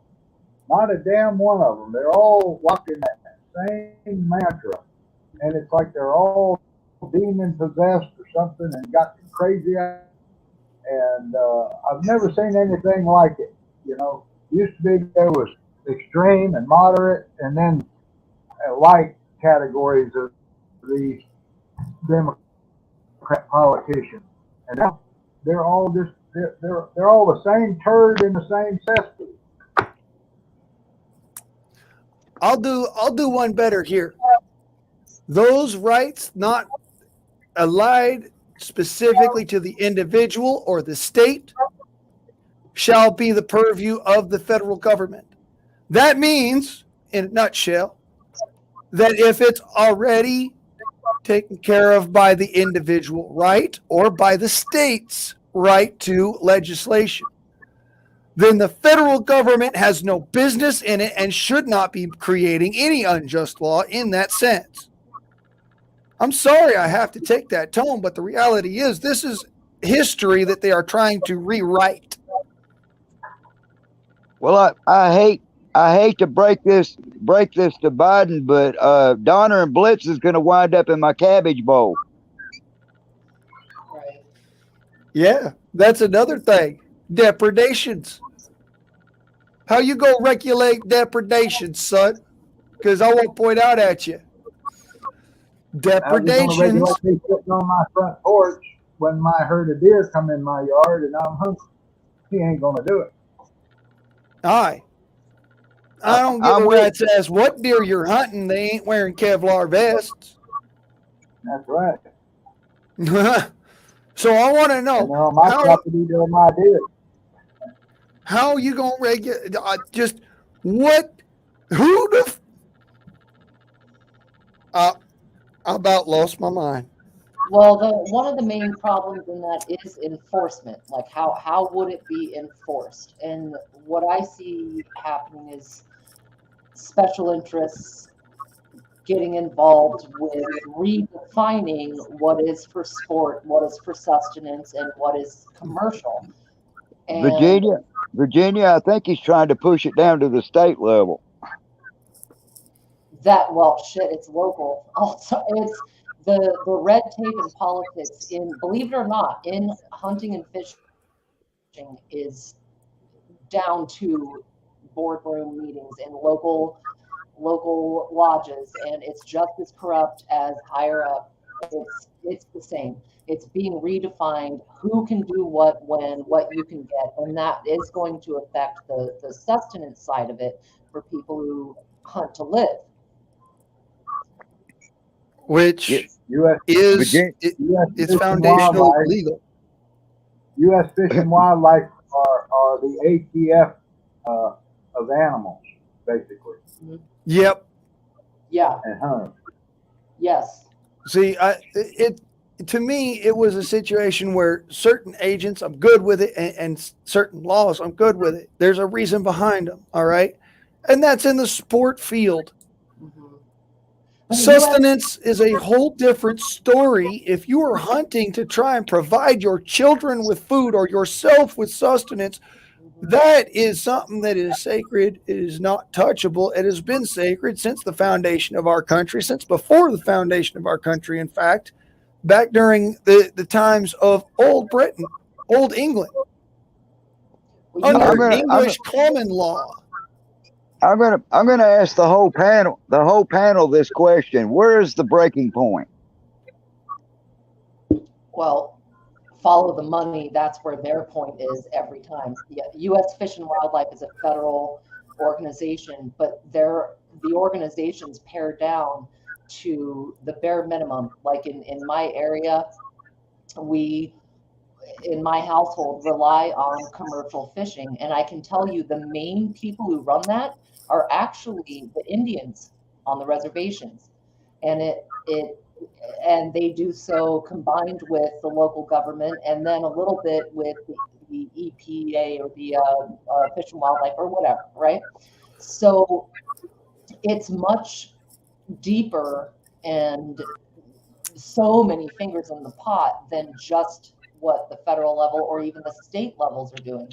There's redefining of what each of these things are between sport, sustenance, and commercial. And I'm speaking from experience from the commercial side. So I can speak. I can speak from the sporting side and from the sustenance side myself. I came to California under the sporting side of it because me and my dad, we wanted to go out and do some pig hunting, some boar hunting while he still could. And he never got the chance to go with me and do that.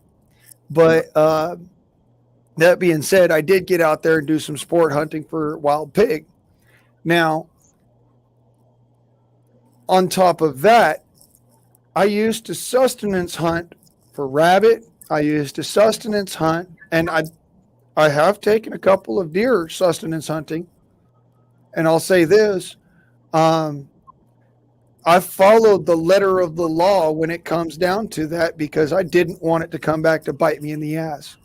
One animal, until it is done, until all of the animal is consumed, and then move on to the next.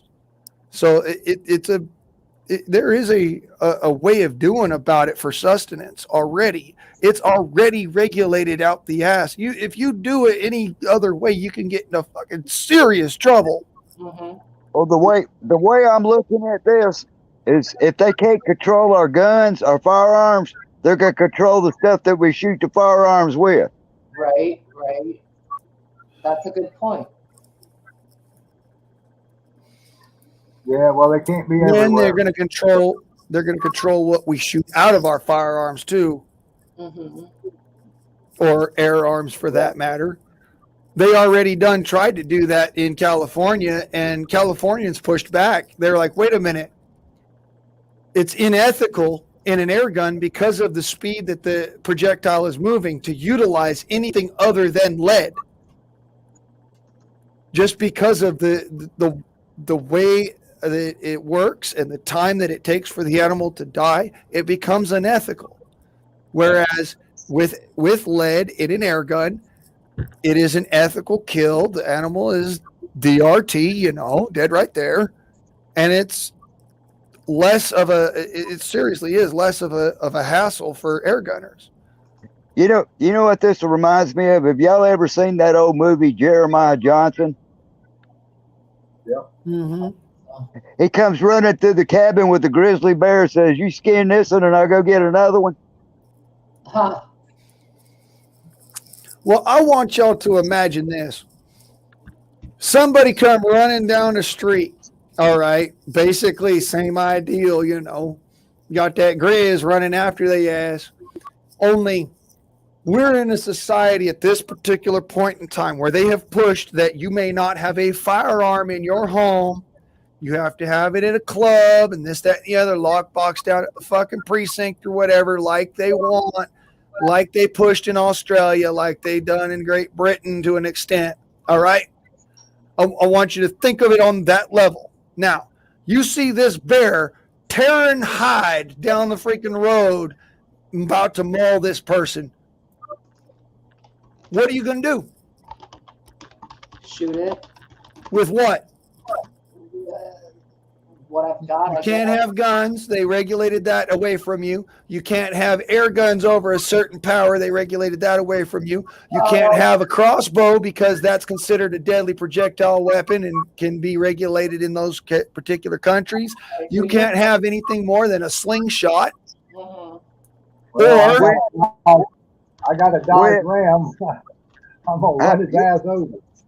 When tyranny becomes law, rebellion becomes duty. That's right. I'll put it this way. At that point, when all's said and done, like in these particular places that have that problem, where they've got to call a police officer to get rid of a fucking ornery bear or whatever. Or I'm saying, this would be what would happen here in America. That's not what's going to happen in Great Britain. It's not what's going to happen in Australia. They have different animals. Okay. I'm just saying, for instance, here in America, we've got that kind of regulation. So the bear makes sense. I want to point out that you wouldn't be able to respond to the bear. Your vehicle is not capable of overwhelming that bear, because the bear is more maneuverable. It may weigh almost as much as your vehicle, but it is more maneuverable than your vehicle is. So you're not going to be able to stop that bear with a truck. You can stop him with a bullet because that bullet gets there faster than anything could ever see. But you cannot stop that bear with a truck when it can see that truck coming. It's going to veer off to the side. It's going to do a loop around the back end of your truck, and then it's going to take off running after that same person. Don't you have bear spray? That'll do it. Nope. Bear spray has, okay, this is something that most woodsmen will tell you straight to your face. Bear spray will not stop a charging bear that is intent on killing you. No, it just pisses them off. Right. Yeah. It will stop a bear that is charging you out of, with like a curiosity charge or a mock charge. It'll stop a bear doing that. It will not stop a bear that is intent on killing you and eating you. That bear will come at you and it will eat you through the pain, and it'll lick its lips afterwards thinking, man, that was some spicy good hot sauce. This is what I'm saying. You know how we identified grizzly bear poop in Alaska, right? Yeah, you look for the human teeth in it. No. It smelled like pepper spray and had the tiny little bells in it they gave out for hikers. Right. But actually, a grizzly bear won't kill you. He'll maul you and come back later to bury you. The black bear will kill you and eat you.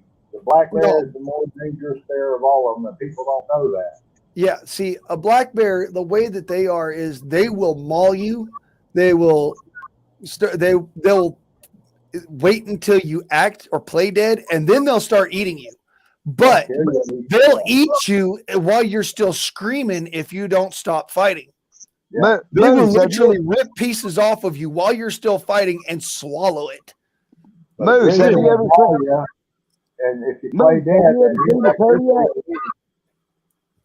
so yeah, black bears are bad. Grizz, they're big and they're scary. Yeah, and then polar bears, they don't give a shit. They'll kill you, eat you. They don't care if you're alive or dead or whatever. If they're hungry, they don't care. What about a Kodiak? Kodiak, that's a grizzly. They'll just maul you and leave, and they'll come back later though if you're dead or whatever, and they'll bury you, and then they'll pick you up and start eating you when you start rotting a little bit. But if they maul you, they'll leave, and then you can usually get up and go get help or whatever. That sounds like a drive-through takeout. To me, that sounds like a situation I don't even want to be put into. So I'll say it this way. If I'm having to deal with like a Kodiak or, like a Pacific Coast Grizz, I'll put it this way. I don't have a firearm. Whatever I do have that is capable of putting down that bear, I'm going to put that bear down with. If that's a sharp stick, it's a sharp stick. All right, I'm gonna be square with you. I brook no bullshit about it. I know that my life is only as valuable as it is to me, because nobody else is gonna get in front of that bear for me. It's gonna be me. My point in the whole scenario is that without a firearm or without others having firearms, you are restricted to having to think like that. Down to, I'm going to pick up this freaking garden rake and I'm going to beat this bear with it because it's all I can do.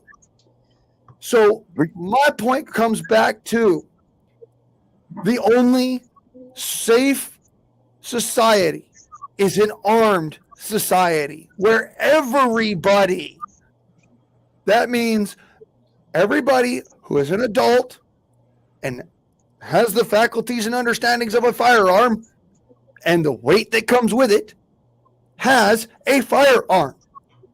Virginia. Yo. Guess what was in my kitchen in my dog's water bowl the other day? A baby Ruth. A copperhead. Oh, no shit. Yeah. It woke me up before the coffee did. Damn.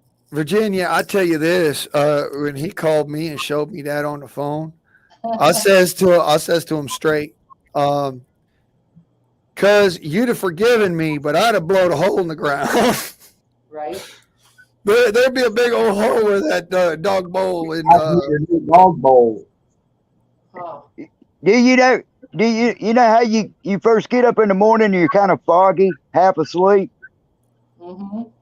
And I walked into the kitchen to make a cup of coffee, and that thing was laid up in his water bowl. He was about 2 foot long. Shit. Yep, I'd have needed a new water bowl. Yeah, same here. Houdini would have been getting a new water bowl at that point because there'd have been several holes in it. My 410 would have been locked and loaded. Well, I imagine you needed new underoos too. Yeah, a case of toilet paper to go with it. No, right. yeah. Yep. Because I'm telling you the truth, like that right there, when you sent me that picture, I says to myself, and that right there is the reason why I am armed inside of my house. Huh. Yeah, y'all don't even know. Like I've woken up, and I bullshit you not. I've woken up out in the woods, all right, with a rattlesnake next to my head. So to me, I don't think of it as, I'm going to sleep with this gun next to me because, it's just a security blanket. No, that gun's sitting there because I've had to use them before. Right. Well, yeah, for sure. So, and it's not just the woods, mind you. I will say this. There have been points in time where I've gotten home from work or something. And like, there's an actual instance where I got home from work and there was a possum in our living room.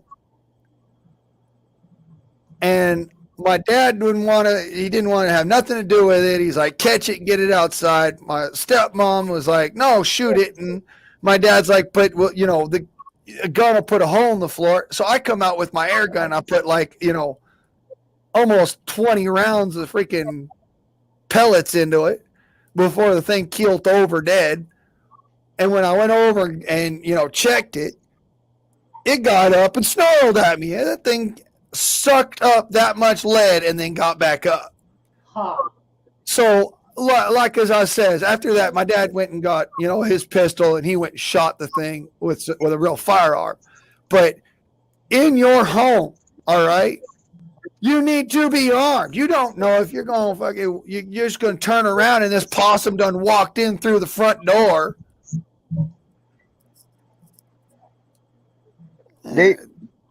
Do you know them? You know them old school pikes and maces that the knights used to carry? Yeah. I had some decorative ones hanging on the wall. Well, I pulled the pike off with a big blade, chopped him up with it. Well, I was thinking that earlier as far as the conversation about whether or not you would have a projectile weapon, let's say. But so I just go one generation of weapons before. In my mind, you've got a scythe, you've got a machete, you've got blades. And I didn't think about it. My kitchen cabinets are full of knives and butcher knives and stuff. I didn't even think about that. Oh, knives, yeah, for sure. A good sword, something of that nature, will take care of anything on a neck. But the moral of the story is that snake woke me up before my cup of coffee did. Right. Yeah, and it hit your bowels the same. Adrenaline's a hell of a thing. Mm-hmm. Yep. Yep. Adrenaline is a hell of a rush. And my dog was trying to warn me. My dog was barking and running around in circles and stuff. He was trying to tell me that something was out of place. Interesting. See, here, at least in Priceland, I'll say, in where I live, I have a rule. I don't let a snake live. I don't let a rat live. And, I will not suffer. I'll put it that way. I will not suffer a pest. All right. So I'll shoot a coyote right off the gate. I don't care. Would you eat? Huh? Which ones would you eat? You got a snake, a rat, a coyote. What are you grilling first? A coyote. I ain't cooking none of them. But I'm saying I'll put it this way. I'll put it this way. If it all comes down to it, and I shoot a big old rattlesnake, I'm gonna be having me some fajitas. Right. But if I shoot a bunch of rats or I shoot a coyote, no, that's fertilizer. I mean, I think I heard Cousin say the coyote. I would not eat dog. I have it's. You could call it a religious thing, but for me, it's it is faith-based. I won't eat a dog. I won't eat anything related to a dog. I'll wear their fur, but I won't eat them.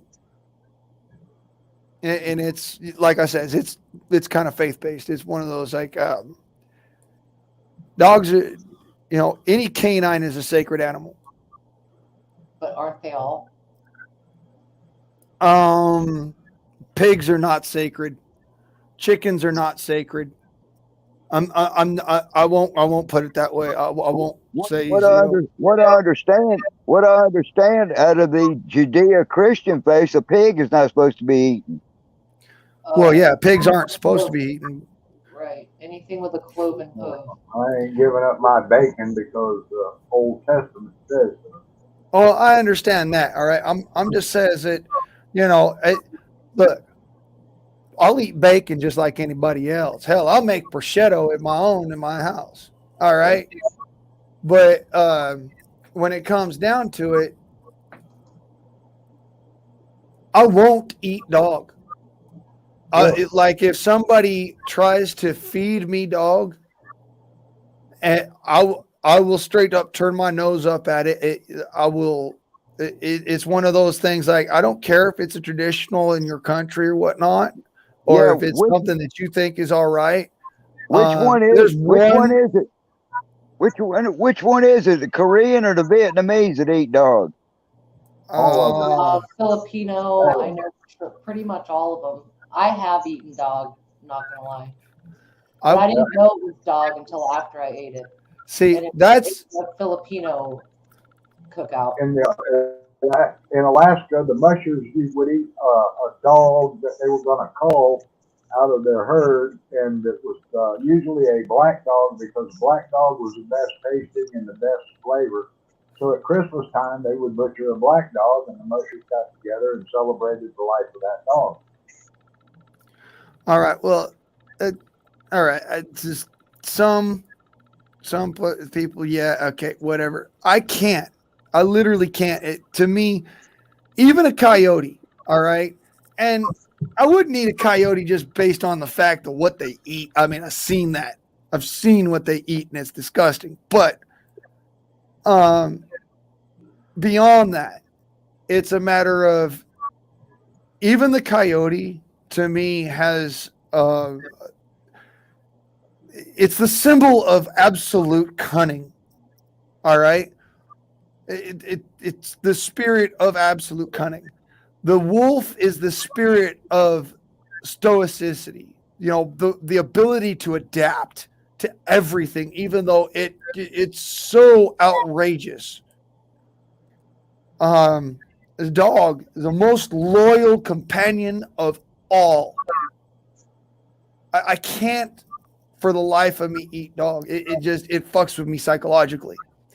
And for people that are out there that might know about this tale, it's actually something I've been basing my book off of. It's called The Tale of Cuchulainn. It's an Irish folklore about a demigod, so forth.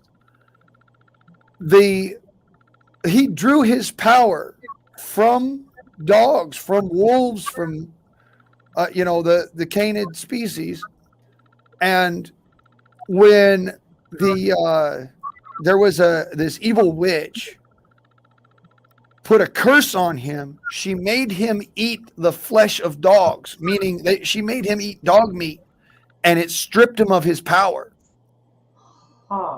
So again, it's kind of one of those things where it's like, to me, I can't no. I won't eat dog. I'll eat gator. You bet your ass. I'll fucking eat some gator. That's some good right there. I'll eat some steak fajitas. I got plenty of gator for you, cuz, if you want some. Well, you know me, cuz. You send me some tail meat, I'll be all guard. We got a few. We got a few of them in this state. Florida's got more than I've got, but we do have gator here.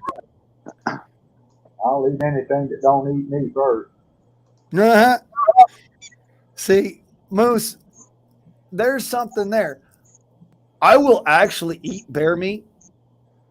I've had bear sausage before. Yeah, black bear's delicious. Now I haven't eaten a grizzly that tasted worth a damn. Because No, eat they too normally much taste like fish. and rotten meat. But a black bear that's been on blueberries, oh my God, there is nothing sweeter meat in this world. Yeah, like I'll eat bear, but I'm not eating a wolf. I'm not eating I'm not eating a coyote. I won't eat a fox. Never eat the liver of a fox either. Never eat the liver of a fox or it'll kill you. Yeah, no, I just won't even. I won't even eat the meat of a fox. It's one of those. Again, it comes down to it's a canid animal. It's even though they are not companionary towards human beings. All right, that's not their thing. You know, dogs are specifically that. Yeah, the best eating is cat. Like up in Alaska, we'd have the fur trappers that caught the lynx. They would save the carcasses for us. And we always had it. It was the first meat to be eaten at the wild game feed because cat meat is so delicious. We called it the other white meat because it's a beautiful white meat and it's just absolutely sweet and delicious. And so we'd eat cat. Well, I'll say it this way. I won't eat cat based on the idea of parasites. They're too easy to transfer from cat to human. But that being said, the cats that I've had to deal with, they were semi-domestic. They were feral. So you'll never catch me dead eating cat as far as feral cats are concerned. It stinks. It smells like rotted fish. Oh, I think Moose is talking about something like a puma. Yeah, he's talking about wildcat. There is a difference, and I've never had wildcat. I've never been around wildcat when it's been skinned, so I can't tell you what the smell of the flesh is. I can't tell you what the flavor of the flesh is, so I can't make a judgment on that. I don't know if I would eat wildcat. Cat in general, I will either turn my nose up to it if I know what kind of cat it is, and it's not the kind that I'll think of, or if it's if it's a wild cat, I might try it. I'll do like a taste test or something, try to figure out what's going on with it. But I'm leery about cats because of the fact that they can transmit parasites so easy. Well, anything cooked long enough is fine. Yeah. So you don't frequent Chinese buffets, I take it then. Right. Well, there's another thing. When I go to the Chinese buffets, this might blow your mind. I'm really, really wary about what I eat at the Chinese buffets because I've had the what do they call that? The Hu Flung Do. We serve you minute lice. Oh. I've had the Hu Flung Do, and I'll tell you right now. We serve you minute lice. Oh, God. Don't tell me. You go home now. You've been here for an hour. You eat too much. But yeah, no, look. Like I'll eat the beef and broccoli, even though I know that that's not beef. No. All right, I know that's not beef. I'll still eat the beef and broccoli. What But do they call that? Sichuan beef or something like that? Szechuan. Yeah. Well, Yeah, of course I had to put my southern accent on it. If y'all don't know this, the beef in beef and broccoli is not beef. It's actually lamb. It's cat. It's dog. Right. Y'all say that, but it's a matter of I've actually you have seen them you make have you have Fido for breakfast. Yeah, it's sheep in most places, all right, that can't afford like beef for that. So they'll end up using sheep. That ain't chicken chow mein, that's cat. I don't eat the chicken chow mein. I'm actually, when it comes down to chow mein, I'll either eat the shrimp or the vegetable. Believe it or don't, being that I'm allergic to actual, shrimp powder. Yeah. I will still turn around and eat the shrimp, chow mein. Hey, Blaine, now, the difference is I know what's in the shrimp chow mein. I don't touch the chicken chow mein. I don't touch the. There's another one there. What was it? It is actual dog meat, and I did not know this, but you'll even find this at Panda Express, and it made me mad as fuck because I didn't know this. The garlic mushroom beef is dog meat. Dude, none of it. I don't eat at Asian restaurants because I am Asian. So I think it's stupid to go pay for stir fries and fucking whatever. I can make any of it. I'm Japanese, but I can make all of it. And every time I go, it happens to some kind of Asian buffet or whatever. None of that is known meat. It's probably horse, or you look by the dumpster and see what animal is lacking. Do they have cats? Do they have dogs? Probably neither. Yeah. And it's true. I forgot about the horse. The horses. Horse is a big one. Yep. Look, don't get me wrong now. I don't believe in the whole killing a horse for no fucking reason. I've eaten horse meat and it made me sick as a fucking dog. Dude, horse is served in Greece on street grills. Horse is served all over Asia. Yeah, horse it tastes pretty good. Don't get me wrong.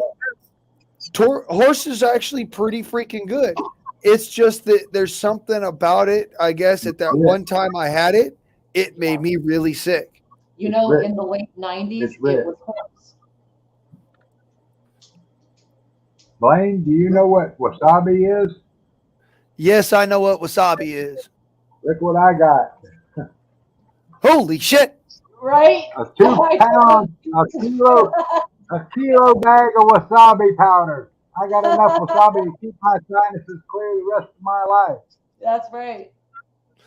That won't just clear out your sinuses. That'll clear out your sinuses and every other orifices you got. Oh, Moose, what is wasabi? Japanese horseradish. Wow. Yeah. Because that's the green stuff. That's the green stuff you get with your sushi. Green stuff with sushi. Yeah, that's Japanese wasabi. Yep. But all it is a Japanese horseradish. And okay. Delicious. Okay. That's the first time I've ever heard. That's the first time I've ever heard of it. Yeah. It does have a flavor. It's delicious. But it's powerful stuff, let me tell you. Good for what else. It's got a flavor all its own, mind. Yeah, it does. So what you're saying is your sinuses are cleaned out. Oh, that and your mucous membranes and everything. Oh yeah, it'll clear you right out. Now here's the flip side of it. Song, have you ever had the Chinese hot mustard? Yeah. I mean, really fresh made. Okay, this is like that, about 3 times more powerful. Oh, wow. Yeah. Because that's like habanero peppers done found horseradishes. It's got that kind of flavor in the background at the same time. It's got so much kick that your butthole puckers and your ears pop. Do I have to put a safety harness on my toilet? Yeah. No, you don't feel it. You don't feel it come out the other end. Not Well, really. yeah, no, you don't feel it come out the other end, but it does come out the other end with some force. It There's depends. no fire. It's not like hot peppers. Wasabi doesn't. You don't feel it in your stool. Oh, okay. It still comes out like who flung do. It comes out, but it don't burn. Ew. It ain't like habaneros and that you got to take a popsicle to the bathroom with you. So what Moose is saying is they don't have a high flash point. No. Right. But what I'll say about that is though, I've had hotter habanero peppers. All right. But I have never had that instantaneously. You know, I both need a napkin, a Kleenex, and some toilet paper at the same time, sort of thing. It's not like one of them ghost peppers or nothing, right? No, it's not a ghost at all. You'll know it by the time it touches your mouth. You're like, oh, holy shit. Hey, Blaine, you know what I'm looking at is the other aspect of it, the weapons side of wasabi. Can you imagine a wasabi claymore? Oh, I could imagine a whole lot more, Moose. But I think that what you could do with was like, let me point this out, y'all. We used to have this sushi restaurant, right? That had this really like their wasabi was almost liquid. Huh. And you'd sit there and you'd dip your sushi in it and then you'd eat it. Well, one time I dipped my sushi in the wasabi and a drip of it hit me right underneath my eye. Yeah. On my skin. Holy crap, for the next 4 hours I could not see. Yeah.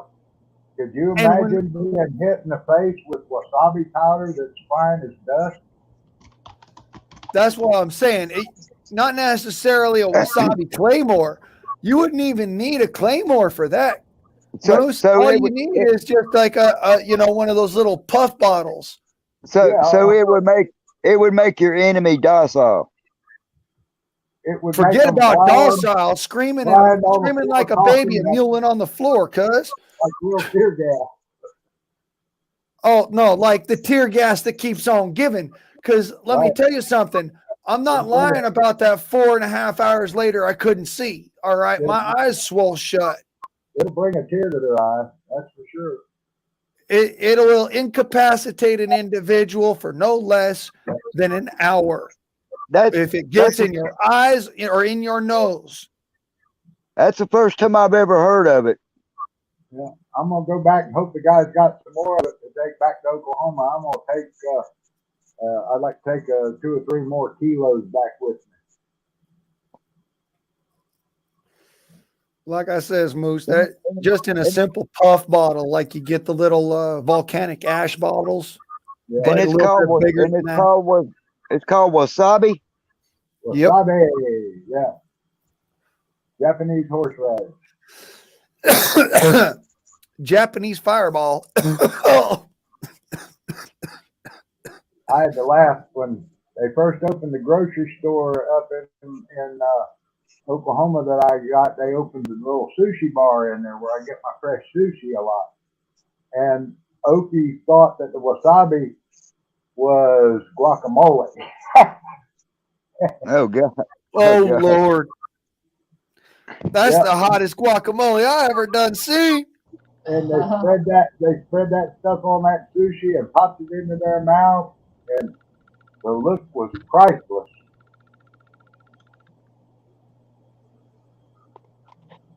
That they probably didn't talk the rest of the day, did they? They didn't talk for a few minutes, I'll guarantee you, because they was running around fanning their mouth going, oh, oh, oh. Amateurs. I just use a tiny amount of it on my piece of sushi. I mix my wasabi with my soy sauce, my Nook Mom sauce, and a little rice wine vinegar, and for my dipping sauce. and that makes a good combination of flavors for the sushi. What? So like Where do I find? Where do I find that stuff at? Oh, you can probably get it on Amazon or whatever. Oriental stores, any Oriental stores that should carry it. Okay. Yeah, I'm going to the Thai food store down here. The guy that had it, where I get my pickled ginger and my sushi nori seaweed sheets and my hot mustard and my Nook Mom sauce and all that. Yeah. Moose, you know what I told my youngest boy the other day? No. I told him, I said, the situation this country's in, you better learn how to fix spam 15 different ways. Well, you better learn how to fix earthworms about 10 different ways, too. Oh, Lord. Don't start on that go eat fried worms again. Hey, when the spam's gone, you know, it's like, well, earthworms. Because, you know, I've been through survival school. I went through military survival school training in Florida many years ago. And we had to eat like termites and grub worms and whatever you could find out there in the woods, because you was out there for days with little more than a survival knife in which you had on your back. Right. And you know, and that was it. And so you had to eat things you didn't necessarily like. I mean, you have to go open up dead stumps and see what was living in there in order to get you some protein. So termites have a lot of protein. So when you're extremely hungry, you would just about eat anything. You will eat anything. Ask the Donner family. Right. I'll put it as this way. When I was a young man going to school, it was about the same time I was in Boy Scouts. So, you know, I did have a little bit more knowledge in this at the time than most of the folks in my class, but they had a class in my school right around first grade where we had to learn about survival methods. We didn't have to go and practice them in the school, but we had to learn about the survival methods. And the reasoning behind it was that I believe that there, at that time, it was, let me see, I was 92, I believe. There was a family that had went missing backpacking near, where was that? It was all over it was national news. But they went missing while backpacking, and they found their bodies later. And what had happened is that they had decided to sustain themselves on plants as a survival thing, and they didn't know what they were after, and they ended up eating some poisonous plants, and it killed the whole family. And so what they were doing was they were teaching us what plants you can and can't eat. They were teaching us about how it's actually safer to eat earthworms live than it is to eat some plants. Yeah. And mind you, you can get all sorts of damn parasites from bugs, from creepy crawlies. So don't just go out there and start eating on bugs and shit. I'm gonna tell you right now. Yeah. They carry parasites and shit, whatever. But certain things you can just pop and drop. Yeah. Yeah. According to the FDA, you're supposed to eat bug burgers. No. Look, I know too much about it. Like Moose says, you know, certain survival classes exist. And, you know, Moose has taken the military one. I've had several classes myself. And on top of that, I do have some understanding about the military one because y'all know my history. At one time, I had tried to sign up with the Army, and they gave me a training manual, a take-home training manual, 3-ring bound. All right, like, you know, just copies in a 3-ring binder to study as kind of like, here, get yourself, mentally geared for it, sort of thing. So I know what he's talking about. Whereas I also know from Boy Scouts and a couple different survival schools in California, and being a hunting and fishing guide for several years. And then on top of that, my Native American heritage and stuff like that, things my dad taught me. It all comes back to I've learned things about survival that will teach you what you can and can't eat in everyday life. Like this dumb shit where they was trying to put cricket powder, mind you, in potato chips. Mm-hmm. I about freaking lost my mind because I know something about crickets that you don't. And that is that they have one of the most indigestible types of protein, and that's called chitin. It's what makes up the inner lining of their exoskeletons, and your body cannot digest it. You will literally end up, it will stick to like paste to the insides of your colon, because it's that fine, and create colon cancer. It can cause colon cancer. So it's not good to eat that stuff. This is why you eat mushrooms kind of sparingly, even though you can pass mushrooms much easier because you can't masticate something so fine as you can grind it. Mm-hmm. So you'll be able to pass mushrooms. You'll be able to pass a bug you chew up. You will not be able to pass this bug powder crap. You will not be able to pass this mushroom powder crap. It stays in your system and it ends up festering.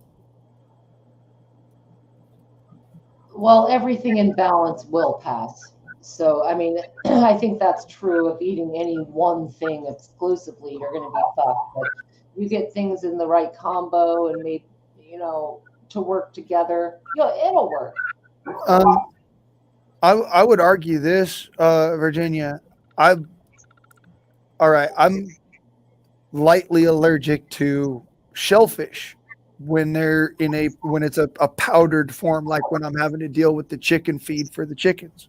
Right. I'm lightly allergic to that, to the point where it makes my nose run, it makes me feel stuffy, and I get the wheezy coughs. But that's just from that. I remember back when I was like a young teenager, about 15, 16, I remember going to get rounding up sassafras out of the mountains and making tea out of it. Yeah, root beer. Well, I'm just saying, because some of the things they're telling us are safe to eat are actually so toxic for you, so bad for you, that it's worse than having a straight seafood diet where you're going and eating, like shellfish all the time. And anybody that knows anything about that, all right, if you eat shellfish and like some of these super seafood nut bars go and eat shellfish sometimes, you can develop an allergy to it. Right. It's not just something that, it comes right on the by. My grandma was highly allergic to certain types of seafood, and she worked in a cannery. All right. There's a chance that if you had lobster bisque between the years of 1965 and 1989, you had a can that she went and canned by herself. So I'm going to say this: you can actually develop allergies. She was definitely allergic. That's true of any compound. That's true of anything that you eat or whatever. Right. But I'm just going to say that everything. So you're good. On the flip side of it, some of these things that they're pushing as food are actually worse than that. They can cause you to have allergies, even though you've only eaten it once. Right. Have all of y'all noticed this, that every one of us on this panel was on Dangerous Freedom's channel at one time? Yeah. Yes, sir. Of course. Every one of us. Yep. That's right. It's a trip, right? We're just carrying on his legacy for him. That's all. Man, that whole period of time with his show was something that, in retrospect, I can see how special it was. When we were all just hanging out, doing our thing, we were just chilling every day, right? But it's not until the worst happened that you look back and go, damn, that was something really fucking special, like different. You know what I mean? I just got to looking at the panel, Virginia, and I was going like, every one of us was on Ron's channel, Mm-hmm. Yeah. There's never been anything like it since. Often emulated, never duplicated. Right.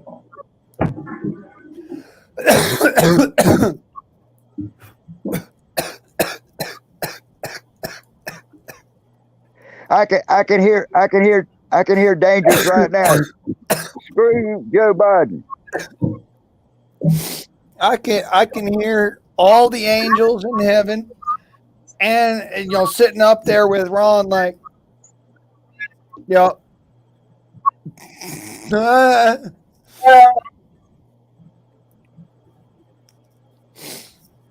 just like I says that jokingly is kind of like a saying, y'all. It's one of those. I know that whatever it is that is beyond all that. Ron is still sitting there going, "Fuck you, you son of a fucking goddamn motherfucker." Well, I'd like to think that on some level he has that insight into the bigger picture, that stuff that we can't see. Maybe he's got a broader. I agree. So, I agree with you, Virginia. But I'll say this: I do feel him around me. I have felt his protection sometimes, his presence, his. I almost think a couple of times that he might have worked. And he's up there singing that song. I got some oceanfront property in Arizona. Yeah, right. But no, he's with us. He laughs and he sees, and he has had a lot of influence, maybe even more after his death than before. But every single one of us up here was actually deep enough that this is a moment right now just to be like, man, that was our friend. Y'all, I'll tell you this. The other day I was sitting there at the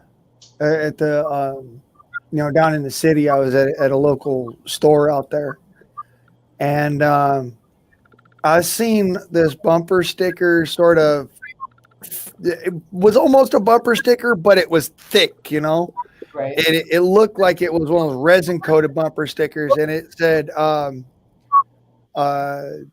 something to the effect of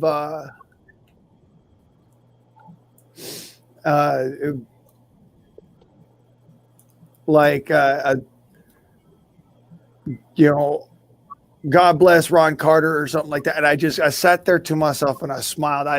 It was probably not the same Ron Carter, but I just said to myself, like, yeah, there's other Ron Carters. Yeah. That just kind of did right there, kind of. But you got caught that moment.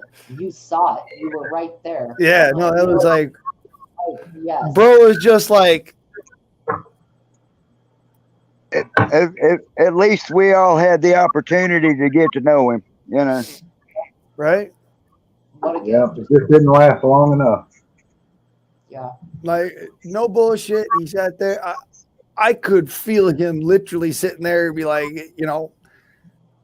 straight up guiding my hand when I made that comment. I don't know where I made it, but I said, I said something to the effect. I think it was over to Ontario Prepper. I said something to the effect of "Welcome to the foxhole." He said, he said something about you'll take my guns from my cold dead hands. I said, not even then. My brothers will take up my rifle and carry it on over your carcass. Welcome to the foxhole. And dude, at that moment, I swear to God, I was actually channeling him. Ron. I was channeling him at that moment, just like that was him, dude. God, that's so freaking cool. I've fallen asleep to that dude here in the last, I just listened to all the people. He affected us all in a way that you cannot imagine. Like that, I will straight up say it. Like in all respects, I prefer dangerous freedom over peaceful slavery. Mm-hmm. You know, and I've said that for years, but straight up, like straight on, that was, dude. I channeled him for a second when I saw that comment. He was like, "You take it from my gold dead hands." No, not even then, motherfuckers. He's a motherfucking legend, man. He's a motherfucking legend. It came in from the back of my mind. I was sitting there thinking. I was just like, does anybody know what happened to his boys?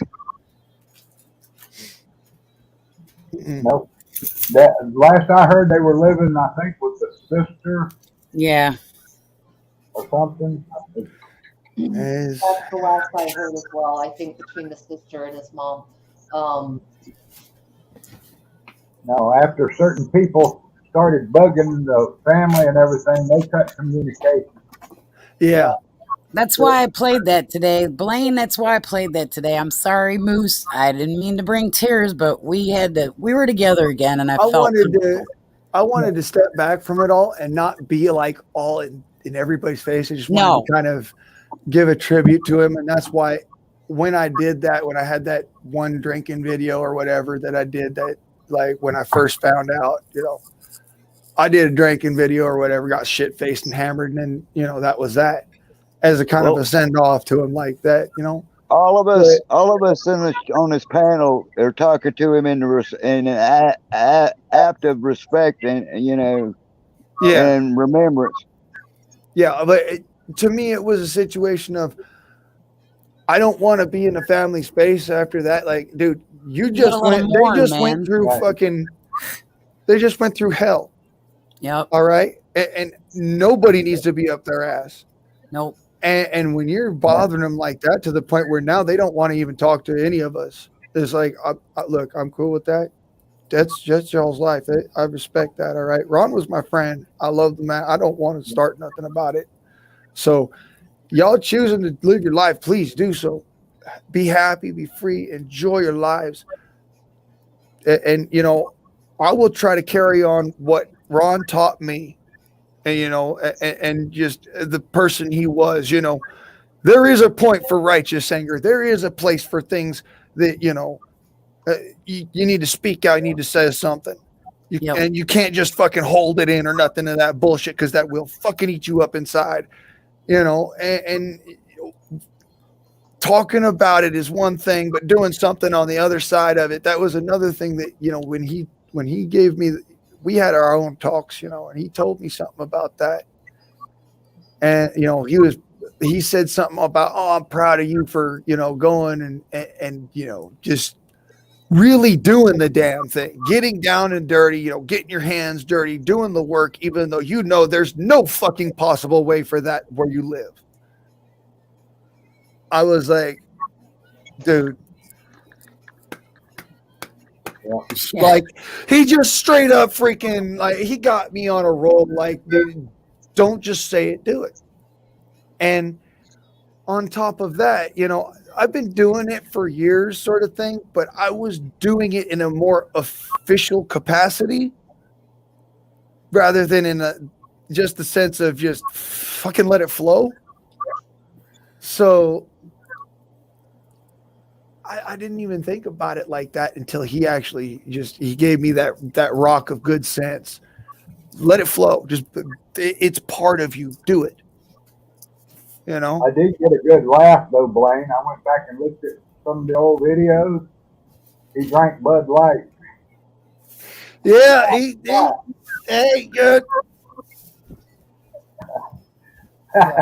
I would have loved to have him around for the latest on Bud Light. Wouldn't you? I would have I swear, I never wish to speak ill of the dead, but I do believe I razzed him a couple times about his Bud Light. Moose, that was before the transvestites got in the foxholes. Yeah, that was before then. And then now, cuz Moose, I tell you both right now, I swear I would be lighting the raz fire under him so bad right now. He kind of oh my God. Too. He would have been doing what he would have probably been doing what Kid Rock did with Bud Light. Oh yeah. Give it a couple rounds of the AR. The only reason why I haven't gone and bought a case just to do that with the air rifles, honest to God, only reason why I haven't done that, I just don't want to add to their stock anymore. I want to actually drive the point home. Right. I'm dead serious on that. I'm like, dude, I don't even drink your beer anyways, but now I don't even want to fucking meme your ass. That's how worthless that bullshit is. Oh, that's how bad this is. I don't even want to sit there and freaking make a video about your product. I'm just going to talk shit about you because that's the level you've gotten to. You went and you had to shove politics into something that I don't even like. And two, is an American company is the only reason why I drank Budweiser when I was younger. Was because I was like, all right, well, it's an American company, American beer. That's that. I'm just like, oh no, you done stuck your fucking dick in a light socket and asked for someone to turn on the light switch. Yeah. What did you expect? Here's your electrifying experience, dumbass. You know, Virginia, is it still cold and wet, raining up your way?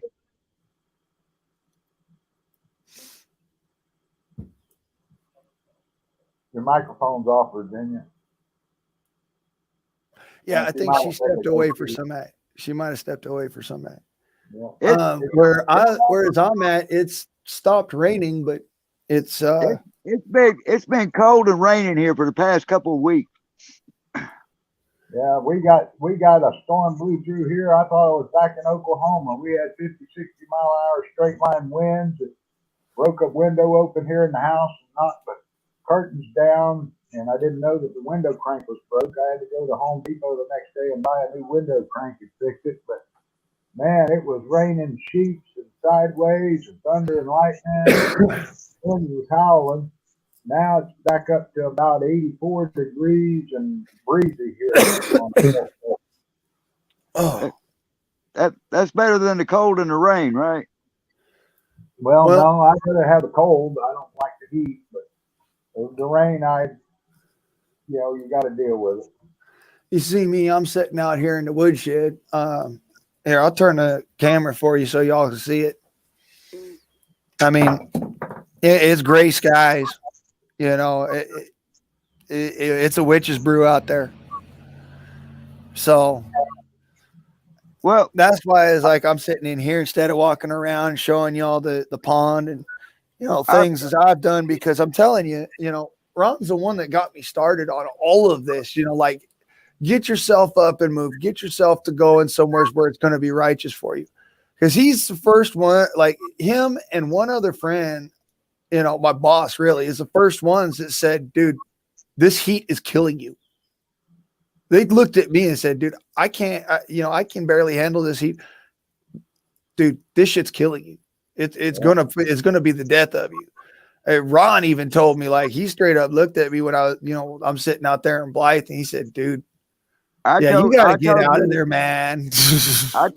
I told you the same thing, cuz that heat was gonna barbecue you. You started saying isn't it, and then I started saying it, and then it just became something. But it would, I'll say, Ron had a lot to deal with as far as things as me getting and doing stuff as I did. He was a big driving factor in my life. The man is an amazing person.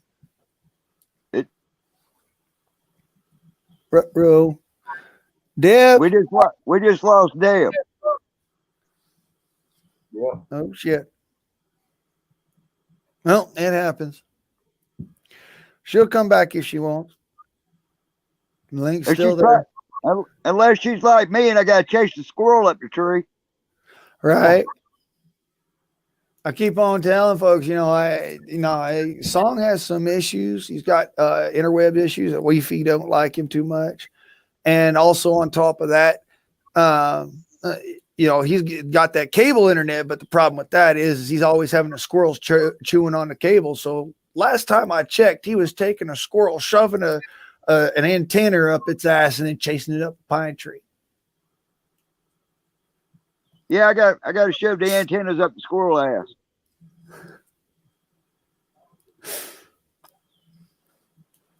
I got no comment on that.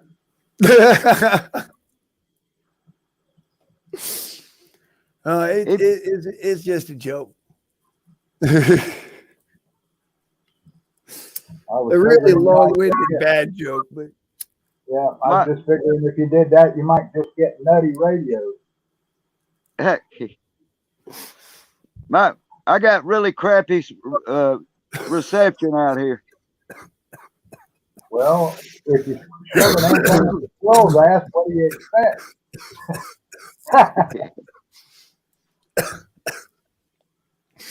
Goddamn. And then when I get him up the tree, he has to point his ass southeast.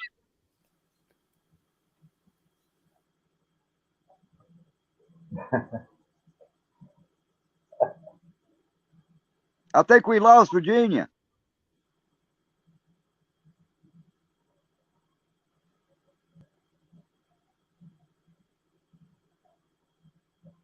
I think she took a break. I had to go in and take a break, make me a nice cup of fresh coffee. And that sounds like a winner. Some of that good old 90 weight. Yeah.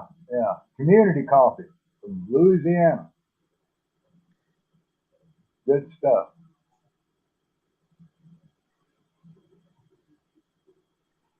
Some of that stuff make your spoon stand straight up. Yeah. So here in the next couple 3 weeks, I'm gonna be headed up through North Florida, through Jacksonville, and then up into South Carolina. I'm gonna go up to Florence. I'm trying to get hold of the company and go get my new set of dentures made. And then I'm gonna run up and meet a guy up in North Carolina that I've been talking to for, I guess, damn near 15, 20 years. We met on the internet, been talking on the phone every week, 3 or 4 days a week. He's a realtor and a Winchester gun collector. And I want to go up and meet him before he dies and I die, because I didn't get a chance to meet him when he come down to Louisiana for the rifle shoot. I was still in Alaska and I didn't make that one. So I'm going to drive up there and then I'm going to drive back here to Florida and continue working on this estate, and before I pack up and head back to Oklahoma. Moose, I'm up in the northwestern corner of South Carolina. I could throw a rock at Tennessee, Georgia, and North Carolina from where I'm at. I'm going to Florence, up there where Bullfrog and Nicole are. That's about the middle of the state. Yeah, and then I'm going from there. I'm going up, I think, 95, and then over to the Kitty Hawk area. Wilmington area? Wilmington? On the coast up there, Kitty Hawk and Southern Shores and that. Right. Yeah, that's where I'm going. That's where my buddy lives. Up there, right on the damn ocean. I think they call that Nag's Head area. Yeah, something like that. Yeah. The only thing I don't like about North Carolina is it is full of damn ticks. Yeah, it's full of North Carolinians too. Yeah. That's the Democrat ticks. Well, hey, they're all bloodsuckers to me. Yeah, well, Florida's full of lawyers, so between the lawyers and the ticks, they're both bloodsuckers. Yeah, exactly. I think, if I'm not mistaken, I think North Carolina's governor's even Democrat. Oh, well, like I said, I ain't going to be there long. In and out. Yeah, just like the burger, in and out.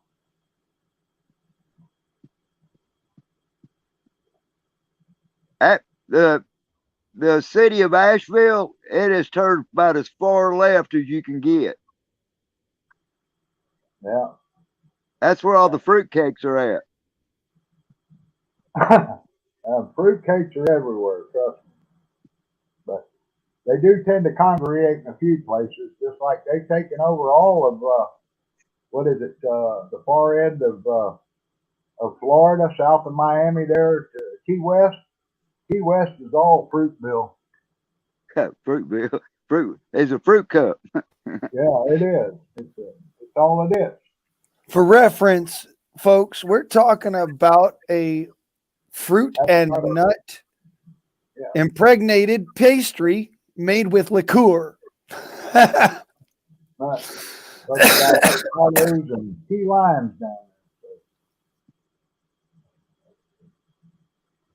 I try to avoid North Carolina as much as possible. Yeah.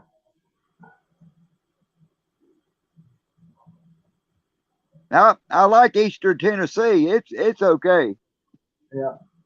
Like I say, I got to go to South Carolina. There's two places in South Carolina. The place is called Sexton Dental Clinic, and well, it's been over 10 years ago now. I flew down from Alaska. Friend picked me up at the airport. He lives just about 30 minutes north of there in North Carolina. And then Monday morning, I was there as soon as they opened. They took me in. They did x-rays of my mouth. They took an impression of my mouth. Told me to come back at 1 o'clock. Go eat something, come back at 1 o'clock. So we went out and we went shopping at Harbor Freight, and I bought a bunch of shit to take back to Alaska with me and ship back. And we went and ate at the Chinese restaurant, and I had me about 6 plates full. Got back there at 1 o'clock. They put me in the chair and they numbed me up and they pulled every tooth out of my head. Cost me $15 a tooth. And wow. as soon as they were done, they swabbed off my mouth and they stuck that new pair of dentures in there. They'd come back in a week. So I come back. I stayed there for a week healing with my buddy's house, and I was living on milkshakes and chocolate syrup and honey and peanut butter until about Thursday when I could eat. I ate me a McDonald's cheeseburger, and that was the best tasting thing I ever eaten in my life at that time. And I finally could eat a little solid food. And I went back the next Monday and went in there that morning and told them I want another set of dentures made. So they took the impression of my mouth and told me to come back at 1 o'clock, and they would fit my other dentures too. So I come back at 1 o'clock. They fit my other dentures. I had a second set of dentures there ready for me. The whole thing, other than the flight, was $1,100 for 2 sets of dentures and all my teeth pulled. Alaska wanted between $8,000 and $10,000 or more to do the same thing. So that's a lot of money. $575 round trip from Alaska ticket and $1,100. I got out for just about $2,000 with eat food expenses and stuff, and got 2 sets of dentures. Well, now my drums are shrunk. I've had to reline my dentures some. Red told me it's time to go get you some new dentures. So they make the dentures in a day there. So I'm gonna go up there and have them make me a new set of dentures. I'm right behind you, Moose. I got 2 teeth left.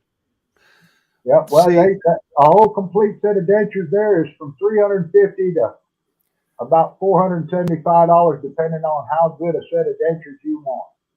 See, this is why I will probably not go towards dentures, but I'll deal with the pain for a little while. And if I'm talking about if I lose my teeth, because that's one thing I can say for myself. I have an amazing set of teeth in my head. I take really good care of my teeth. It's you'd be surprised sometimes looking at my mouth. Like you know, look at my smile. It looks like I'm wearing sweaters or something. But it'll surprise you. I haven't been to a dentist in over, I think it's like 12 years now. Yeah. I've not been to a dentist. I think Moose will probably agree with me, but a toothache will make a sumo wrestler cry like a baby. Yeah. Well, I know all about it. Don't get me wrong now. When I was a young man, I had a problem with my teeth where my teeth were constantly getting cavities and whatnot. And this is what actually led my dad down the hole of conspiracy theories, of all conspiracy theories. He used to think that the fluoride in the water in Utah was making my bones brittle and making my teeth brittle. And that was causing my cavities because we didn't allow, I wasn't allowed to have sugar. I wasn't allowed to have sugary drinks, none of that shit. We always had really good oral hygiene. We was always brushing our teeth with fluoride toothpaste and all the special this, that, and the others, dental visits every week and shit like that to try and explain why my teeth was rotting out of my head. Well, come to find out, and this is through a little bit of backdoor research and on top of it having to deal with, the stigmas of certain things. I noticed that my cavities only showed up when I utilized the fluoridated toothpaste and the water out of the sink. When me and my dad did this little experiment, because he heard some crazy ass shit about the fluoride being something that would attach to calcium, he said, we're going to do a little experiment. And if you don't have cavities for the next, couple months, we're going to swap everything over in this house. We're going to do everything a different way. So I started brushing my teeth with straight mouthwash, and we had our own little dental scrapers and whatnot to do that and the other, just keep our teeth clean, because at that point my dentist had gotten on board with this sort of stuff. He was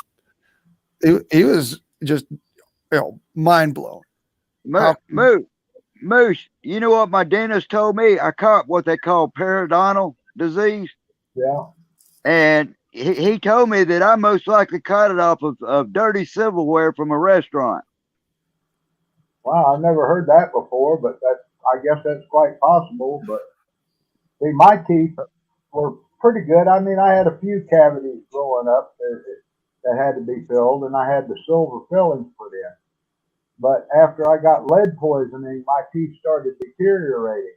Well, then I started going to a dentist in Alaska, who I found out later was putting in temporary epoxy fillings and charging the insurance company for the full filling. And my teeth all got loose, and then he pulled some teeth out, and I had to have partials. And when they made the partials, they were some kind of metal, and where they wrapped around and locked into my other teeth, it rotted all my other teeth. It wasn't 2 years. It rotted all the other teeth wherever it came in contact with that metal set of bridge work. So all my teeth were loose and everything else. And so I just decided, hey, I'm just going to get them pulled out and get dentures. And actually, I haven't worn my dentures, but I'll say a half a dozen times in the past 3 years. I eat everything without no teeth. The only things I can eat is nuts, apples, and I have to tear beef jerky into pieces. But I can eat a steak, I can eat fried chicken, I can eat salads, I can eat vegetables. I can't eat corn on the cob, but I can cut it off and eat the corn. I learned how to eat a hot dog and a pizza with a fork. Yeah, well, I do that too. I cut it up, and as long as I can get the bite in my mouth, I can munch it. But I'm the same way. I want to go get me some new teeth, and they're the best place to get it done in a day's time and the cheapest price. But they're really good teeth. They're actually, I think, kind of like a training school. They have their own lab, in other words, and they bring people in there and work with the lab to teach them how to do teeth and stuff. But the price is right. I mean, where else you gonna get a set of dentures? Their low end dentures are like $330. Their high end are like $475, and they got an intermediate. I think I bought the intermediate. I've never broke one. The teeth are they let you pick out the color of the teeth you want. And what's the name of it? What's the name of this place? Sexton Dental Clinic, Sexton, and they're in Florence, South Carolina, or Myrtle Beach, South Carolina. They got 2 offices. Okay. Sexton Dental Clinic. Yep. I'm going to have to make a note of that. And at the time, like I said, they were charging $15 a tooth to pull your teeth if you were going to get dentures.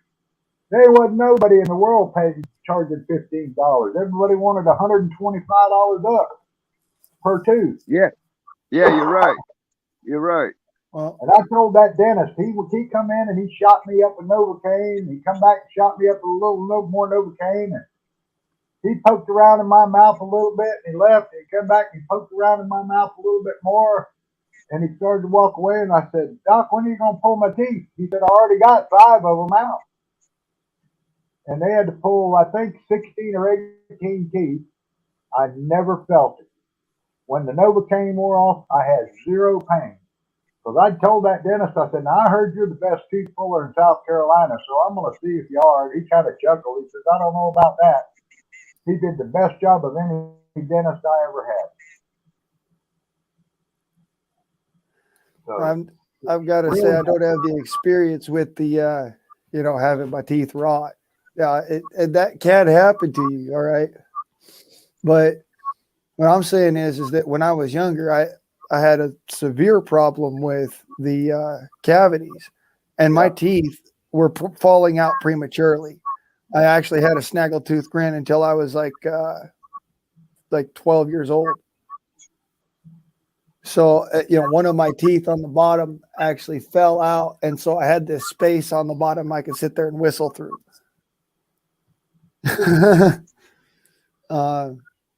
Now it's filled in, but my point is that that tooth rotted, and all of my other teeth didn't rot. I didn't have any, I didn't have the big issues. But what I found out is that I was building up a toxicity of fluoride, and we did that test. We did those tests, blood tests and bone marrow tests. And they did a bone chip exam. That was painful.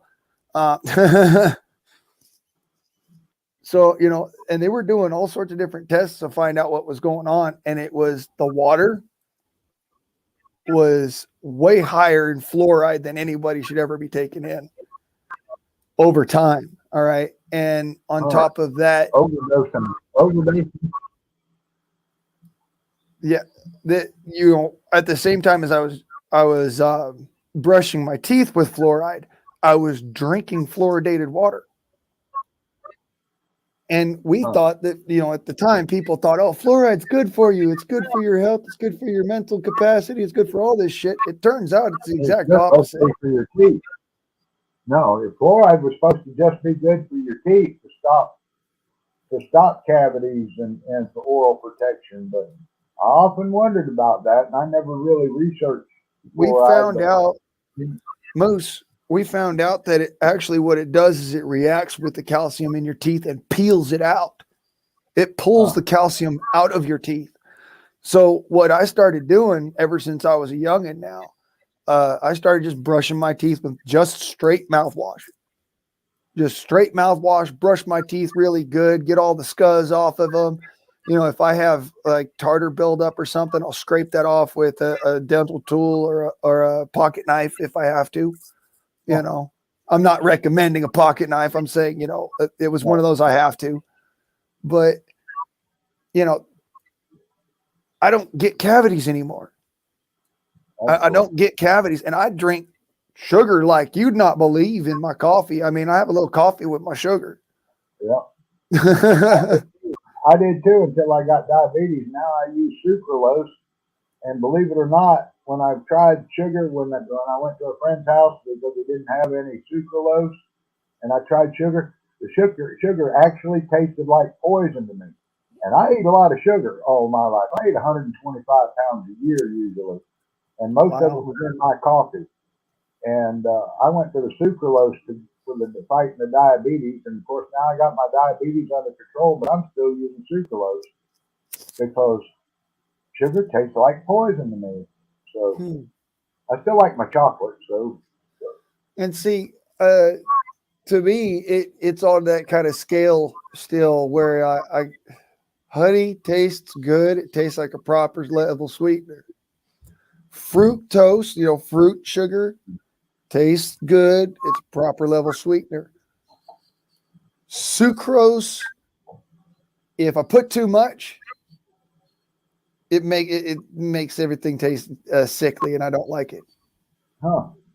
If I put not enough, it's so bitter that I can handle it, but it's just like there's no homely comfort to that. There ain't no happiness. Yeah, no, I use the same amount of sucralose size-wise of the spoon that I would use with sugar, with two heaping larger spoons full in my coffee, because I like my coffee like I like my women, sweet and creamy. So I switched, like I said, so I started I tried stevia. That shit tastes like poison to me. So somebody else I was doing research said try sucralose. So I went to sucralose, and hey, I can tolerate this, and they said use pure cream in your coffee, pure whipping cream, so or half and half. So I went to that. Sucralose is that's that stuff that it's the same thing that you get in like NutraSweet. Now, if you all remember what I actually have a little bit of experience with this. You see, my family, it's toxic as hell. The source of sucralose is actually coal for most of it. It's coal oil. Most people don't know that. You can get sucralose chemically, straight from chemicals from coal oil. I did not know this until I did a chemical deep dive. All right. And I found out that the first feller who came up with the idea for NutraSweet was specifically for diabetics. Your body cannot digest sucralose, does not recognize sucralose as anything other than a foreign body. And so you will exude it as much as you take it in. That is not to say that it's not toxic. It can have certain neurological side effects. And that was something that was I was paying attention to, because it does get absorbed into your body. It also just gets pushed out of your body. It can inhibit your nerves. And we only found out about this because my mom and I are both very susceptible to migraines. She still uses the NutraSweet sucralose stuff every now and then when she can't find sugar, but she tries to do little bit of sugar, just enough to make it sweet, and just enough to sweeten it up so it's not bitter. And she's real careful about that. And I've been I've been thinking I need to go back to that myself, because I put a little bit more in my coffee cup. But I have a giant coffee cup, but I put a little bit more in my coffee cup. But it's a matter of sugar actually comes from a plant. It's from a natural source. Yes, it can be toxic if you have too much of it, but your body is actually adapted to it. I did do that deep dive on that, and I will tell you, Moose, it kind of scared me a little bit. It put my hackles raised. Then there was that big old scare about the brain cancer with the NutraSweet thing. And it started clicking to me.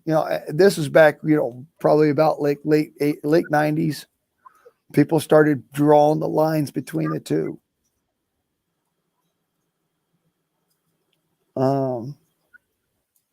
Where was it? They was talking about certain types of brain cancer that were possibly linked to it. And I think it was just a push by the sugar industry, but at the same time, that's not to deny that it was an actual study that happened.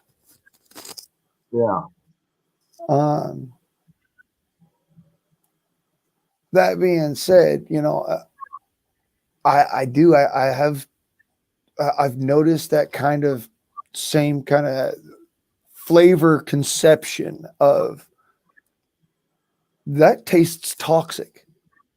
Like, that's too much, or, that's, that could be possibly have gone bad or fermented to a point or something, depending on.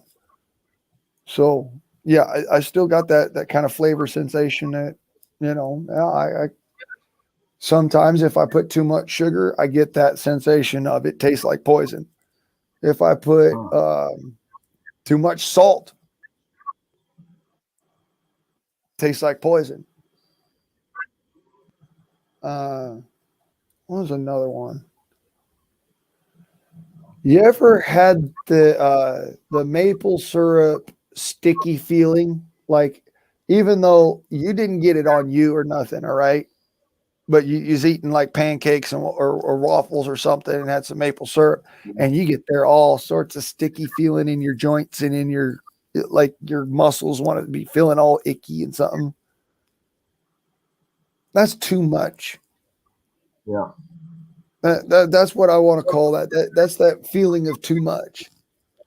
So your body is telling you that we've had a bad experience with sugar. Any sugar's too much.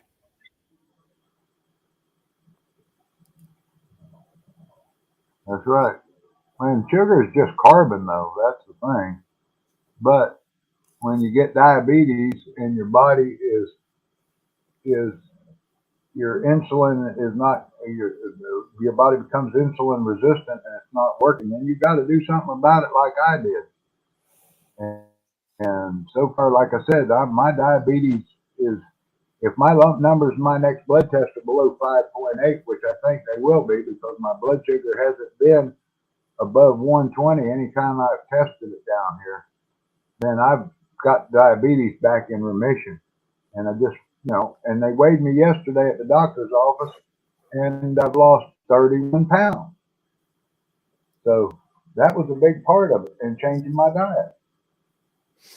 I'm eating more of a caveman style diet. Meat, eating more beef, chicken, and seafood like shrimp and tuna. Eating a lot of sushi. I cut out, lowered the potatoes down, lowered the rice down, other than went to the Oriental sushi type rice or brown rice. I cut my carbs down by using low carb flatbread to make a sandwich, and I watched my servings of carbs, and literally, and got off the sugar. So now, yeah, because diabetes actually scares me worse than cancer. It should everybody, because you can get a heart attack, a stroke, it attacks your kidney, you can lose your feet, and you can lose your eyesight. Yeah, diabetes, and they used to call, back in the 1800s, they called diabetes a silent killer. Yep. Because it come out of nowhere's on you. Like it, and I want to say that I've seen people that they eat tons and tons of sugar and it doesn't affect them. Right. Well, I eat tons and tons of sugars up until just, like I said, I was just diagnosed with this the past 6-8 months. Well, when they there's did a blood test on me and discovered that my A1C was too high, and then it went up. So I had to counteract it, and that's how I did. I researched it and seen what I had to do to bring it back down. Well, and see, that's the other side of it. That's why they say that people who are hypoglycemic are at a greater risk for diabetes, because you know what the number one treatment for hypoglycemia is, right? What's that? Candy. Yeah. I mean, that's the number one treatment. Here, have some sugar right now. if you got low blood sugar, yeah, you got to do that. Or if you're diabetic and taking insulin, if you take too much insulin and your blood sugar drops too low, you got to eat a piece of candy. Yeah. So for people to understand what hypoglycemia is like, that's something that I have. That's actually, I think you could. I'm not going to throw out any diagnosis out there. I don't know for certain. I think that's what's going on with Song. I think he might have hypoglycemia. I don't know. He might have mentioned it. I don't know. What I will say is that I have that problem, and it is a sort of a hereditary thing. Mm-hmm. My dad, while he was a heavy set man most of his life, stocky build kind of guy, he was always really energetic, had a lot of energy. And I mean, didn't have to do methamphetamines or nothing for it. He just had lots and lots and lots of fucking energy. All right. And he was also hypoglycemic. He had a problem where if, we were out hiking or doing any kind of exercise whatsoever, he could end up falling over faint from his blood sugar dropping drastically. And when you're doing that kind of exercise, if you're not replacing those carbs, that's one thing, but he would be replacing and whatnot. And you need that boost of right now sugars in your system. The only way your body can do that is if you ingest sugar. Right. Well, hey, Blaine, I just realized it's almost 8:30 and I've got to get off here. I haven't fed the animals yet. And that stuff, so it's 8:30 here in Florida and I've got things I got to do. It's already dark outside. It's been great, though, being here, seeing everybody, and hey, we'll get together hopefully and do it again. I'll be around like a donut. I'll be down here in Florida for probably another in May and June, and I want to get back to Oklahoma towards the end of June. So we'll see what happens. But I'll catch up with you, brother. All righty, then. You have a good one, bro. You bet. Hey, everybody, take care. Keep your head on a swivel. Keep your powder dry. Keep your faith in God strong. And that's the most important thing. And God bless all of you. And Topspin, good seeing you. Again, I missed you, buddy. And hopefully you'll find a way to get a hold of me. One of these people that has my phone number or address, you're welcome to get it from them and get in touch with me, because I've got something special for you, my grill master. Virginia, always good to see you, my sister, and Song of the South, the dude, howdy, God plan, everybody. Take care. God bless y'all. I'll be around like a donut.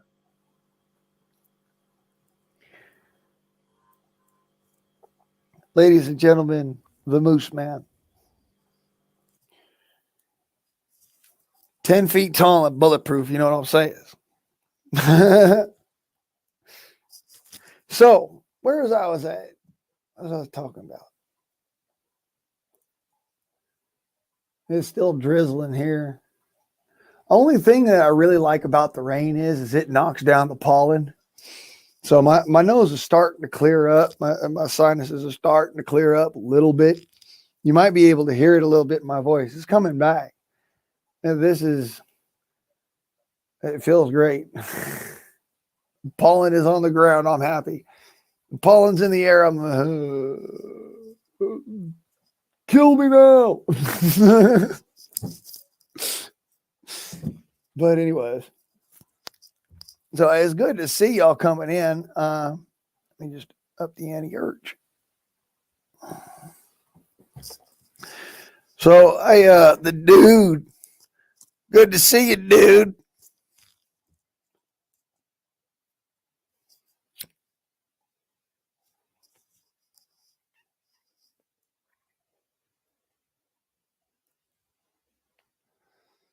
Welcome to those to the Freedom Forum who have not been here, and those who are still here. I appreciate you. Any of y'all that has to go and chase out dinner or whatever, that's up to you. And you can keep it playing in the background, what have you. I'm going to go ahead and I'm going to just kick back and relax for a little while longer because, what can I say? The day has been filled with nothing but an entire rainstorm, and I says, happy Thorsday.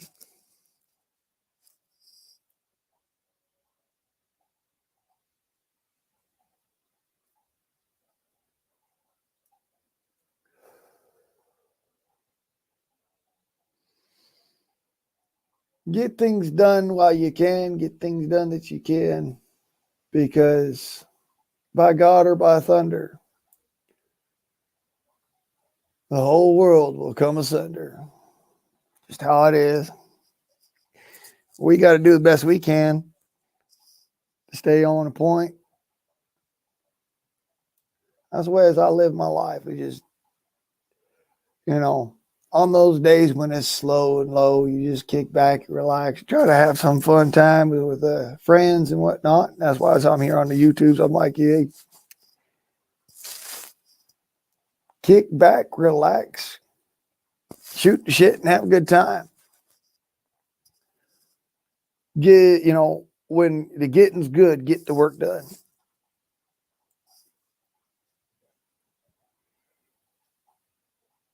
I've been getting after it for the last several weeks. I mean,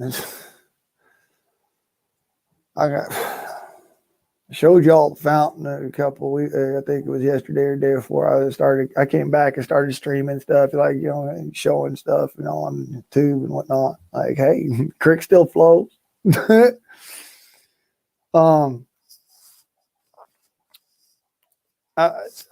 just trying to keep up the place, and got my chickens here. I got my, I keep livestock. Is one thing I can do.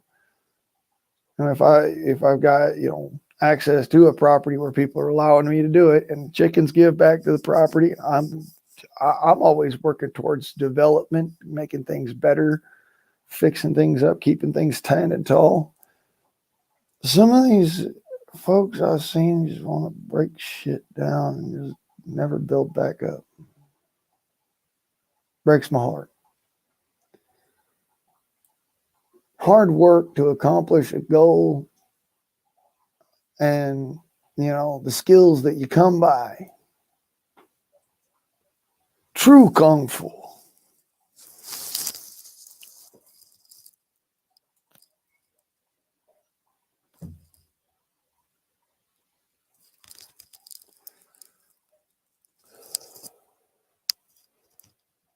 I like that, dude. There you go. So this is actually something I need to be working on myself. I've been cutting the backyard, keeping it mowed down as well as I can. But my front yard, on the other hand, I've been having a problem with my lawnmower. I bought the wrong size nut for my lawnmowers. And I need to run a couple of gas through it just so as I can keep, get it going righteous. But I got this lawn that's probably like, it's getting there already, it's, yeah, 13-inch. I got to take care of that. My issue is that this push lawnmower just,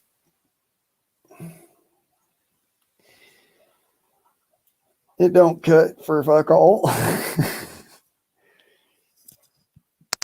And the other lawnmower I got, the gas powered one I got,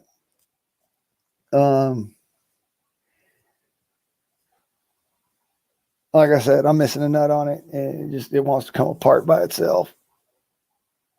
So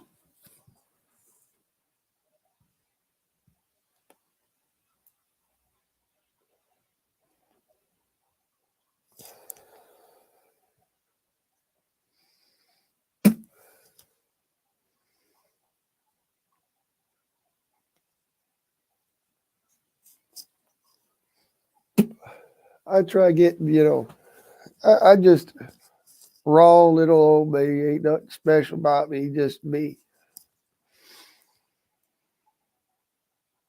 Now I do most of my doings on the Guardsman Arm channel because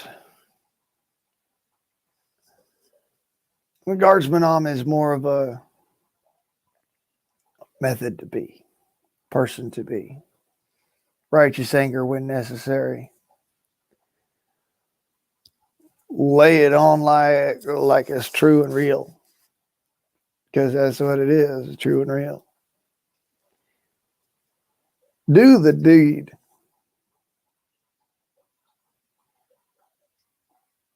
Because that's what people want to read. Do the deed.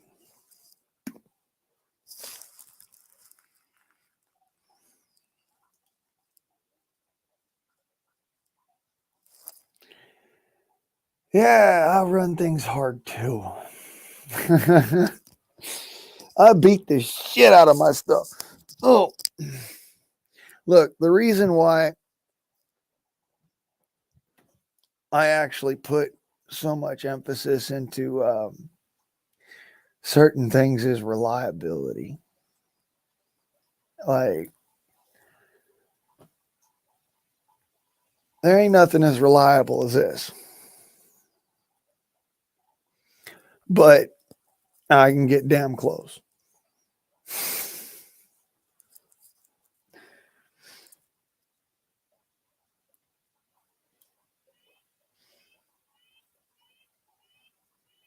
You know, you look at my backyard, it looks real nice. My front yard right now.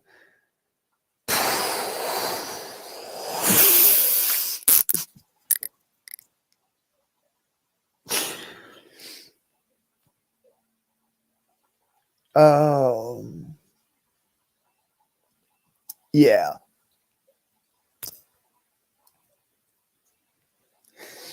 It needs Jesus.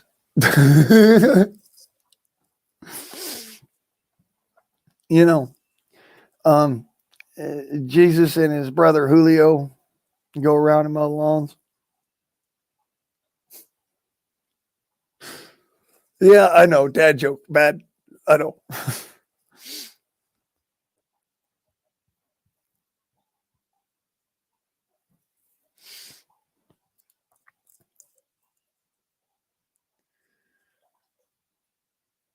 So, any Hoosiers, I tell you what, looking out my back door, looking out, towards the backyard or whatever from the woodshed, I feel I've been putting in some work.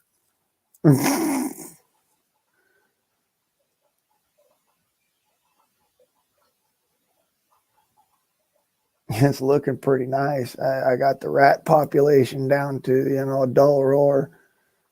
I got I got plants growing that I didn't think I could grow up here. I'm getting other things going, fighting hard for that too. Yeah, I'm working my ass off, man.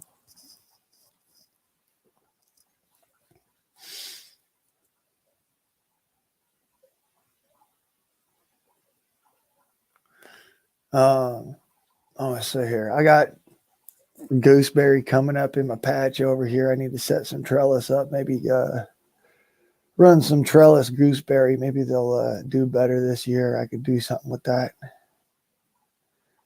Means I need to build a trellis for that. But hey, you know what I'm saying? You don't get anything done if you don't have a master plan. You plan and then you work the plan. You write it out on a piece of paper and then you do the action. It is OODA loop, problem, reaction, solution sort of thing, orient, observe, decide, act.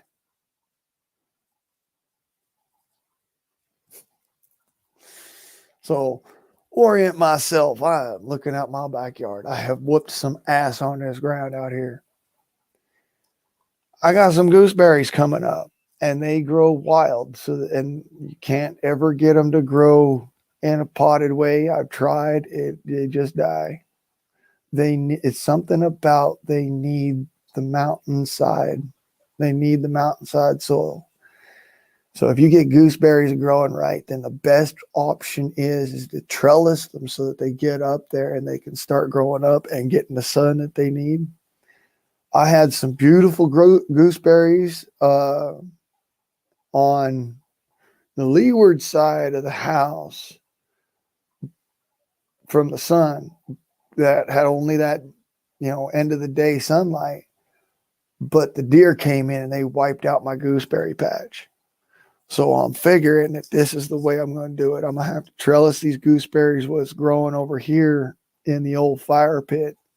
And they're growing in an angle in an area where it's kind of like they was growing over there on the other side of the house. So it kind of makes sense as to this is what the kind of light they like as well.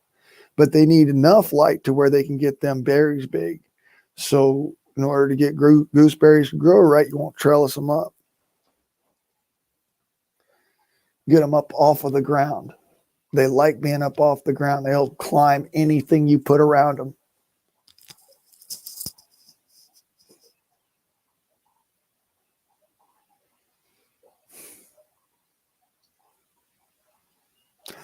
Yeah, it's hard to keep buzzards off your fruit of your labor, man.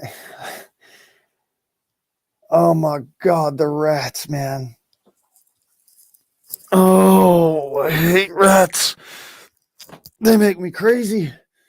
Crazy? I was crazy once. They put me in a box. It was round. It had no edges. Told me to find a corner. I turned a corner one day and I saw a cockroach on the ground. Reminded me of the rats. Rats make me crazy. Hey, if y'all know where that joke is from, hit that like button. That's pretty funny shit. And it comes from I know someone out there knows that joke and is sitting there going, fuck you, asshole. That one's mine. I'm like, yeah, but it needs to be heard, brother. It needs to be heard.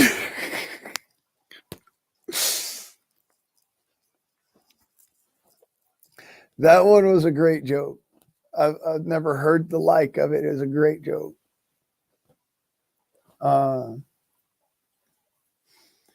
anyways, I got these gooseberry patch growing up here, and I need to trellis them up. And I'm figuring I got enough wood lying around, this, that, and the other, but only issue is I could never get down to working when I want to work, because Mother Nature tells you when you get to work in this particular kind of field of life. Mother Nature dictates what the fuck you do. You are, it's kind of survival, as it were.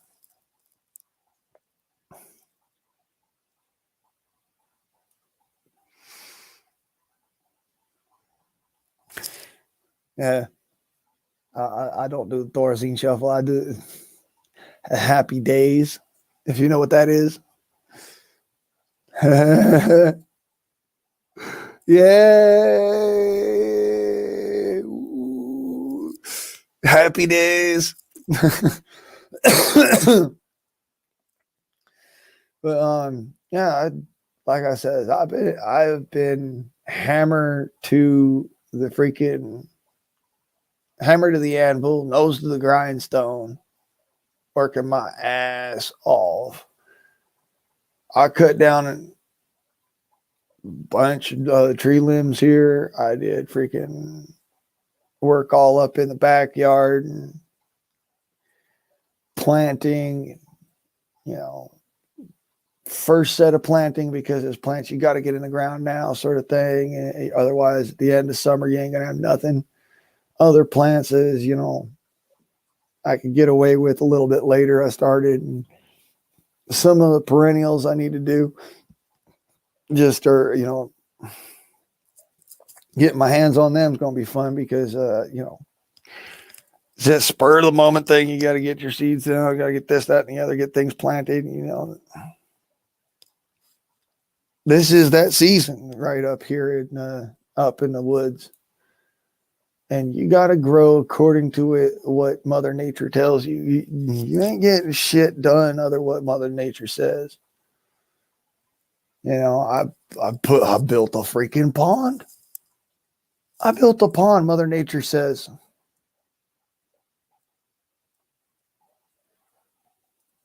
I see what you did there.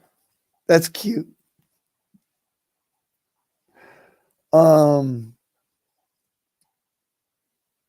By the way, your chicken coop's being raided.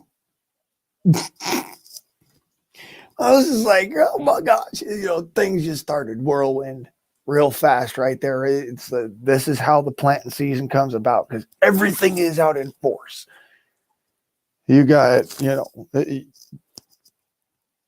gardens are a mess right now. I'm having to replant and restock a whole bunch of stuff. I've been knocking down rats like you. I mean, y'all ever watch it? And this is a feller from Britain. I gotta shout him out real quick. You ever watch the Squirrel Hunter channel? This dude, he's like well known in Britain for the thing about like he goes in and does pest control for these folks that got these chicken and duck farms and whatnot, shooting thousands of rats, right? Well,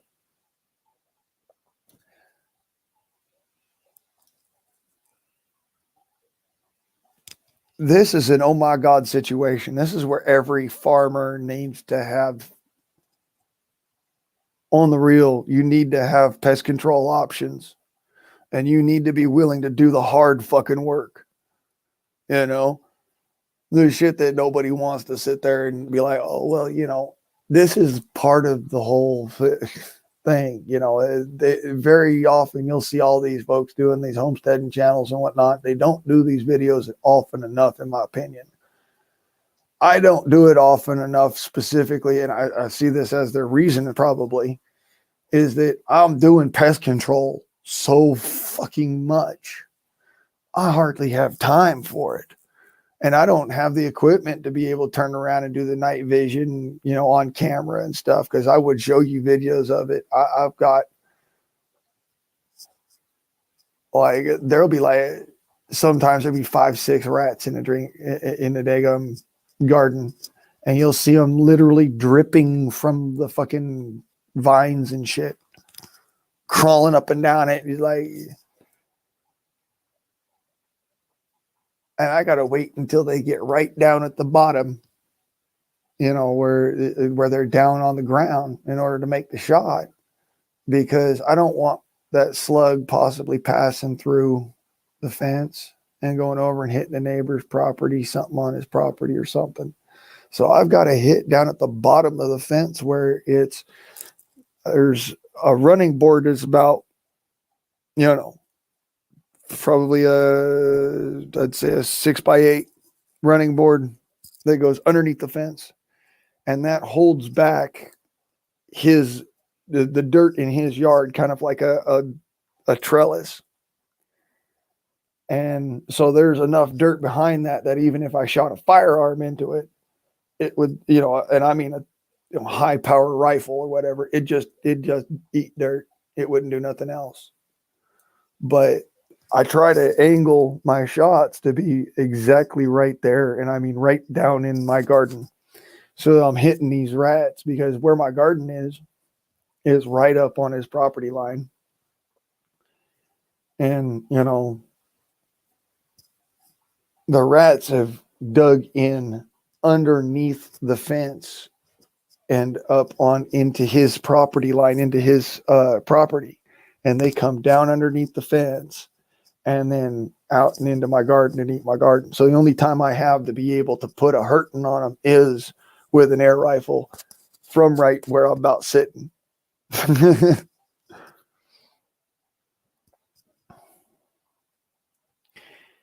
And yes, it is a 24/7 job. Imagine doing it. You're by yourself, son.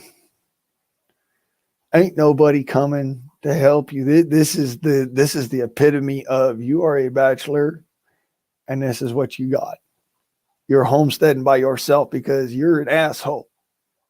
This is the kind of shit that I wanted to showcase to folks, like, don't be a prick. Be courteous when you can. I mean, by yourself doing this shit, this is not an easy thing.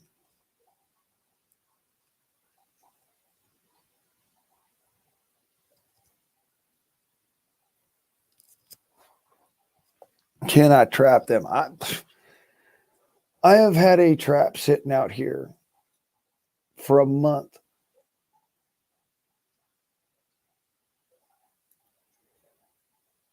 It's covered over, especially specific to keep it out of the rain, you know, but it's made to be like, you know, this rat can go in there and feel comfortable and safe. It's not, you know, going to bother the rat any. And it still has room to swing the swing arm on it.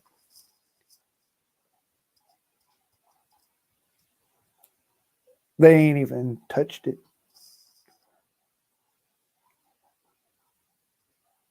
I ain't even had a rat on that thing. I have watched through my scope as the rats walk up to it, walk around the side of it, and look both fucking ways before walking down the concrete wall. And it's like,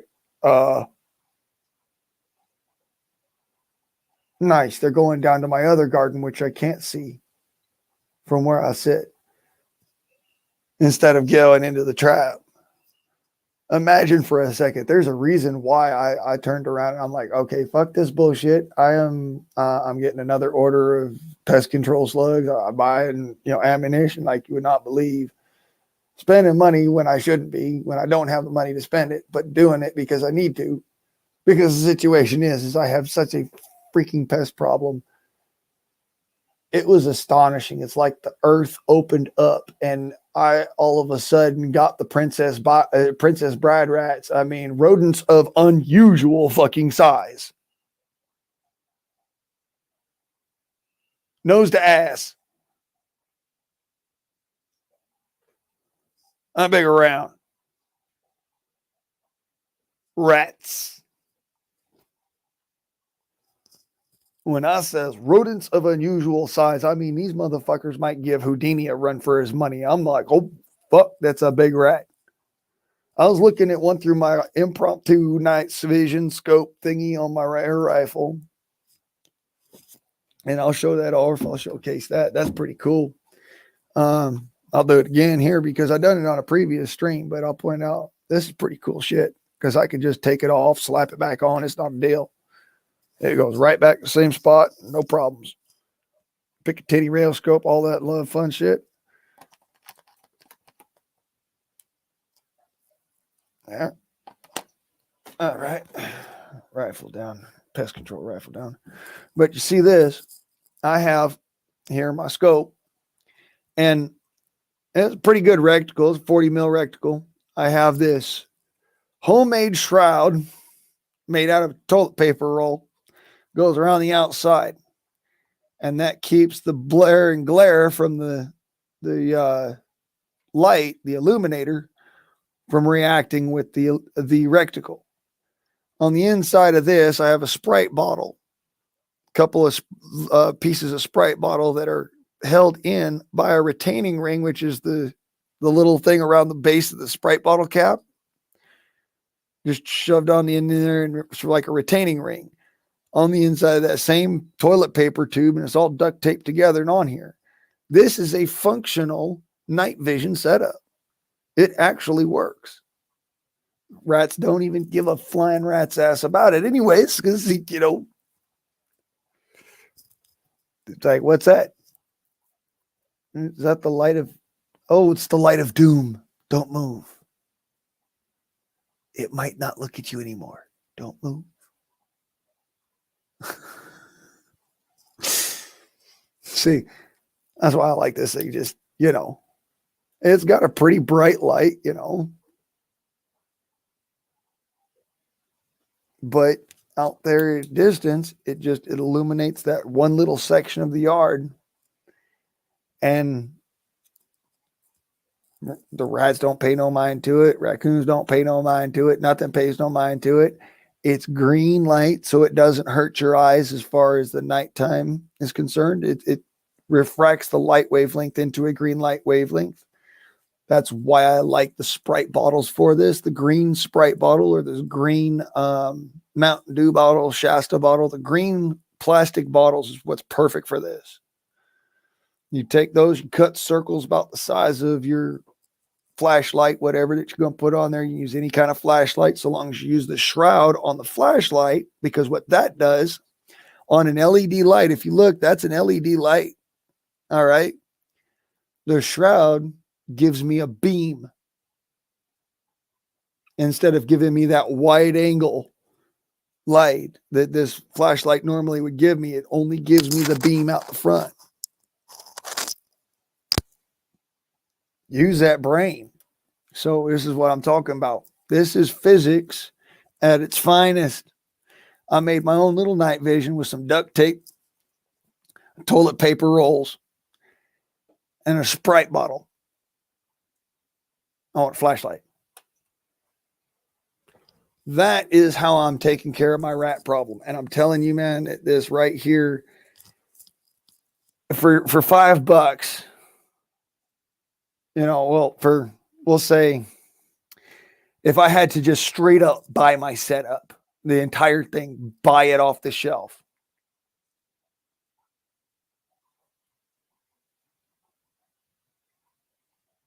$145, because the high-rise rings, 40 mil rec rings, high-rise rings, and then a Picatinny rail scope mount. The scope itself is $100 scope. It's just a basic Simmons, Simmons center point reticle, nothing special. It's just a aiming reference. That's all it is to me. I'm not looking at the reticle. I'm looking at the target and where that slug is going. I'm paying attention to the end result. That's the thing that most people don't teach you about, shooting a rifle. The ultimate marksman uses his reticle as a reference and only a reference. You have to have it there and be able to see it as your reference to know where everything's lined up and everything's perfect. But that is not where your bullet is going. Your bullet's not going in that reticle. Your bullet's all the fucking way out there. Why are you looking at the reticle? You're looking all the way out there. Same concept with your scope. Reference with the reticle. Shoot the target. See, this is something that I even saw was like one of the big whoopses that I've seen in the sharpshooters, U.S. Army sharpshooters course that they actually have posted. This is the biggest fucking whoops I've watched. This is something that even hunters can tell you. All right. Reference with the reticle. Reference with your sight crosshairs and whatnot. Shoot the target. Your bullet is where your mind should be, not on this. So everything should just simply seat and be perfect. Right on your eye and be perfect. Just right there. Just perfect seating on your cheek so that everything lines up. There's no problem there. You don't have to think about the reticle. You're not looking at the reticle. You're looking at your target. It's a whole idea. I've had a knack for it since I was a kid, like I've told folks, like I said, but I do pay attention to these courses. I do like what most people would say, people taking these training courses from an online spectrum, doing the college from online. That's basically what I'm doing through the ability of YouTube. It's a beautiful thing. If you actually pay attention, you actually do the freaking extra work to find the right course material, the right curriculum. Good information is good information. You have to know how to critique it. That's why, as I says, I found that one little guys. Can I show you something? This is how I actually do it. And this is how I've gotten so good that, when I go hunting with people, they don't like going hunting with me because I'm scary. I turn into a silent predator and I get out there and I'm just, key on point, get her done. I know what I'm doing and I know where I'm going and I know how to do it. And they sit there and they look at me and they're like, dude, this guy's psychotic. No, it's not. It's a matter of, I'm just really fucking good at it. I've always been good at it. Good at killing. And it's because I learned how to use these things. So, I'm going to put this back on my air rifle. I'm just saying, it does not take much to slap this shit on there. It's like 5 seconds and a couple of screws. Lock that open. Yeah, this is night vision for you on the real cheap side. That's all it is.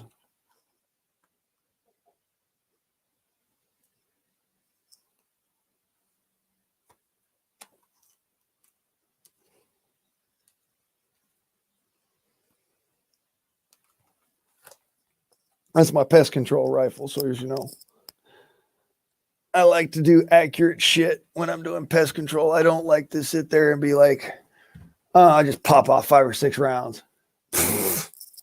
No. That's why I said there's a difference between my rifles. This is my rifle. This is my gun. This one's for pleasure. This one's for fun. You see what I'm saying here?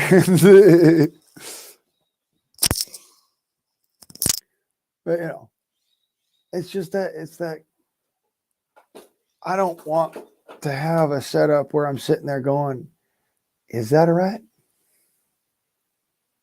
At the same time, I can't afford, honest to God, I built that myself, that setup there. I built that myself with the knowledge I have in physics and the way that my eyes work. Physics and biology, basically. If it wasn't for me building that, it would have cost me $700-800 for something that would do about the same kind of decency as far as optics is concerned.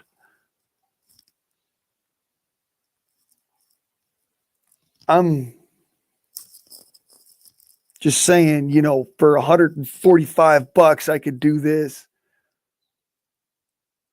Or for $700 fucking dollars, I can go buy some fancy pants optics that I still have to go and then buy a special, a special illuminator for, and I got to have, the special batteries for it, and I got to charge it in a special way. Bruh, AAA batteries. Just going to say that one more time for you, just in case for those who did not catch it. AAA batteries.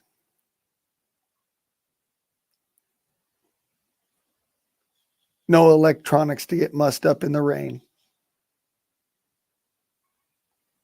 I could see in the dark, and it's really hard to tell that I'm looking at you. Believe it or don't, it looks like a green light sitting there, and it could be anything. It could be a reflection way off in the distance, but I can see with that thing way the out there. I'll light it up like daylight. That's Gen 1 night vision. That's what Gen 1 night vision was. So, if I to go for one of these like extra special Gen 2 or Gen 3, you'd be spending thousands of dollars. I'm sorry, but it's awesome. It's great. I wish that I could. I can emulate that sorta. Need a proper digital camera. Need to have therein lies your expenditures as far as building's concerned. But yeah, I could, in theory, set up a the poor man's system on my rifle or whatever for, that Gen 2 IR basically, not forward looking, but just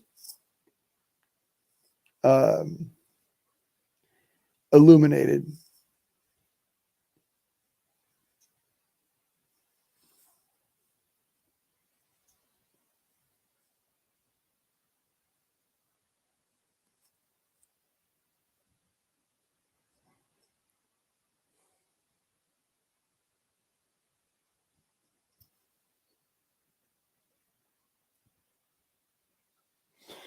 Yeah. So yeah, I like that, dude. If I may, that right there is to your point. It becomes second nature firing a weapon after a certain amount of experience with it, and I don't think that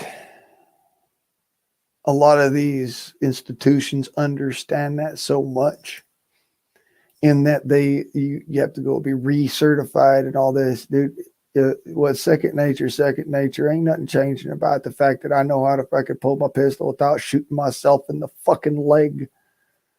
You want to put all this extra special retention, this and that and the other in your fucking pistol holster, dude. I got perfect retention in the fact that my pistol holster is right here. It's called a lapel holster. Now, honest to God, that's the one I'm going to buy. If I'm going to have a pistol holster, that's what I'm going to do. Retention, got it covered. Lapel holster. If we're going as far as, standard sidearm setup, what's wrong with a snap strap?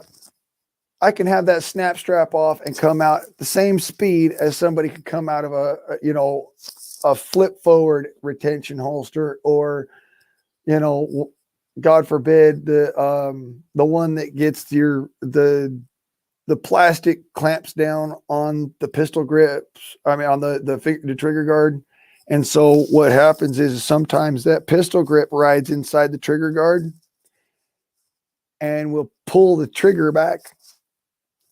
And there's been several negligent discharges blamed on the operator when it wasn't the operator, but it was the actual effect that did it to them. Those particular ones I think is pretty stupid. Mind you, you like what you like. I can't. You're going to buy what you're going to buy. You're going to like what you're going to like. That's up to you. Me personally, that's what I'd carry. Snap over strap and freaking lapel holster, depending on the situation. As far as my long guns, my long guns. I'm a bolt action, semi-auto, and what you don't know about me is I do like to have a little bit of full auto in my life. I just have not had the pleasure of being able to afford that. So, yeah, full auto is something that I want to get into the works, but I will not be shooting in my backyard. That's a gun that, we go drive 500 miles, 1,000 miles and go to the desert and rip off, 10,000 rounds or something out of. That's why I says, what? I might get the air gun equivalent of the M249 here before long.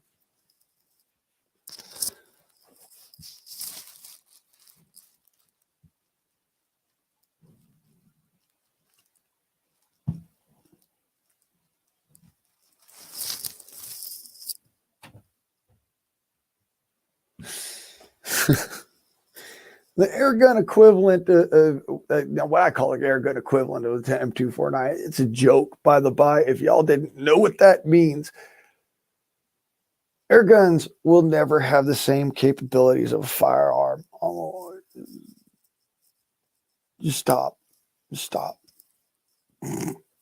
They're not the same animal. All right. You got a chicken and a duck. One goes quack, one goes cluck.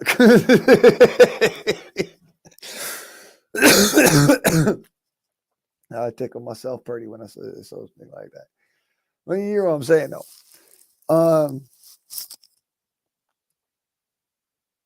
An air gun will never be a firearm. That being said, air guns sling lead at subsonic speeds. That's still more than plenty to do some damage. There's still more than plenty to put down an animal, put down deer, put down a fucking hog.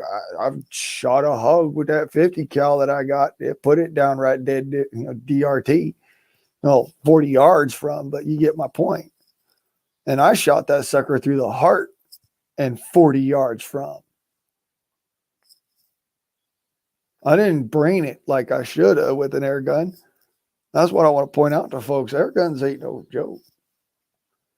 That hog only made it 40 yards, and I hiked up in them bushes, found it.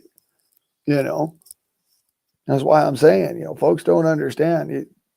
An air gun is not a firearm. That doesn't mean that it's not a lethal projectile. And projectile. I won't call it a fucking projectile tool. Projectile acceleration platform. But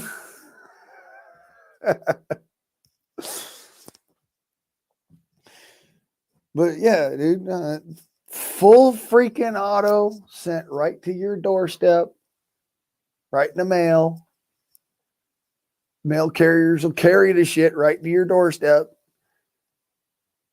It's a Hatsan Blitz.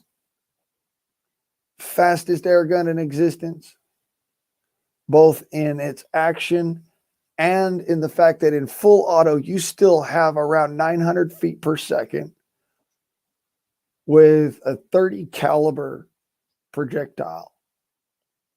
That is boasting some oomph to knock down. All right, we're talking about 38 special powers.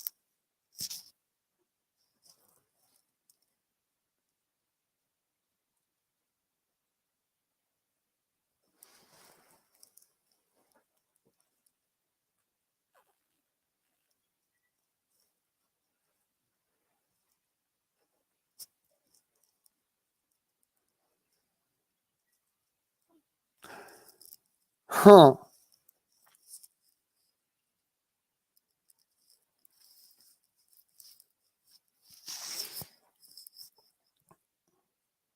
When did you get broken ribs and major bruising from an air gun?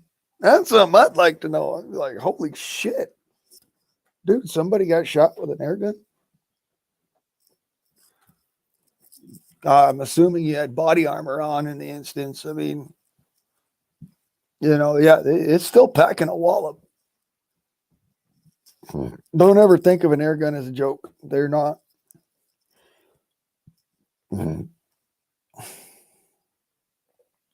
That's some scary shit, man. You get hit with a shot with a right and proper caliber air gun will fuck you up. Body armor on, it'll fuck you up. It's got enough energy behind it, depending on the caliber and the weight of the projectile. I mean, air guns are not flinging small projectiles anymore.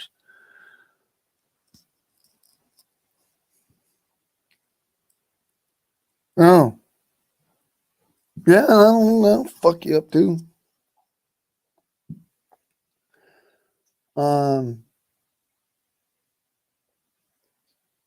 But yeah, as I'm saying, dude, they're holding a lot of power in them now, to the point where body armor is being put to the test. Does your body armor work? Because yeah, that they got something behind them now. I mean, we're talking 12 gauge projectile moving about subsonic speed, but still moving. That's one of the biggest air guns in production right now, is the AEA Zeus. That thing's got something behind it.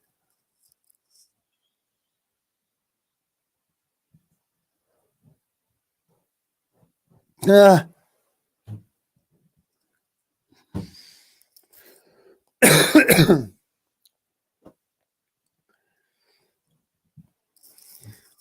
See, there's a reason why I turned around and said, black powder's nice. And yeah, it got the job done for hundreds of years for people. But I like to see what I'm shooting at. There's a reason why I turned around and said, I like an air gun. If I can't have a firearm, because whatever fucking reason somebody got a wild hair up their ass to say, no, you can't have firearms. I said, all right, well, I'm have an air gun. And I'll fight tooth and nail for it too. Because it's 18th, 17th century technology in the modern era. I mean, you look at my air rifles as I have today, these air guns are not a joke. They're not a toy. I would never, ever hand these to a child without being sitting right next to them with the same respect as a firearm. So I want to point out to you, these guns are no joke. They don't matter to gun. Fuck, a pepper ball will fuck your ass up. They leave a nasty ass welt. And not just a pepper ball, but it's just a welt. Air rifle put holes in you. Body armor or no. And that's why, as I says to people, don't discount the modest air gun. Never discount the modest air gun. That should be part of your preps. That should, even if you are a firearms enthusiast to the point where you have got the freaking, the Chicago type, Chicago piano and the freaking, set up on your back lawn, ready to take down, government drones and shit. I don't give a rat's ass. All right. How hardcore you are into firearms. You should have right and proper air guns in your repertoire. I put it this way. Imagine having the ability to carry 100,000 rounds in a backpack. 100,000 rounds. You still got room for water. At least one, either MRE or trail bag. And you've got room for your medical kit. 100,000 rounds.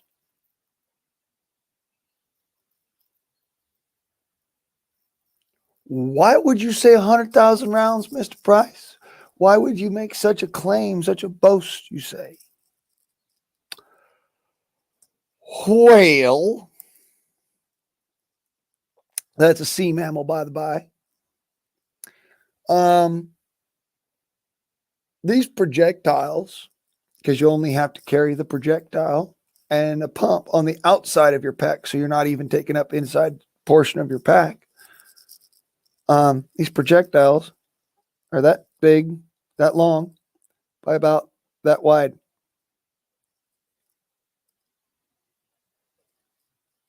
Cylindrical.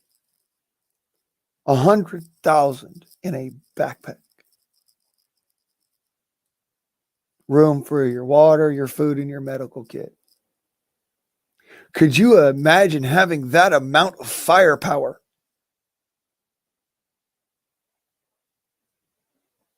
That's a lot of lead. It'll be heavy, but don't get me wrong, you're carrying a lot of fucking lead at that point. But you've got room for all this extra. You get survival kits, you have all funny little books to read or whatever, pass the time, playing cards or what have you. But you could have 100,000 rounds for your air guns at the bottom of your pack. I used to have that set up in my light recon pack. 100,000 rounds of air gun projectiles across the bottom of the damn thing. pack weighed about 75 pounds. It was heavy, but yeah, dude.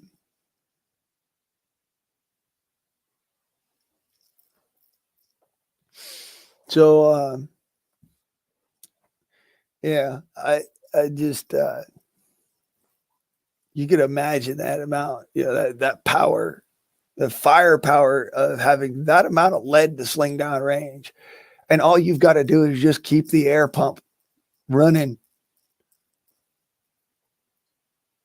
Dude, you're talking about some serious, you've got something there.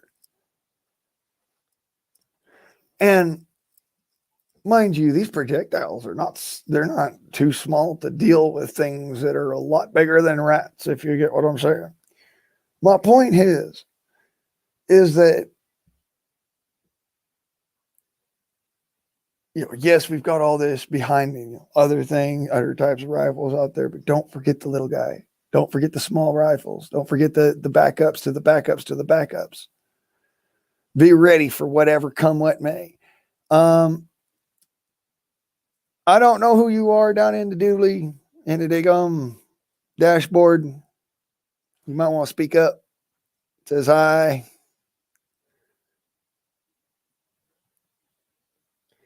Oh, that's who you are. Motherfucker with these goddamn names. Get your ass up here.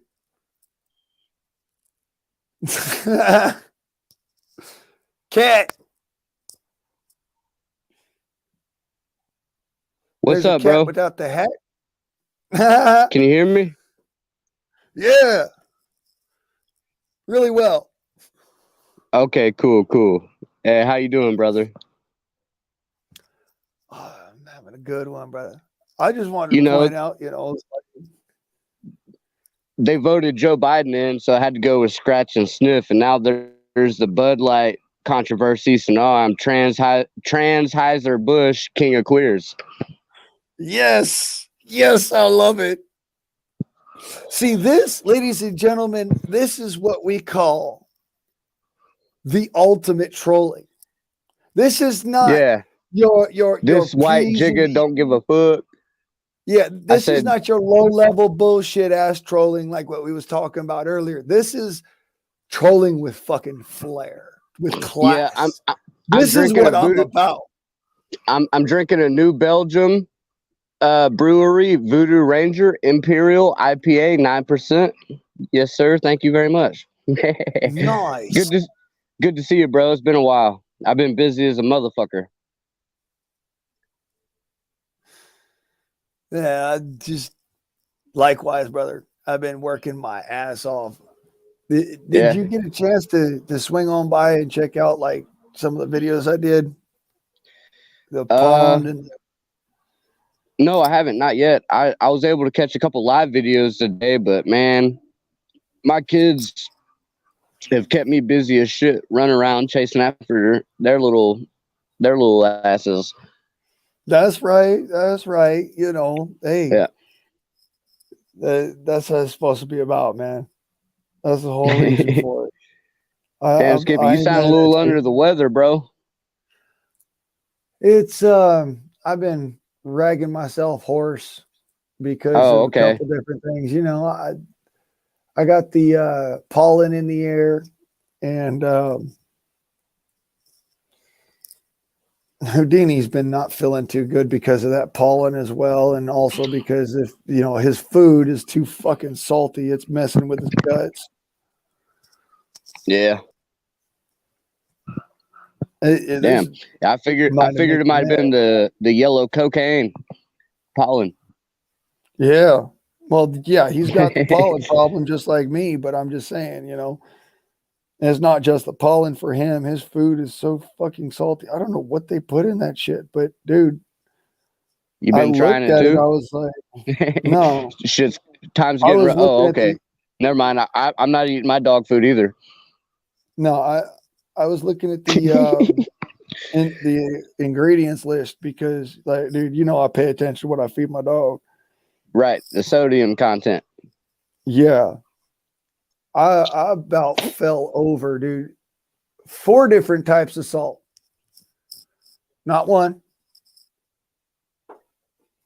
4 different types. You got sodium chloride, potassium chloride, sodium glutamate, sodium glutamate, and what was the other one? It's sodium nitrate. Hell like, yeah, what you the started fuck you spitting those giving my facts. dog? What the fuck you giving my dog sodium nitrate for? I'm not trying to preserve his ass. Shit, they want him to be fat like most American people, man. They want you to be overweight and relying on the government. Sorry, Overweight fucks. and underpaid. Yeah. And they want you to support Anheuser-Busch, King of Queers. Thank you. I'm accepting all donations. Psych.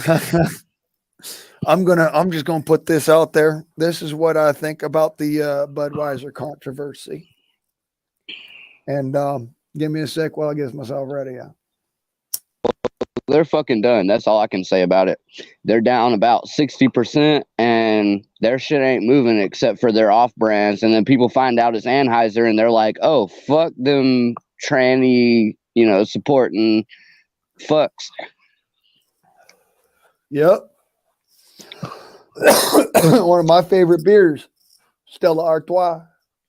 Bro, I like Stella's pretty decent. It's expensive, not as much bang for the buck. But damn, dude, I was drinking Elysian, which was like, I don't know, almost 9% or something. Like, and I don't. If I have to pay more and go back to Dogfish Head, I will. But I don't know who's brewing them at the moment. But they're like 11 and 12% and shit. Yeah, but dude, at the same time, it's like, I heard the call. I heard a long fucking time ago, to be honest. I ain't been drinking Bud Light since they had Bud Light Lime, and that shit tastes like freaking. Let me tell you what, a diabetic lemonade, if you know what I'm saying. Let me tell you what, I've been calling Bud Light bitch water since fucking high school. Right? Only the bitches drink it. If you're a man that drinks that shit, well, I'm sorry, but I definitely think lesser of you. I used to call it, honest to God, I used to just say, like, when they'd say, "Hey, you want some Bud Light?" I'd be like, "Is it free?" Raise my hand, pass it to the first bitch behind me. No, it's like, "Is it free?" Because I won't argue with free beer. Other than that, no, I don't want Bud Light. No, and it's always been that way. Like, if I'm going to be buying beer, I've actually gone as far as to buy Budweiser rather than Bud Light, just because I think that's piss water. I think it's watered down Budweiser. So what's the point? Bro, I've only drinking it when it's been provided. I'd never paid for that shit on my fucking life, bro. Like, right? I would never pay for Bud Light, Budweiser. If I'm gonna drink something, I'm gonna buy fucking liquor or a beer that's gonna put my dick in the dirt within 2 or 3 of them. Right. The same here. I mean, if I'm gonna drink, I'm gonna fucking. let me put it this way. I'm gonna drink, why do you think I drink these? I want to. Hey, what the fuck is that? What the fuck is that? That is Total Domination Northwest IPA.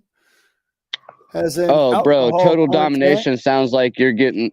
Never mind. I'm not gonna go where my brain wants to send me. Alcohol content of 6.7, but it has the equivalent bitter units of. Oh, bitters are good to help you make you shit. Oh yeah, they'll settle your stomach quick and right and shit. Yeah, 81 IBU, dude. 81. We're talking this stuff knock your dick in the dirt. Hell yeah! At 2 of them, I'm sitting there going. Tonight's gonna be a good night. I wonder if I can finish the 6-pack. No, at 2 of them, I'm sitting there. I'm like, do I need a 3rd one? Fuck it, beer 30. Right. After halfway through beer 3, I'm sitting there going, oh shit. Hey, Mama, that's when the best that's when the best ideas come on. Yeah, no, that's the point where I go, oh shit, Mama, hold the wall. Because I done drank myself past beer 2 and didn't realize beer 2 hadn't actually hit the bottom yet. True that. Make sure you're laying at the foot of the bed with your leg resting on the floor and shit, huh? Right. You about That's to how you tumble. that's how you prevent the dizzies, woman. Yeah, that's on that. You about to tumble. You better hold up the wall. No shit. Hold on a second while I hold up the building. Oh. Yeah, pray to the porcelain throne and shit. Porcelain throne or the concrete kid, one of the 3. Yeah. Been there, done that once or 3 times. There's been a couple of times where I've been having to go give an offering up to the spirit world in the back of the woods, you know. Heard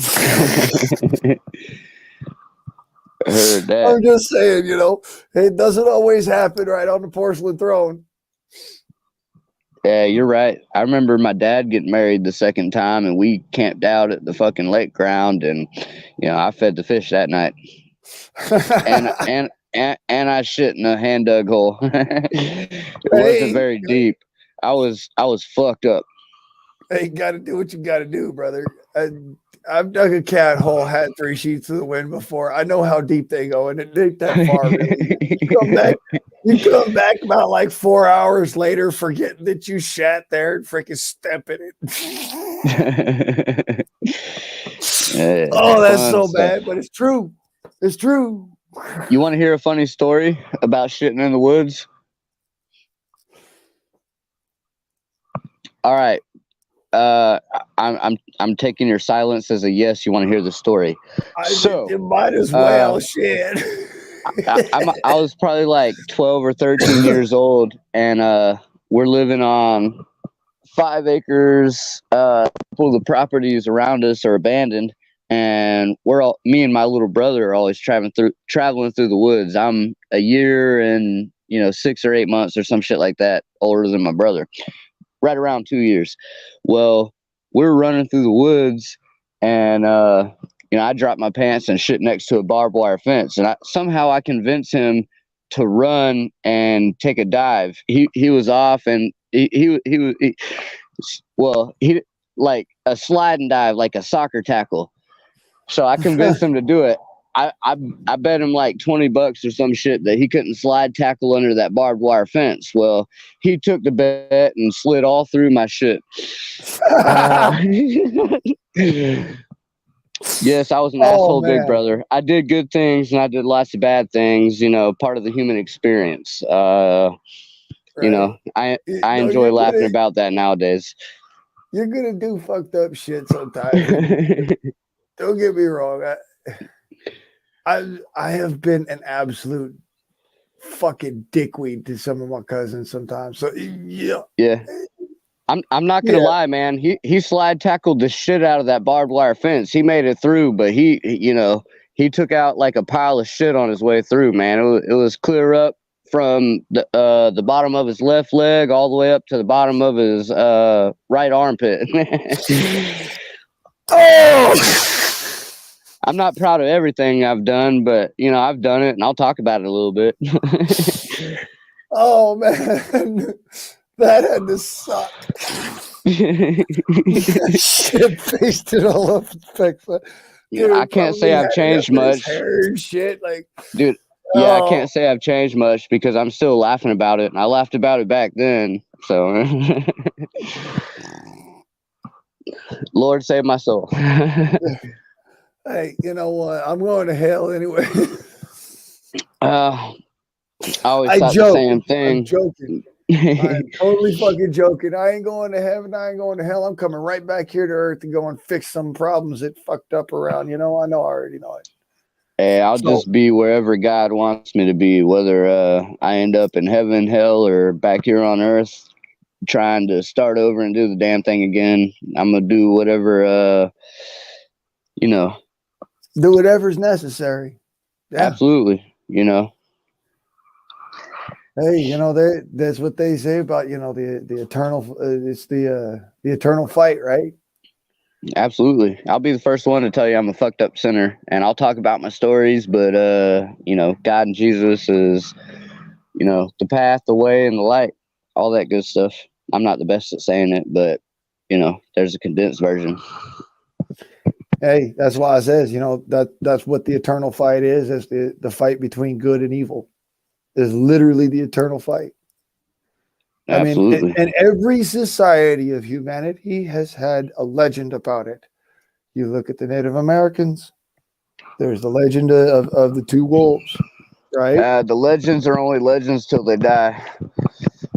And then they become mythos, and then they come around to repeat themselves some way or another, whether bloodline or storytelling or whatever. But somebody's going to be inspired to stand tall.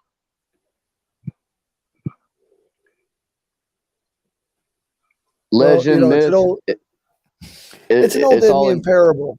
Basically, there are two wolves fighting inside of each man. One is good and the other is bad. Amen. It all comes down to which one you feed. Which one you feed. Yes, sir. Well, there's a legend that goes behind that as well. A man had two wolves. One was black and one was white. And he always used to dote his favor on the black wolf. Well, one day, the white wolf got mad because he was jealous and he saw what the favor that the black wolf was getting. Yep. Reminds me so much of the story of Cain and Abel. Well, hear me out. There's more to the story. Legend, myth. Go ahead, brother. The white wolf killed the black wolf. And the man was so distraught that he killed the white wolf and then put the black wolf's fur on. And the black wolf's fur bonded to his skin and he became the black wolf. It's a tale of and that happens. That absolutely happens. If you foster people around you that aren't exactly like-minded like you can fall into their ways easily. You can don their coat without exactly realizing it. 100%, brother. Yeah. And what it was is it's all a story about, the black wolf was the bad wolf. It was the one that always, did the evil deeds, but, did all that to try and, Thank you. bring loyalty and whatever. And so it got fed more. The other wolf, the white wolf, was more discerning, this, that, and the other sort of thing, but always trying to be a friend. Well, they both got fed, but the black wolf got fed more because he did more. But he did it in wicked ways. The white wolf probably refused to accept help and tried to feed himself the best he could, type thing. Well, the black wolf did it in wicked ways. That's the way that the legend goes. The black wolf did it in wicked ways, and that wickedness bonded his skin to the man's skin, making him into the black wolf. That somewhat reminds me of the Princess Mononoke movie. Right? Of course, there was a human that was adopted by wolves, and these wolves and this human adopted kind of this person that was traveling through the woods and experiencing evil, and the evil was growing throughout them. It started to grow, and it possessed their arm and their leg, and eventually he was able to separate himself from the demon, and the demon started to rampage the land until it was killed by finding peace. Yeah, it's a good story. And like you said, it's another legend from another place along the same lines. Yeah, I believe that's Japan. I believe it's Japan. It could be Chinese. Yeah. Good stuff, though. Good stuff. Couldn't tell you off the top of my head. I remember it. It was when I remember seeing it when I was younger. Yeah, man. I was raised on the old shit, you know. So Yeah. and they taught a lot of life lessons, which a lot of kids these days don't get to see. And I raised my kids, and any memorable movie and shit that I could think of that really impacted my life, I wanted my fucking kids to see it, and I made sure they watched it, you know, and they enjoyed it the majority of the time. Well, I always loved the movies that my dad would have, profound impact. Like he's like master and commander of the world. You know, there were some real profound lessons to be found in that, and the value of the history and all that. Right. It's just a story. It's a fiction, a work of fiction. Right. Right. You know, fiction can teach some of the best lessons if you can read between the lines. Yeah, if you can see past the hatred or whatever it is that you hate about a certain story, fiction becomes a beautiful thing. It can teach such good life lessons. It could teach, it could do amazing things, get you out of your head, things like that. It's an awesome thing, man. I love fiction because there are truths in fiction that you won't find anywhere fucking else. Right. Like there are truths that I looked at in certain fiction works that I was reading when I was younger. I was like, dude, how are you going to find anything that is relative to modern life in a story about animals in medieval times? Hell yeah. Found it. Like literally found one. I was like, whoa. Yeah, Brian Jakes. Yeah. Yeah, dude. Phenomenal fucking author. I love that dude so much. I read all his books all through middle and high school, bro. Right? And that's what I'm saying, man. The way he humanizes the badgers and the squirrels and, their struggles along with the similar struggles that humans have is fucking amazing. How they build castles and the underground tunnels. Bro, he's got a really wild imagination to where he could actually stitch the two together. Because you got to remember, animals don't talk. Not like absolutely. They don't have a dialogue per se. Right. They have but their expressions. They have expressions. They have, ways that body language. Body language. They respond to other animals and other environmental factors. For sure. But it's not like, and the country bumpkin accent versus a freaking a proper prim English Ponce accent versus it's a mix of everything and whatever comes in between all that. Like, you kind of see the etymology of it. The study of the words that he's done, how it kind of plays out and affects his audience and shit. It's fucking dope. Right. And you got to remember, and it that little bit of adding accent to and certain values to different individuals in the storyline. Yeah, the dialogue, monologue, the whole whatever you want to call it, whether the internal preference, references, whatever. Yeah, dude, it's freaking, that it gives. Perfect word, depth. You see, it's a story with depth, so you can get into it and it almost reprograms your mind with these particular values.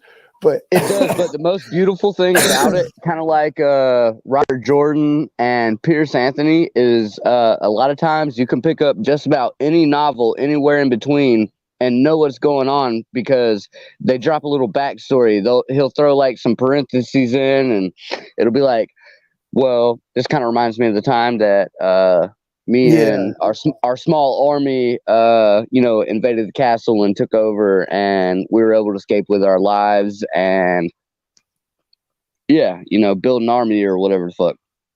Yeah. So it's good story building. It's good world building, and I like that. It gives depth to it. It gives you somewheres to get lost in.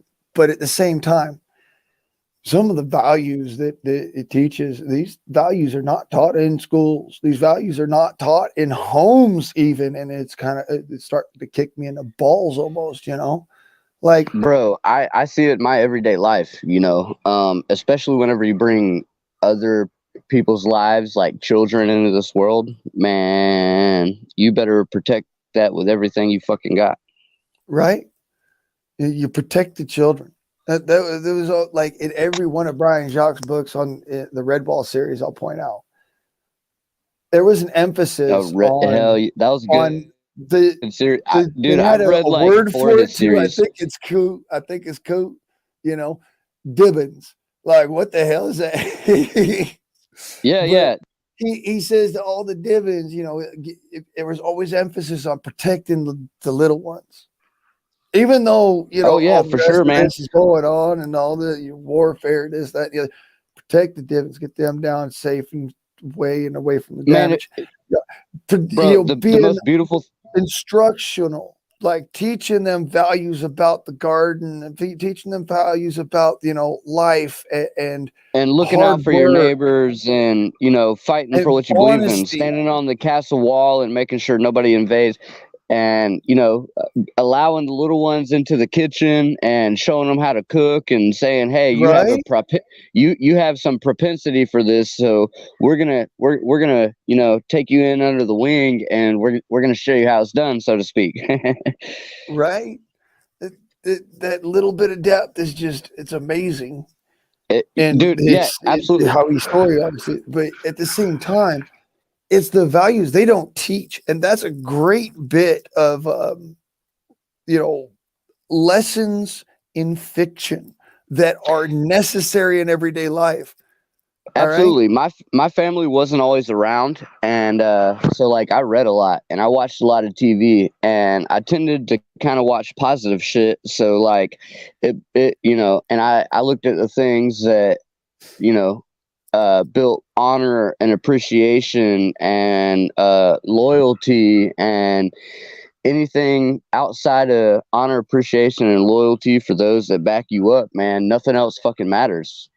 Like as long as you got those that fucking care, love, and appreciate you, you need to look no further than that, man. Yeah, you got to be there for everybody, where you can, what you can. I mean, it's called community, bro. Yeah, that's what it, in a nutshell is, community. Well, who's your community, right? My community is Cat. My community is Houdini. My community is the people that are in my life, any particular point in time. The saying, this is something that I think is a lesson that is misrepresented a lot, but it's a biblical lesson. And I want to point this out. It's a particular one that I have a bone to pick with a lot of people, the way that they misinterpret it, is that when Christ said, Jesus flipped fucking tables, and if that's not enough to tell you that, when you're fucking angry and tables need to be fucking flipped, flip them goddamn things, Right. But look, what's his name? Buddy talked about like judging people and stuff earlier today, and I'm not one to judge people. Live your life, but if it bleeds over into my life, we're gonna have problems. And like I said, I don't judge people. That's God's thing. But right. But misjudging God's words. Because the context in that particular parable that he's talking, I will put a critical eye to them. All right, go ahead, brother. I'm sorry. I just want to finish my statement. All right. Well, so we put. Damn it! I lost it. You hate the earwigs. I know you do. It gets in your mind. You're sitting there. You're like, I know it's going. Is this good? It's on the tip of my tongue, and now I can't tell it. It'll pop up as soon as I stop thinking about it. Community. Back from community, we was talking about. Oh yeah. No. Damn it, I lost my line. I lost my train of thought. It done now. My train done got derailed. You derailed me, damn it. Don't think about it too hard. If you think about it too hard, it ain't never gonna come back to you. If I think about it too hard, I might just shit myself. Yeah, that's funny. My daughter did that shit earlier today. My youngest daughter, she's 2. She shit herself, shit all over the fucking wagon, took her diaper off, and then grabbed the oldest daughter's fucking jacket and wrapped it around her and said, "Help." Oops. That came out with some force. Yeah, for real. That's what you call a craptastrophe. Catastrophe. Damn Skippy, bro. or like where Virginia says, an explosion. yeah, that was definitely an explosion, bro. Like, good luck controlling that shit. Call, yeah. Yeah, that's a craptastrophe. That's the point in time where you're saying to yourself, well, look, we need to start learning how to use a toilet.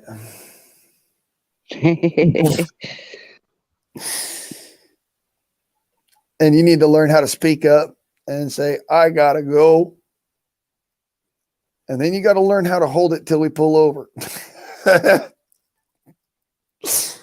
Oh my God, those the tricks that I tell you what. Yeah, damn Skippy. Hey, we're driving. Go back to sleep until it's an emergency. Then let me know. Right? Dad, I gotta go potty. Okay, so you gotta hold it until we get to the next exit. I never had to deal with that, man. I travel with my kids at night when they're sleeping. They'll wake up shitting themselves in the morning. Dear Lord.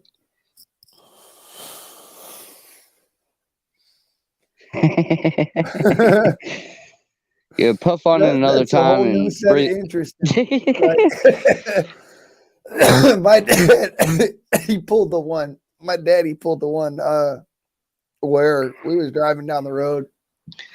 I'm like, Dad, I gotta take a shit. And my dad says, hold it. And I says, how long? And he says, till we pull over. I says, okay. So I'm sitting there, I'm waiting. We get stuck in traffic. I'm like, Dad, I really gotta take a shit. He's like, you did in front of the traffic on the side of the highway. No way, bro. No.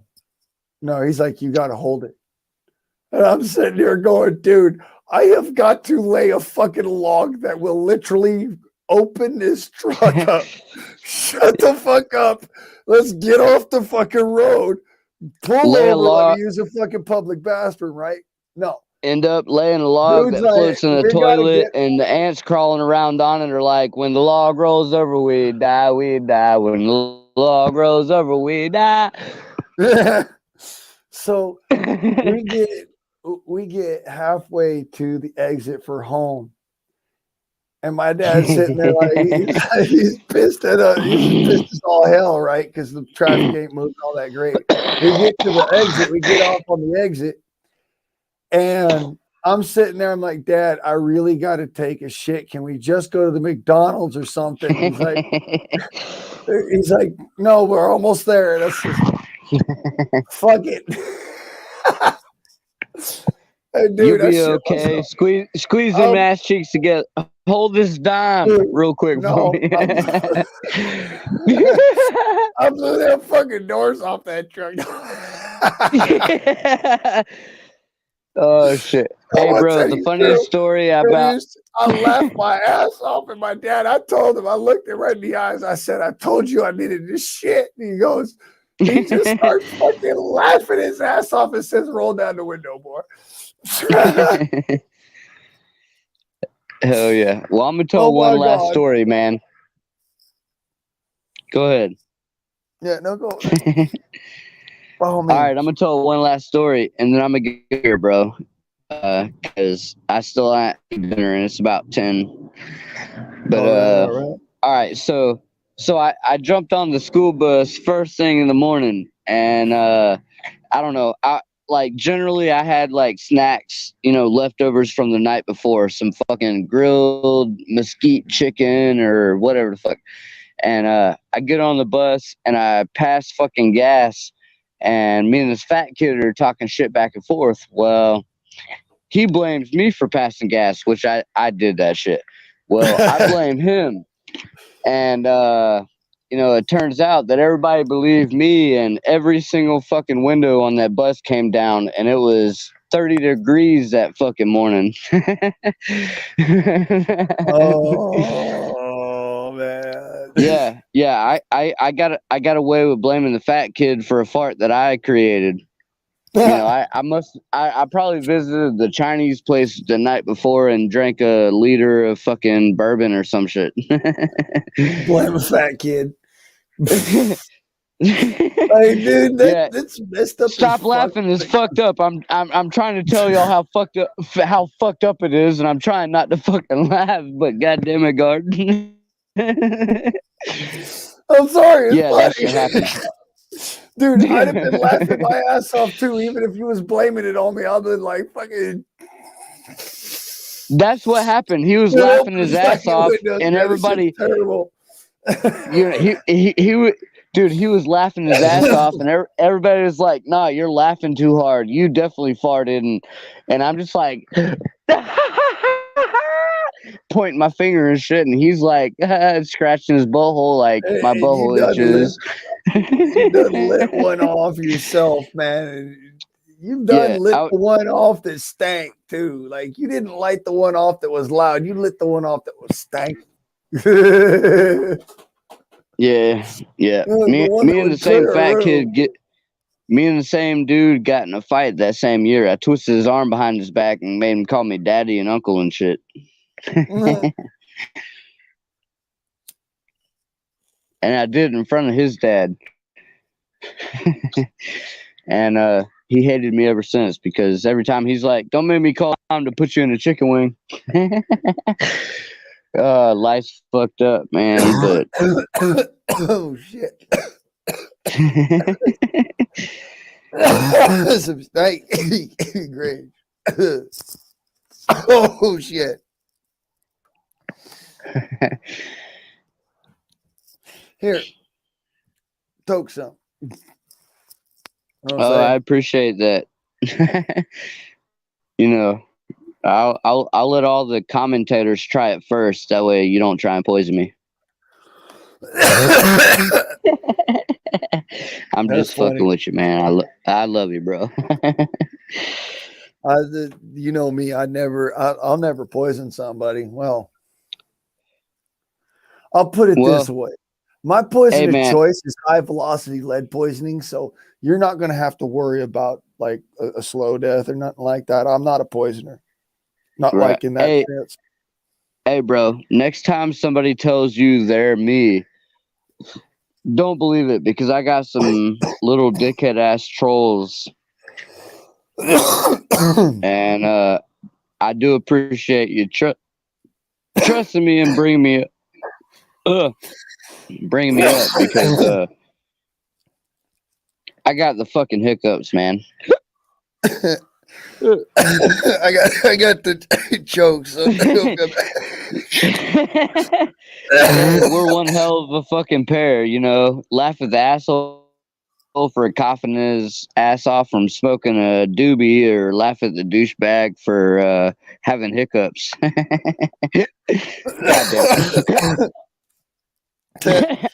Anyways, I fucking lost my train of thought again. Hey, you know how it is, man. A couple of winos sit back on a train. You hear the one says to the other, "Hey, but they get you died over no one, huh?" The other one says, "No, well." And then the first one says, "Well, hey, but he going on the other side, like back fire." And I told you, I don't know what the fuck you just said. And then the other wino says, "Uh-huh." Oh, okay. Yeah, that was intentional. Okay. Dumbass. I'm talking about myself. And then the one wino says, well, now, no. But a nigga 80 Mahada Sege.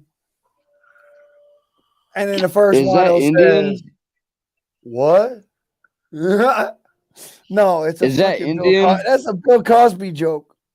A lot of people don't know that, but that's a Bill Cosby joke. Was he talking about Indian people? No, he was talking about it's called from the skit called The Subway Train. The man's walking down the subway cars, and you come to the first car, and you see a couple of midgets, and they're chattering back and forth to each other, and you're going 9 miles a minute, and one of them's stuck up in a leprechaun costume, so he's got the one side. He's like,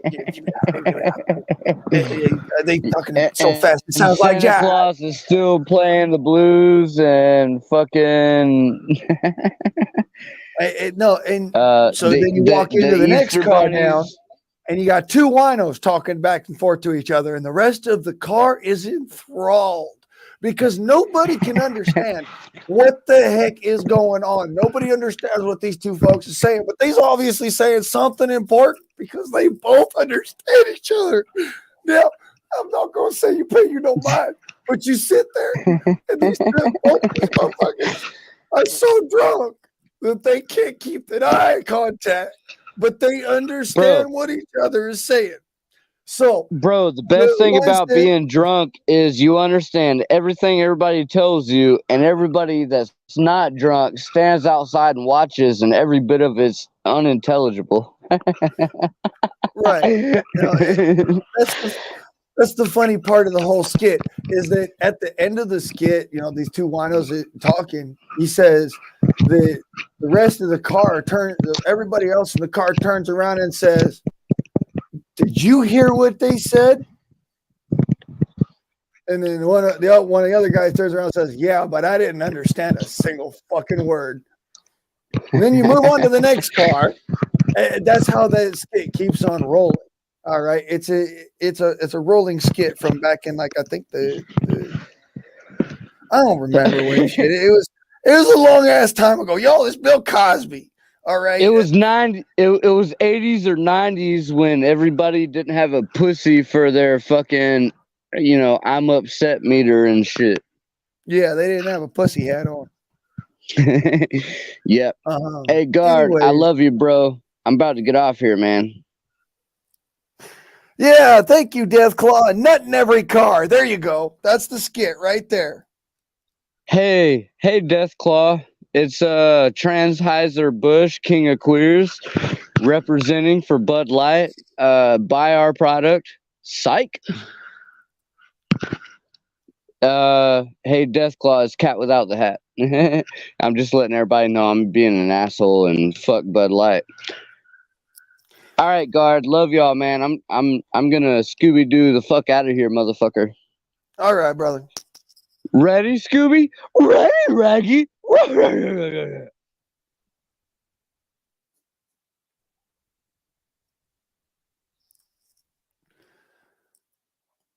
Okay. It works out, Freddy. It works out. But yes, thank you. That is the link for the actual skit. Now I do a all right impression, but I'm no Bill Cosby. I'll tell you the truth. I ain't no Bill Cosby now. But could you imagine walking on a subway and you see a Bill Cosby skit straight out the fucking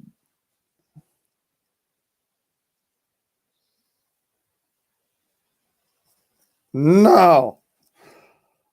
I'm about to fucking turn ass and walk the other direction, even if it's off the back end of the fucking subway train. I'm out.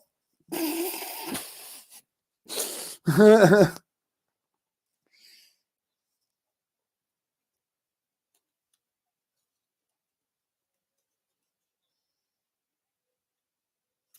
mean, I do all right impersonations and impressions.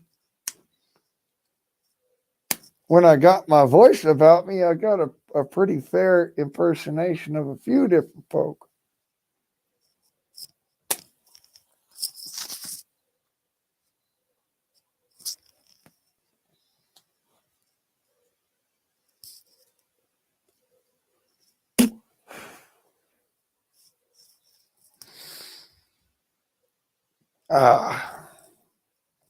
That'll get the grit out your jaw. A little bit of tobacco. I think that it is not stopped raining. Okay. It's still coming down. This is just okay.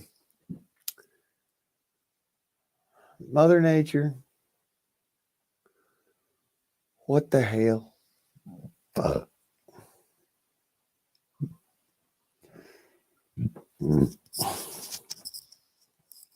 Things about to get crazy. Well, anyways, y'all. It's that time of night. I've been on for like 6-7 hours. I just said, "Wow, fuck it." We'll have a Thorsday holiday. And I'll do a stream. But as it were, it's nose back to the grindstone already. I can see it coming. I got maybe an hour before I got to be Johnny on the spot for these damn fucking rats that just will not give up and will not stop. And I got to get ready for that. I got some trimming to do on the hedge. And, a